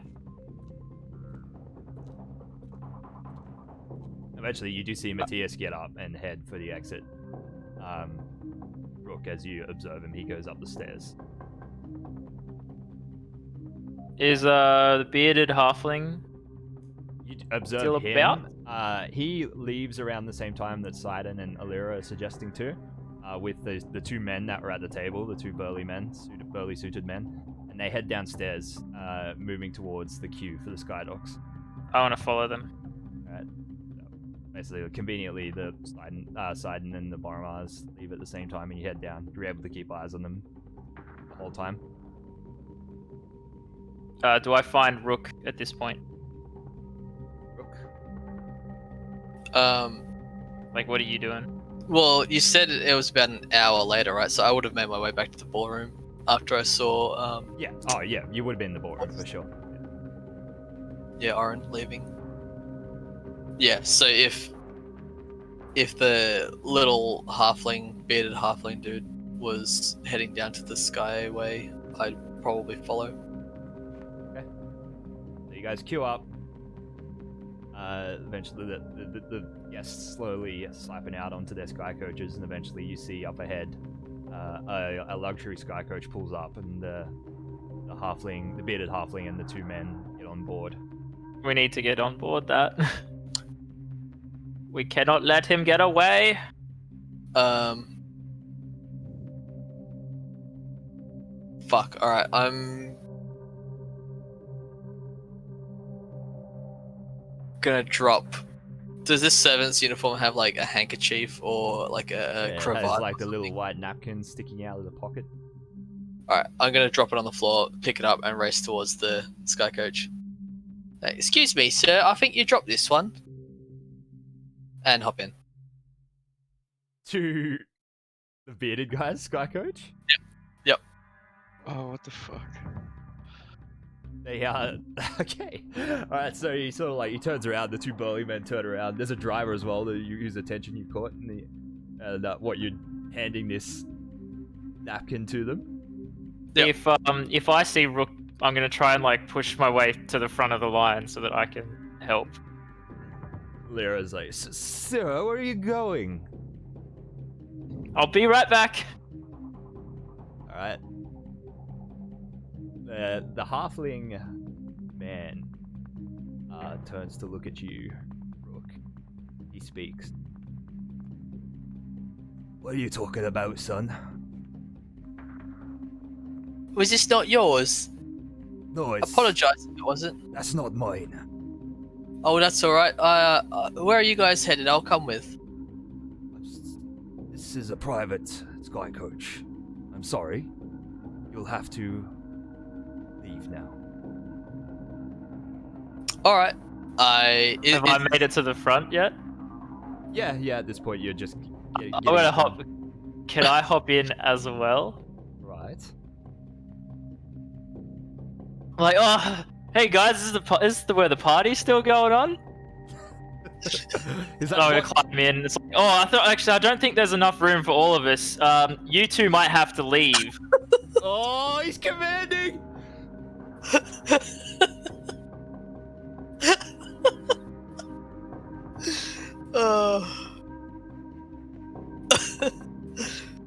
Oh shit. Alright, give me a sec. Oh, fuck. So if you cast at second level, you can target 2 people? Yeah. Yep. That's cool. Alright, what's the DC? 14. Come on. Come on, Lucky 7.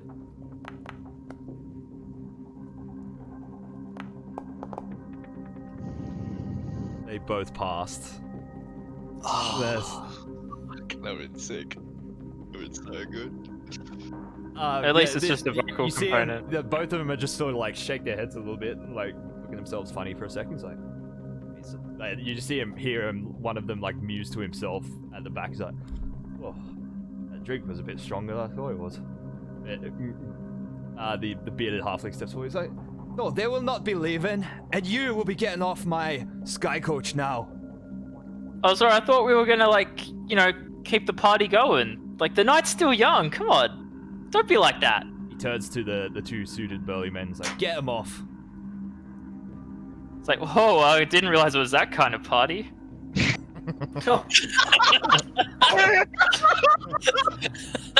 Dirty. They are advancing on you. What do you do? Is this sky coach enclosed? Or is it? Yeah, like it is enclosed. Yeah, it has a canopy. Alright, I'll put my hands up and step out and... Do I have anything in my pockets? You tell me. A couple of pieces of bread for your... Oh wait, wrong person. Don't worry. Oh, no.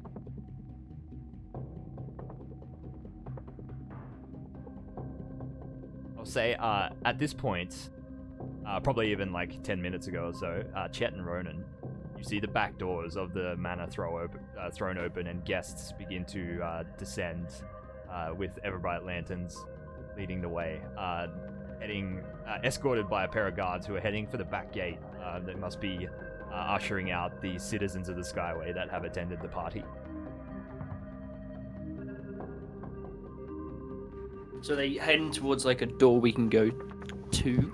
Well, it's just Sorry, okay. it's just the I'm back, having a hard time so because I can't. So it's the back gate Yeah. to the grounds, basically, the exit of the grounds, and they're ushering Okay. guests out that live on the Skyway rather than them going to the docks. Right. Okay. So we're like. And you're just like over in the corner, like in the shadows, looking, watching. Because I really want to jump. I wish there was like a fence that we could jump over and get on their side, but the only way we're going to be able to exit, well, the only way I see that we can exit is either through that door they came through and go around the back to find where the others are, or we exit now. But I still haven't heard a loud noise, so I don't think we should go through just yet. I don't think so either. We don't want to break. It will cause a kerfuffle if we start running through. Hey Kyle, should we follow their sky coach with our sky coach? Well, I was gonna. I can't tell you what I was planning. See, I guess that we'll just wait here until we hear a reason to go through the building, I guess. Yeah. Quick question. Yes. The fence that we jumped over, are we able to climb back over it? You can. It'll take an athletics check to climb over. Yeah, Yes. you know, of course, but it's like Easy. it is Easy. able to be climbed over. yes, it's 'Cause I'm able like, to be we're climbed over. stuck here. Cool. All right. Cool. Yeah. Sweet. Zero Rook. I just have a quick question for you, Josh. Actually, you know what? Nah, that's fine. Yeah, we'll hop out. It's like, yeah, sorry guys, didn't realize it was that kind of party. We'll be going now. We'll get the next one.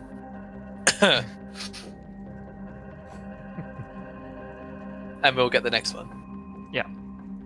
Get the next one. Yes. Well, these are like these are private sky coaches, like Yeah, we'll queued just up. go to the next one. Just the Well, you next should jump. random person sky coach that pulls up. Yeah. That they probably own, or That's fine.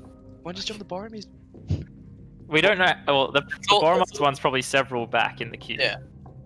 We don't have time for this. right. So the next one pulls up. The expectant guest standing right next to you. Wait, sorry. Can Rook and Zero see the big ass sky ship that Ronan? Sorry, It's gone. That's gone. It's gone. It's It went like an arrow. I'll say at one point Ronan and Chet, you saw it ascend and leave as well. Sorry, I forgot to say that. Do we see in which direction it went in? Northwest. Yeah. Northwest. Write that down. I don't have paper. Hold up. How many back is the Boromars one? They are 4 back. How long would that take?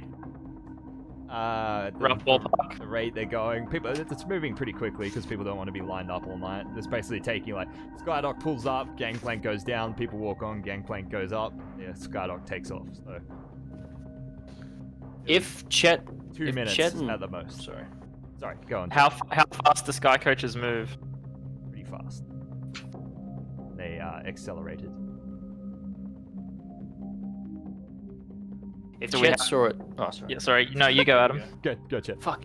If Chet saw this leave, he will turn to Ron and say, "If that's left, my bet is that the boys may have either got on it, or they're at least on the hunt for it.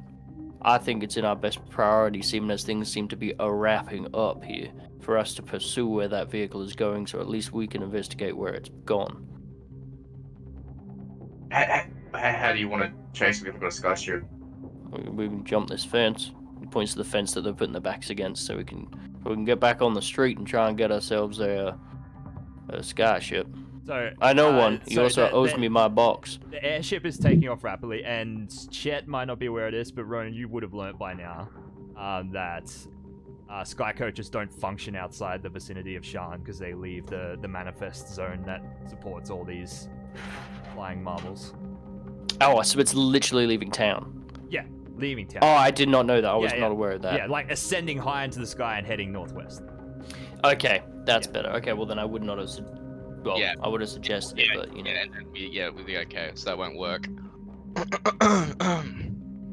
Well, I think this is up to the guys, and we'll just have to see what happens.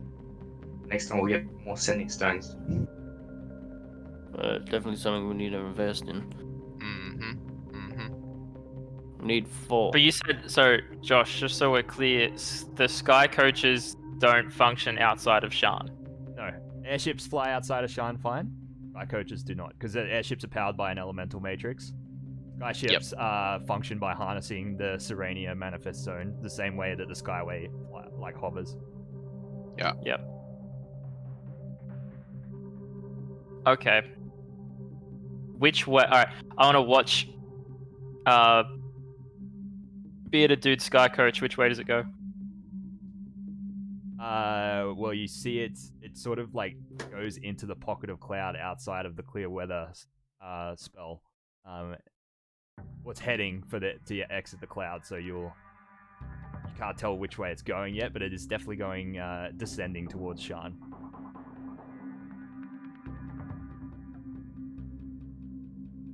All right. Okay.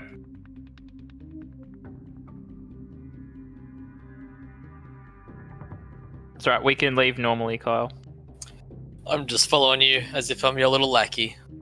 Yeah. I'll wait for the Boromars, and then escort Alira onto our transportation. All right. How are you planning on exiting, Rook? Going with them. He's just Okay. He's helping this lovely woman get onto her Well, coach. he looks like Rook now, doesn't he? Just with an outfit on. Yeah. All right. Yeah. Rook, you Zero, you head back over to Alira and the Boromars. Rook, you follow him. Alira's like, oh look, it's Rook. Hello, Rook. Come on, she's Nice to see you, Alira. You guys queue up and get aboard the Boromars Sky Coach. Send back down to the city. Why didn't she say my name? Idiot. Alira turns to the two of you. She's like, right, are we dropping you at your apartment or are you kicking on tonight? As they say. I think we could kick on. Where would you like us to drop you?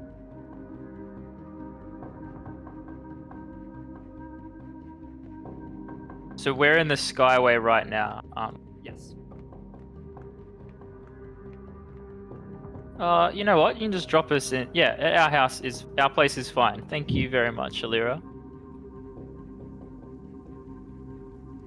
Alright, so they descend down to Upper Memphis. See the streets alive below the theater district that you live nearby with crowds, neon lights. They descend to your balcony. The gangplank is lowered. Well, this was wonderful, sir. Thank you for accompanying me again. And thank you for being so handsome and well behaved this time. Oh, it's the least I could do. What'd you think of Bardcore? Oh, they were fantastic. Oh, I agree. You should see them live. They're much better live. Oh, yes, I think that's a fantastic idea. Well, we did just see them live, actually. You're a funny one. Yes, good night, sir. I'll kiss Alira on the hand, like good night. Give her a little wink. They take off. Meanwhile, back up in the garden, Ronan, Chet. Okay, so guests are filing out the gate. The manor doors are We're still yet open. to hear an explosion, so we're gonna stay where we are. yeah, I'm pretty much. We're gonna stay there until all the guests have gone, and we haven't heard anything. So if they're all gone, we haven't heard a bang. Ronan's gonna take that as it's over and to leave. Here's a question. The ship that dropped off Rook, was it the same ship that picked him up? The drop I off would assume. Rook. What do you So mean? the transport ship that had all the wine barrels was not the same ship that no. Eberron and everything on, right? Okay. No, because they were the Boromar's like private. Yes. Fancy I thought as ass. much, but I thought I'd double check because I'll do a perception check to see if I recognize it leaving, for instance. But No. all right, yeah, no, we're gonna sit here until there's an explosion, or until nothing happens. So Yeah, whichever until we either get happens leave, first. right? Okay. Yeah. So over the course of the next 20 minutes or so, the last of the Skyway citizens file out the gate. The gate remains open and guarded for a few moments as they wait for any stragglers to come out. But it looks like it's more or less over. Alright, we'll wait for those guards to leave and close the door, and then we'll try and climb the fence. Right. I think we should wait for those guards to leave before we try exiting. I agree. Once they lock the gates, I think that's pretty much time to go, and we'll go back to the apartment. Alright, well, Josh, did I see the royal guests leaving? So, yes, you did. Yeah, they were Okay. more or less the first to be picked up and taken. So, I think it was by design their guy coaches were at the front of the queue. Yep. As you would expect. Alright, so the guards eventually clear off. The garden is left in darkness. There, you do see two guards with bullseye lanterns over near the manor doors, but it is pretty much a straight shot for you guys to get out. We just need athletics checks. Let's get out of here. Or acrobatics checks Alright. if you want to try it. Pretty high.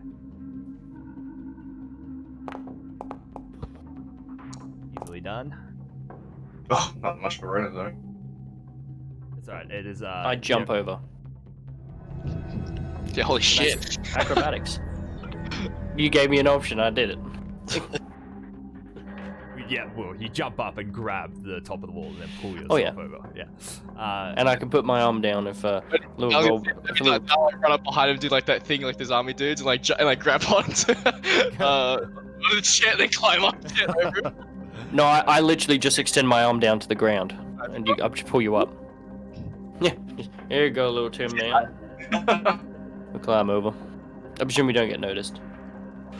No. Well, you do get a funny look from people at the bar across the road as you hit the streets. But you make it out. It was a good party, it was, but I wouldn't recommend going again. It's a one-time and a lifetime opportunity. Very expensive. Yeah. By the way, there's a. No, it's fine. Alright, so Alright, we leave. We're gonna piss back straight back to the apartment. Yep. Alright. Oh yeah, we. Kid, let's go. No time for fucking around. Oh, I wasn't. I'll leave the apartment. I just. I wasn't. Just. So Ronan and Chet would be 2 silver pieces each to catch a sky coach taxi down to your apartment. And then Easy. Zero and Rook eventually the commotion of sky coach taxi pulling up outside. Ronan and Chet. No, We're gonna Rook, you leave. can come with me if you want, but I've left the house at this point. Okay. Yeah, I'm with. Where are you going? I'm gonna hire a sky coach. So do we see a sky coach leaving as we're arriving? And I just wanted to fly a lap around Upper Shan. And I'm gonna cast Locate Object on their sky coach until we find it. Alright, what's the range on locate object? 1,000 feet. Whoa. Holy shit, really? Is that a mile? 1,000 feet? Or is that No, it's 300 meters. 300 meters. 300 meters? Right. A little bit over, but yeah. Oh, yeah. That's Still not- pretty I don't- good. Don't know why I didn't know that. Because you use the I'm real not the empirical measurements. We use freedom units. We use Yeah. real. Shitty freedom units. Alright, so 300 feet. Is there an area of Shan you're going to focus on? Well, I was just gonna fly around Upper Shan to start with. Can you Just just he ping the spell? ping it. Yep. Yep. Okay, locate up. Write the name. Alright, 10 minutes. Okay. There's something. you So can yeah, I do. want to do a lap around Upper Shan to start with. Alright, so you. So like the Are you going with him, Rook? Do we see it leave as we arrive? Well, it doesn't leave the apartment, so they're going down to a nearby skydock to get on one. So I'm gonna say if they leave immediately, you guys do not see it. Okay, then we arrive at the apartment. Alright, so you head to the skydock. When you present the idea to a Skycoach taxi, he's like, "Well, you want to do some midnight sightseeing? Is that it?" Yes.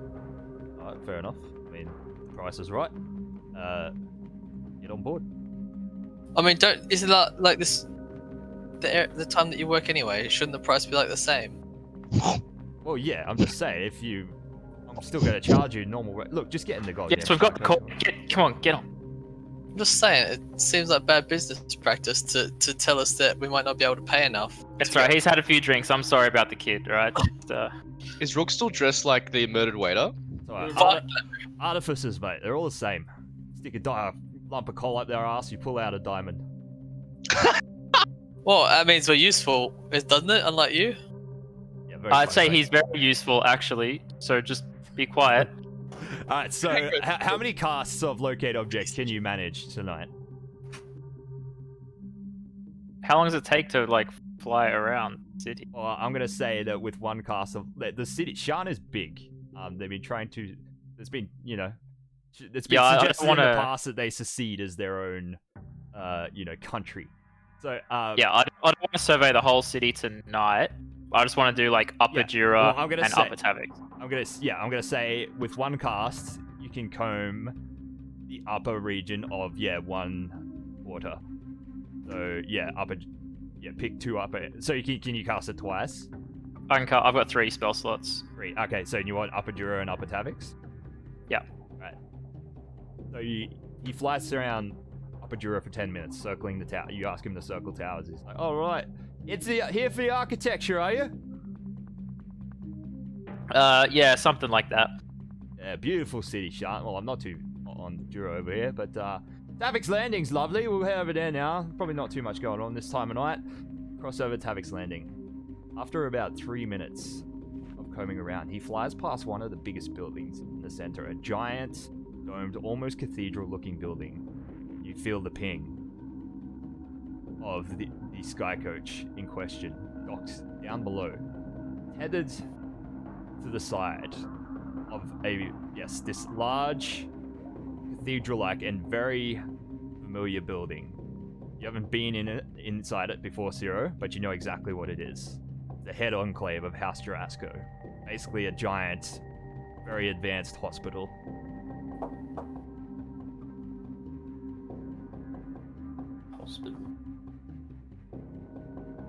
I'm gonna play dumb and ask this dude what this building is, so that he stays here for a little while. This down here, this is the House Jarasco Enclave, here in Upper Tavik's Landing. Hang on a sec, give me 1 sec.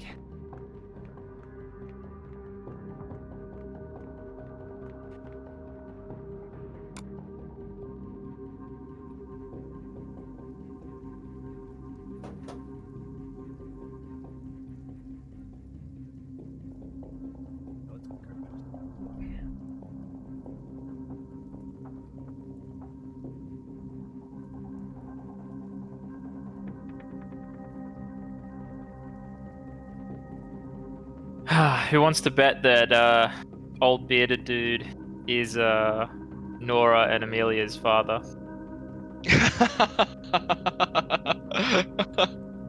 That's pretty fucked up if it is true though. Oh. Like straight up. Guarantee it.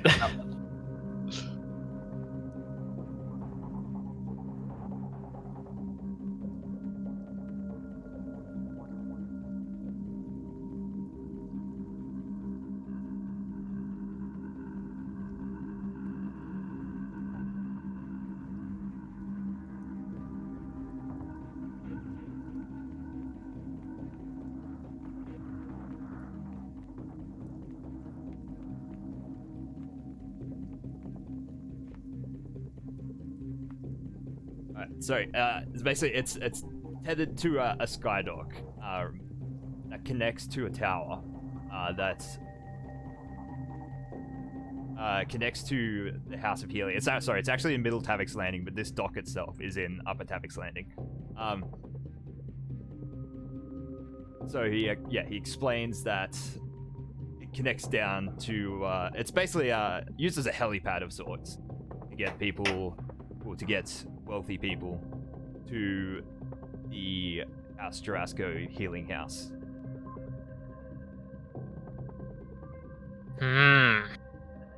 But you gotta be careful. You can't just enter Upiktavik's Landing armed. You gotta have a license to carry weapons there. And also, spell casting illegal there as well. But you can get a license to cast spells. But it's by the spell, so you need a license for one cantrip, license for another, such and such. Big revenue turner for the city.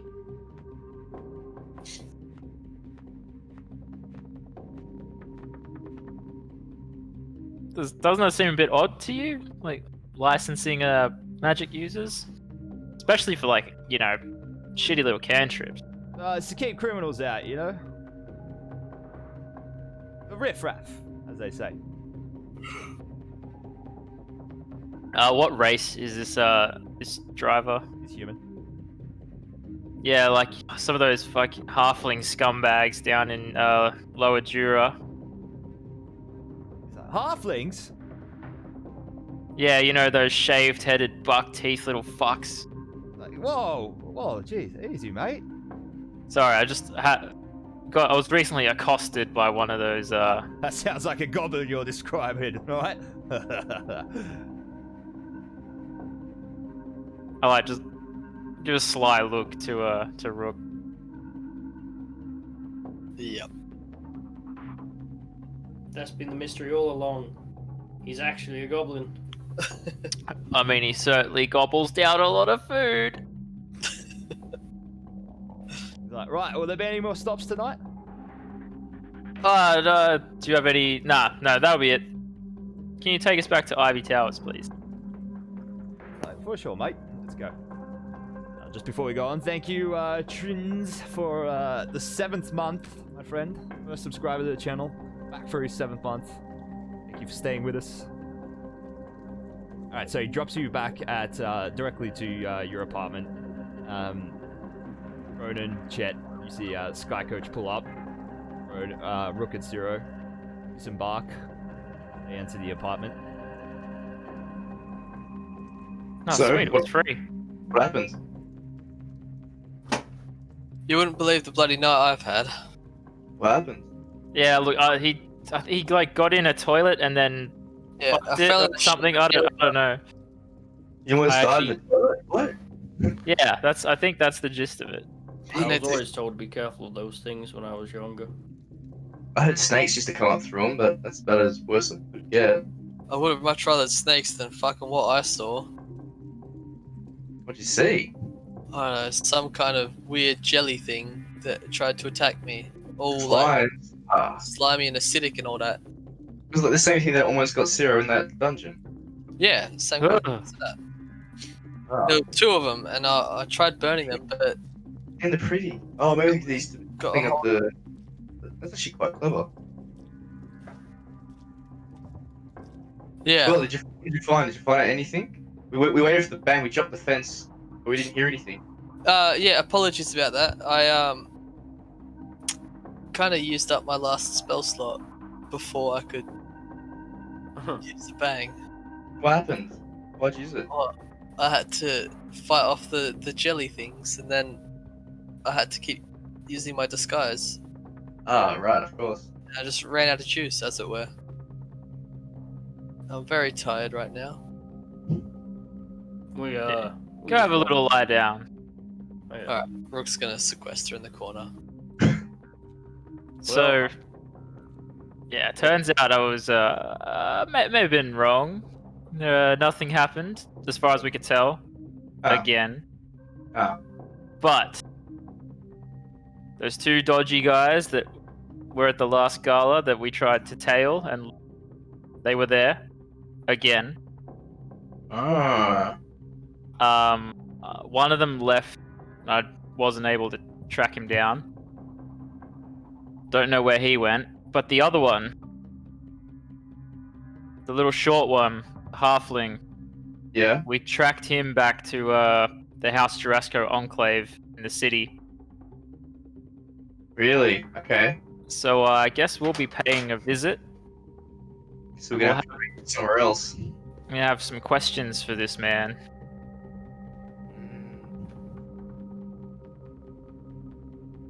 So what we should do is we should find an old skyship they use for ambulance. We do it up so it looks new, and then we. I'll finish with us. No, carry on. I like the sound of this one. I know how to sail a ship. How different could an air one be? Well, first off, we need recon of the building, I guess. Well, You couldn't find anything. Nothing weird went wrong. No sucky, nothing like that. none that I could tell, but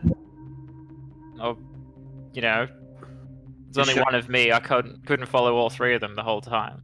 Did you figure out who the missing dignitaries were that weren't at the gala? Oh, it was the two people who didn't show up to the gala, the two heads of state that didn't show up last time. Right. But which heads of state?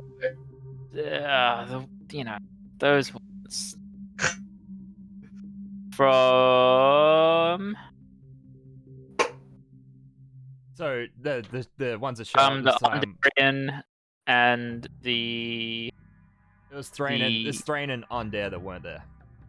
I thought King Karnath was there. Yeah, Thrain and Ondair weren't there. Karnath was there.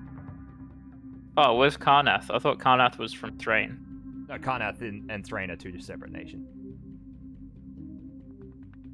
So the remaining 4 nations with Wait, so is it King Karnath of Karnath? King Caius of Karnath. Oh, King Caius of Karnath. Right. Oh, excuse me. Right, my bad. Right, well. So, where I come from, that's called a clue. Sounds like a clue to me. I'm lost. So I think tomorrow we go and talk to Nora and Amelia. Maybe they can identify him for us. If not, they can at least tell us about the Enclave, and then we can pay it a visit. Also, I think I made a lot of headway with Alira Boromar tonight. Okay. You are Left field. from inside the bedroom. How's your mouth, Zero? Bit dry? You thirsty? You didn't drink, sir. I'm impressed. Well, no one went to a wedding drinks. and you didn't have any alcohol. Yeah. And yeah. Very impressive. Well, I spent the whole evening eating cake, pretty much. Yeah, he did actually. I didn't even pay for it either. Oh yeah. I'd hate to be you, Ronak. Fake address, fake name. It's fun. Yeah, fake. It was. I wink at Zero. I think your credit might not be good at that hotel anymore. What's credit? Oh, it's like even I know what credit is. It's where you take out something, where you get given money from someone and have to pay it back, but with a little bit of interest. It's called credit. Surely it's not because there's no credit in this. There's no credit cards. There's no credit cards, but credit exists. Does it, Josh? Credit? As in, like, as a concept? Or... Yeah. Well, yeah. Like, you like go to a bank and get or like it'll be more like a pawn shop or like loan sharking. I mean, yeah, 100% that'd work. Where there's money, that can be. That's 100%. true. So, for instance, the only reason we have currency as a piece of paper is because that was credit. That's true. Yeah, that's how that originated, because it was like, here's a note that promises $20 if you hand it into a bank. But now we just use that piece of paper as currency. Yeah. Piece of plastic, technically. Right, so it's yeah. getting late, so it's up to you guys. We can either call it now, or we can go another 10-15 minutes and do the meeting with Amelia and Nora. I think this is a good place to finish off at. I think. Well, do you think there will be? Is there going to be some kind of reveal at that meeting? Yeah. Spoilers! Oh god, there could Well, be. okay, you know what? Let's do it. We can go 15. We can go 15. Oh god, there could be. Alright, so you know... We turn up? No, I have no idea. Well, there you go. You know that you have to set up the meeting with Amelia by notifying Nora. So do you guys want to wait till the next morning to do that, or how do you want to Yeah. This. We'll wait for the morning. Alright, cool. Well, we'll long rest. You awaken the next morning to the rain clearing up. Oh no, sorry, light to moderate rain today, so still raining, but not as heavy. A little bit warmer. So you awaken, enjoy a casual breakfast, and then head down to Gate of Gold, to Nora's healing house.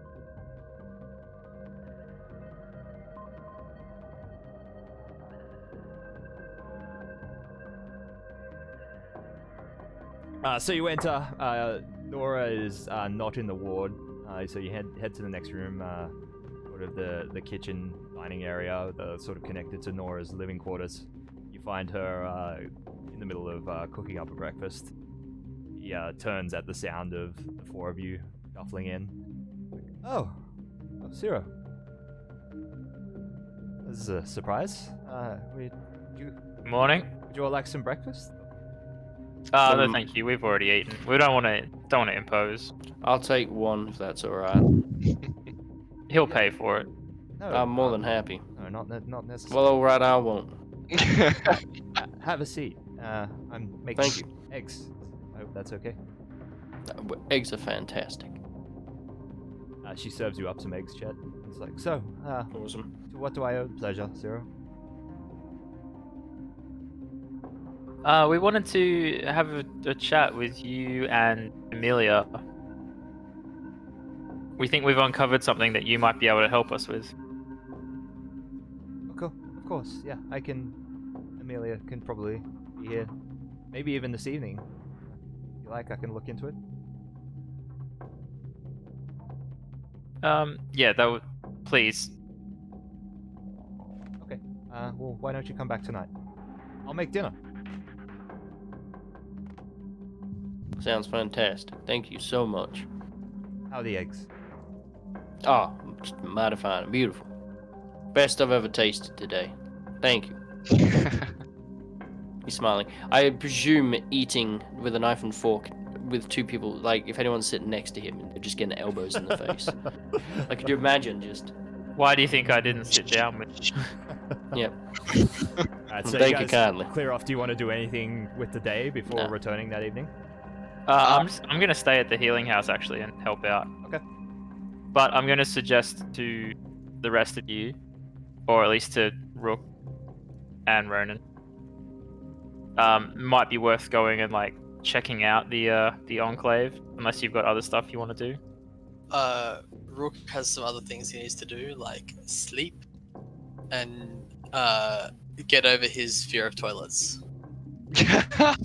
And mourn for the man you killed. We're not... Yeah. That's pretty low on the priority list. Wow. No, obviously I will mourn for him, and I need to remake my spider bot. So I've got plenty of stuff to do. House. Chet falls asleep on the couch, throwing a ball in the air. Alright, so you spend the day helping out Zero. Nora sort of she leaves, comes back an hour later, says that Amelia will be making an appearance at the healing house that evening, joining you for dinner. So the other three of you sort of carry out your day, and then I assume you're all coming back to join for dinner? Yeah. You head back to down to Gate of Gold, to the healing house. Amelia arrives, Zero, just after dark, accompanied by a brutish-looking Talenta halfling who waits like outside of, like, doesn't stay in the room with you guys. He just leaves, reads a magazine out the front.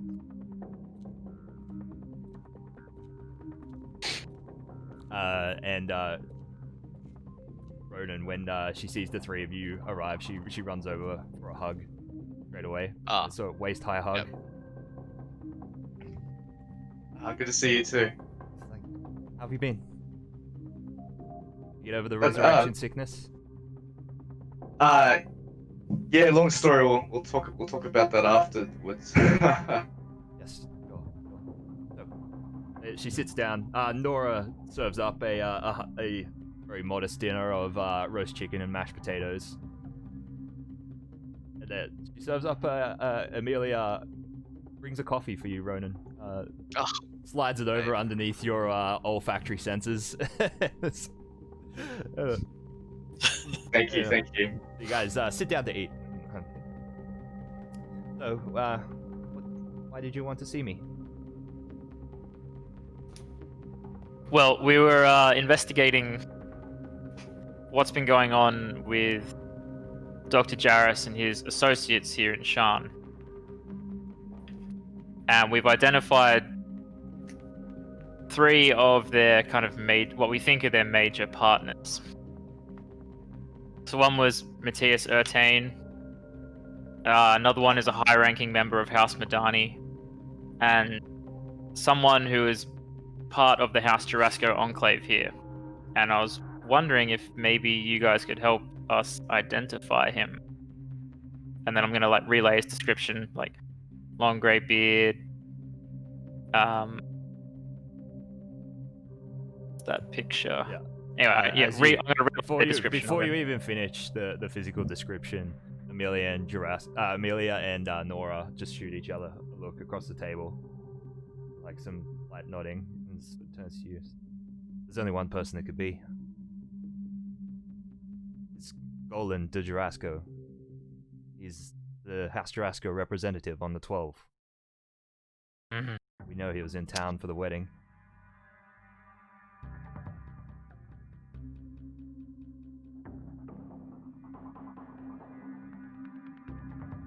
Yeah, he's Wait, you knew he was going to be here? Well, yes. Well, this is Nora said that. Just yes, I do get communications from the house every now and then. Being, we may be defunct, but we're still a part of the organization. Do you know how long he's going to be here for?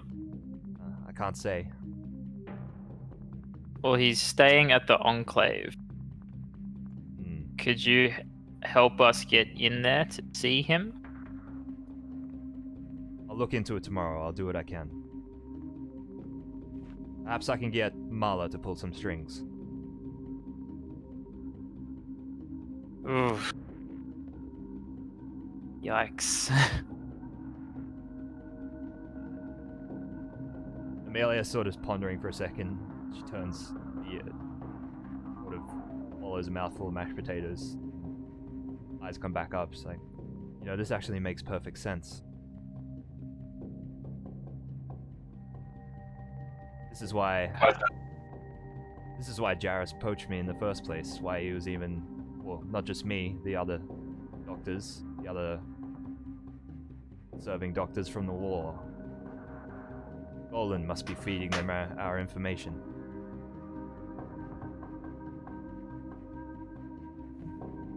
I don't follow. Well, they approached me and asked me to work for them. Of course, they didn't tell me we'd be maiming and killing people. It must have been Golan that pointed them in my direction.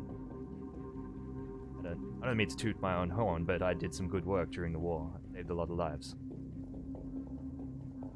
And aside from that, I shamefully helped develop quite a few biological weapons. On that note, with the intellect devourers, what was the eventual plan for them? I don't know. We did the work. They kept us on a need-to-know basis. If I knew, I would have told you already. Okay, and so the work you were trying to do, as far as you're aware, was... Well... to try and control them? I think so, but... No. They only ever would have achieved a certain level of sentience. They would have been more like just mindless drones. They inserted it into a soldier's body, for example. They'd be able to point it in the right direction. It would carry out what it's told, but you couldn't... There's no way one of those horrible things could, for example, take a seat of power, infiltrate government. Too stupid.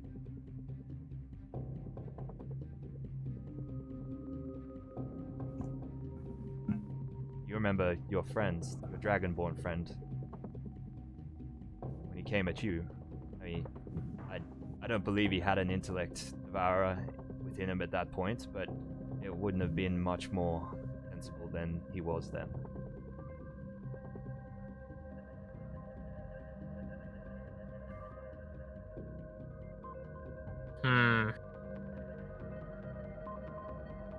Well, I guess we have to pay a visit to the House Jurasco Enclave. Yes, Going to be a heist. I'll contact Bala tomorrow and see what I can do.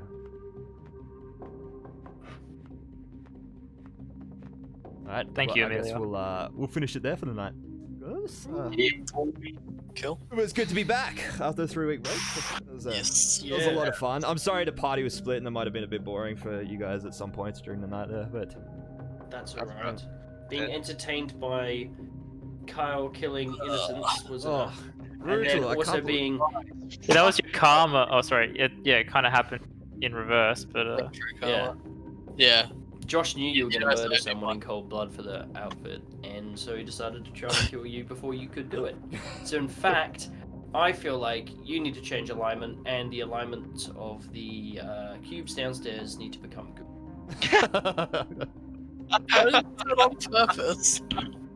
I mean, you did do it on purpose. A high-powered magical stone shot directly at the back of someone's neck would kill them. How's it supposed to know that?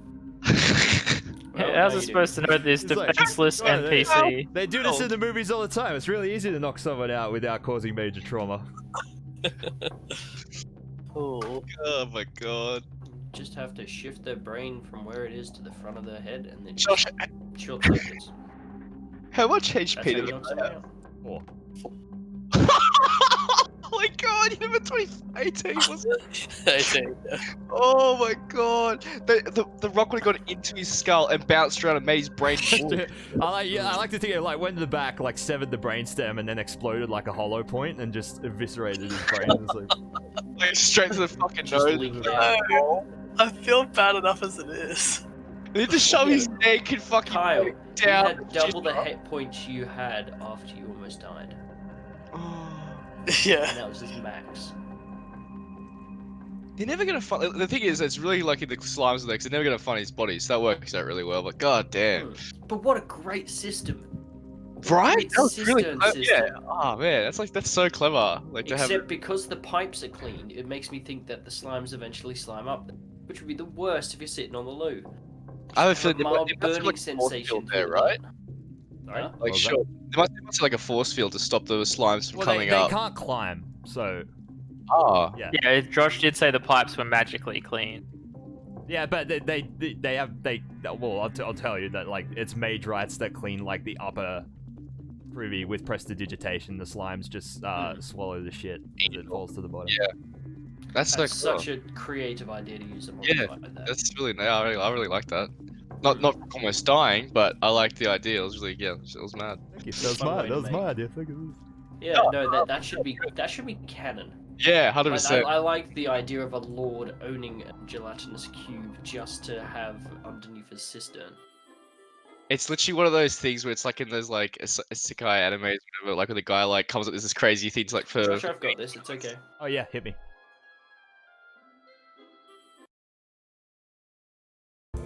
Yeah, A little resubs tonight, boys. That was good. that was good. Yeah. Oh yeah. Salim was as good as I was hoping for.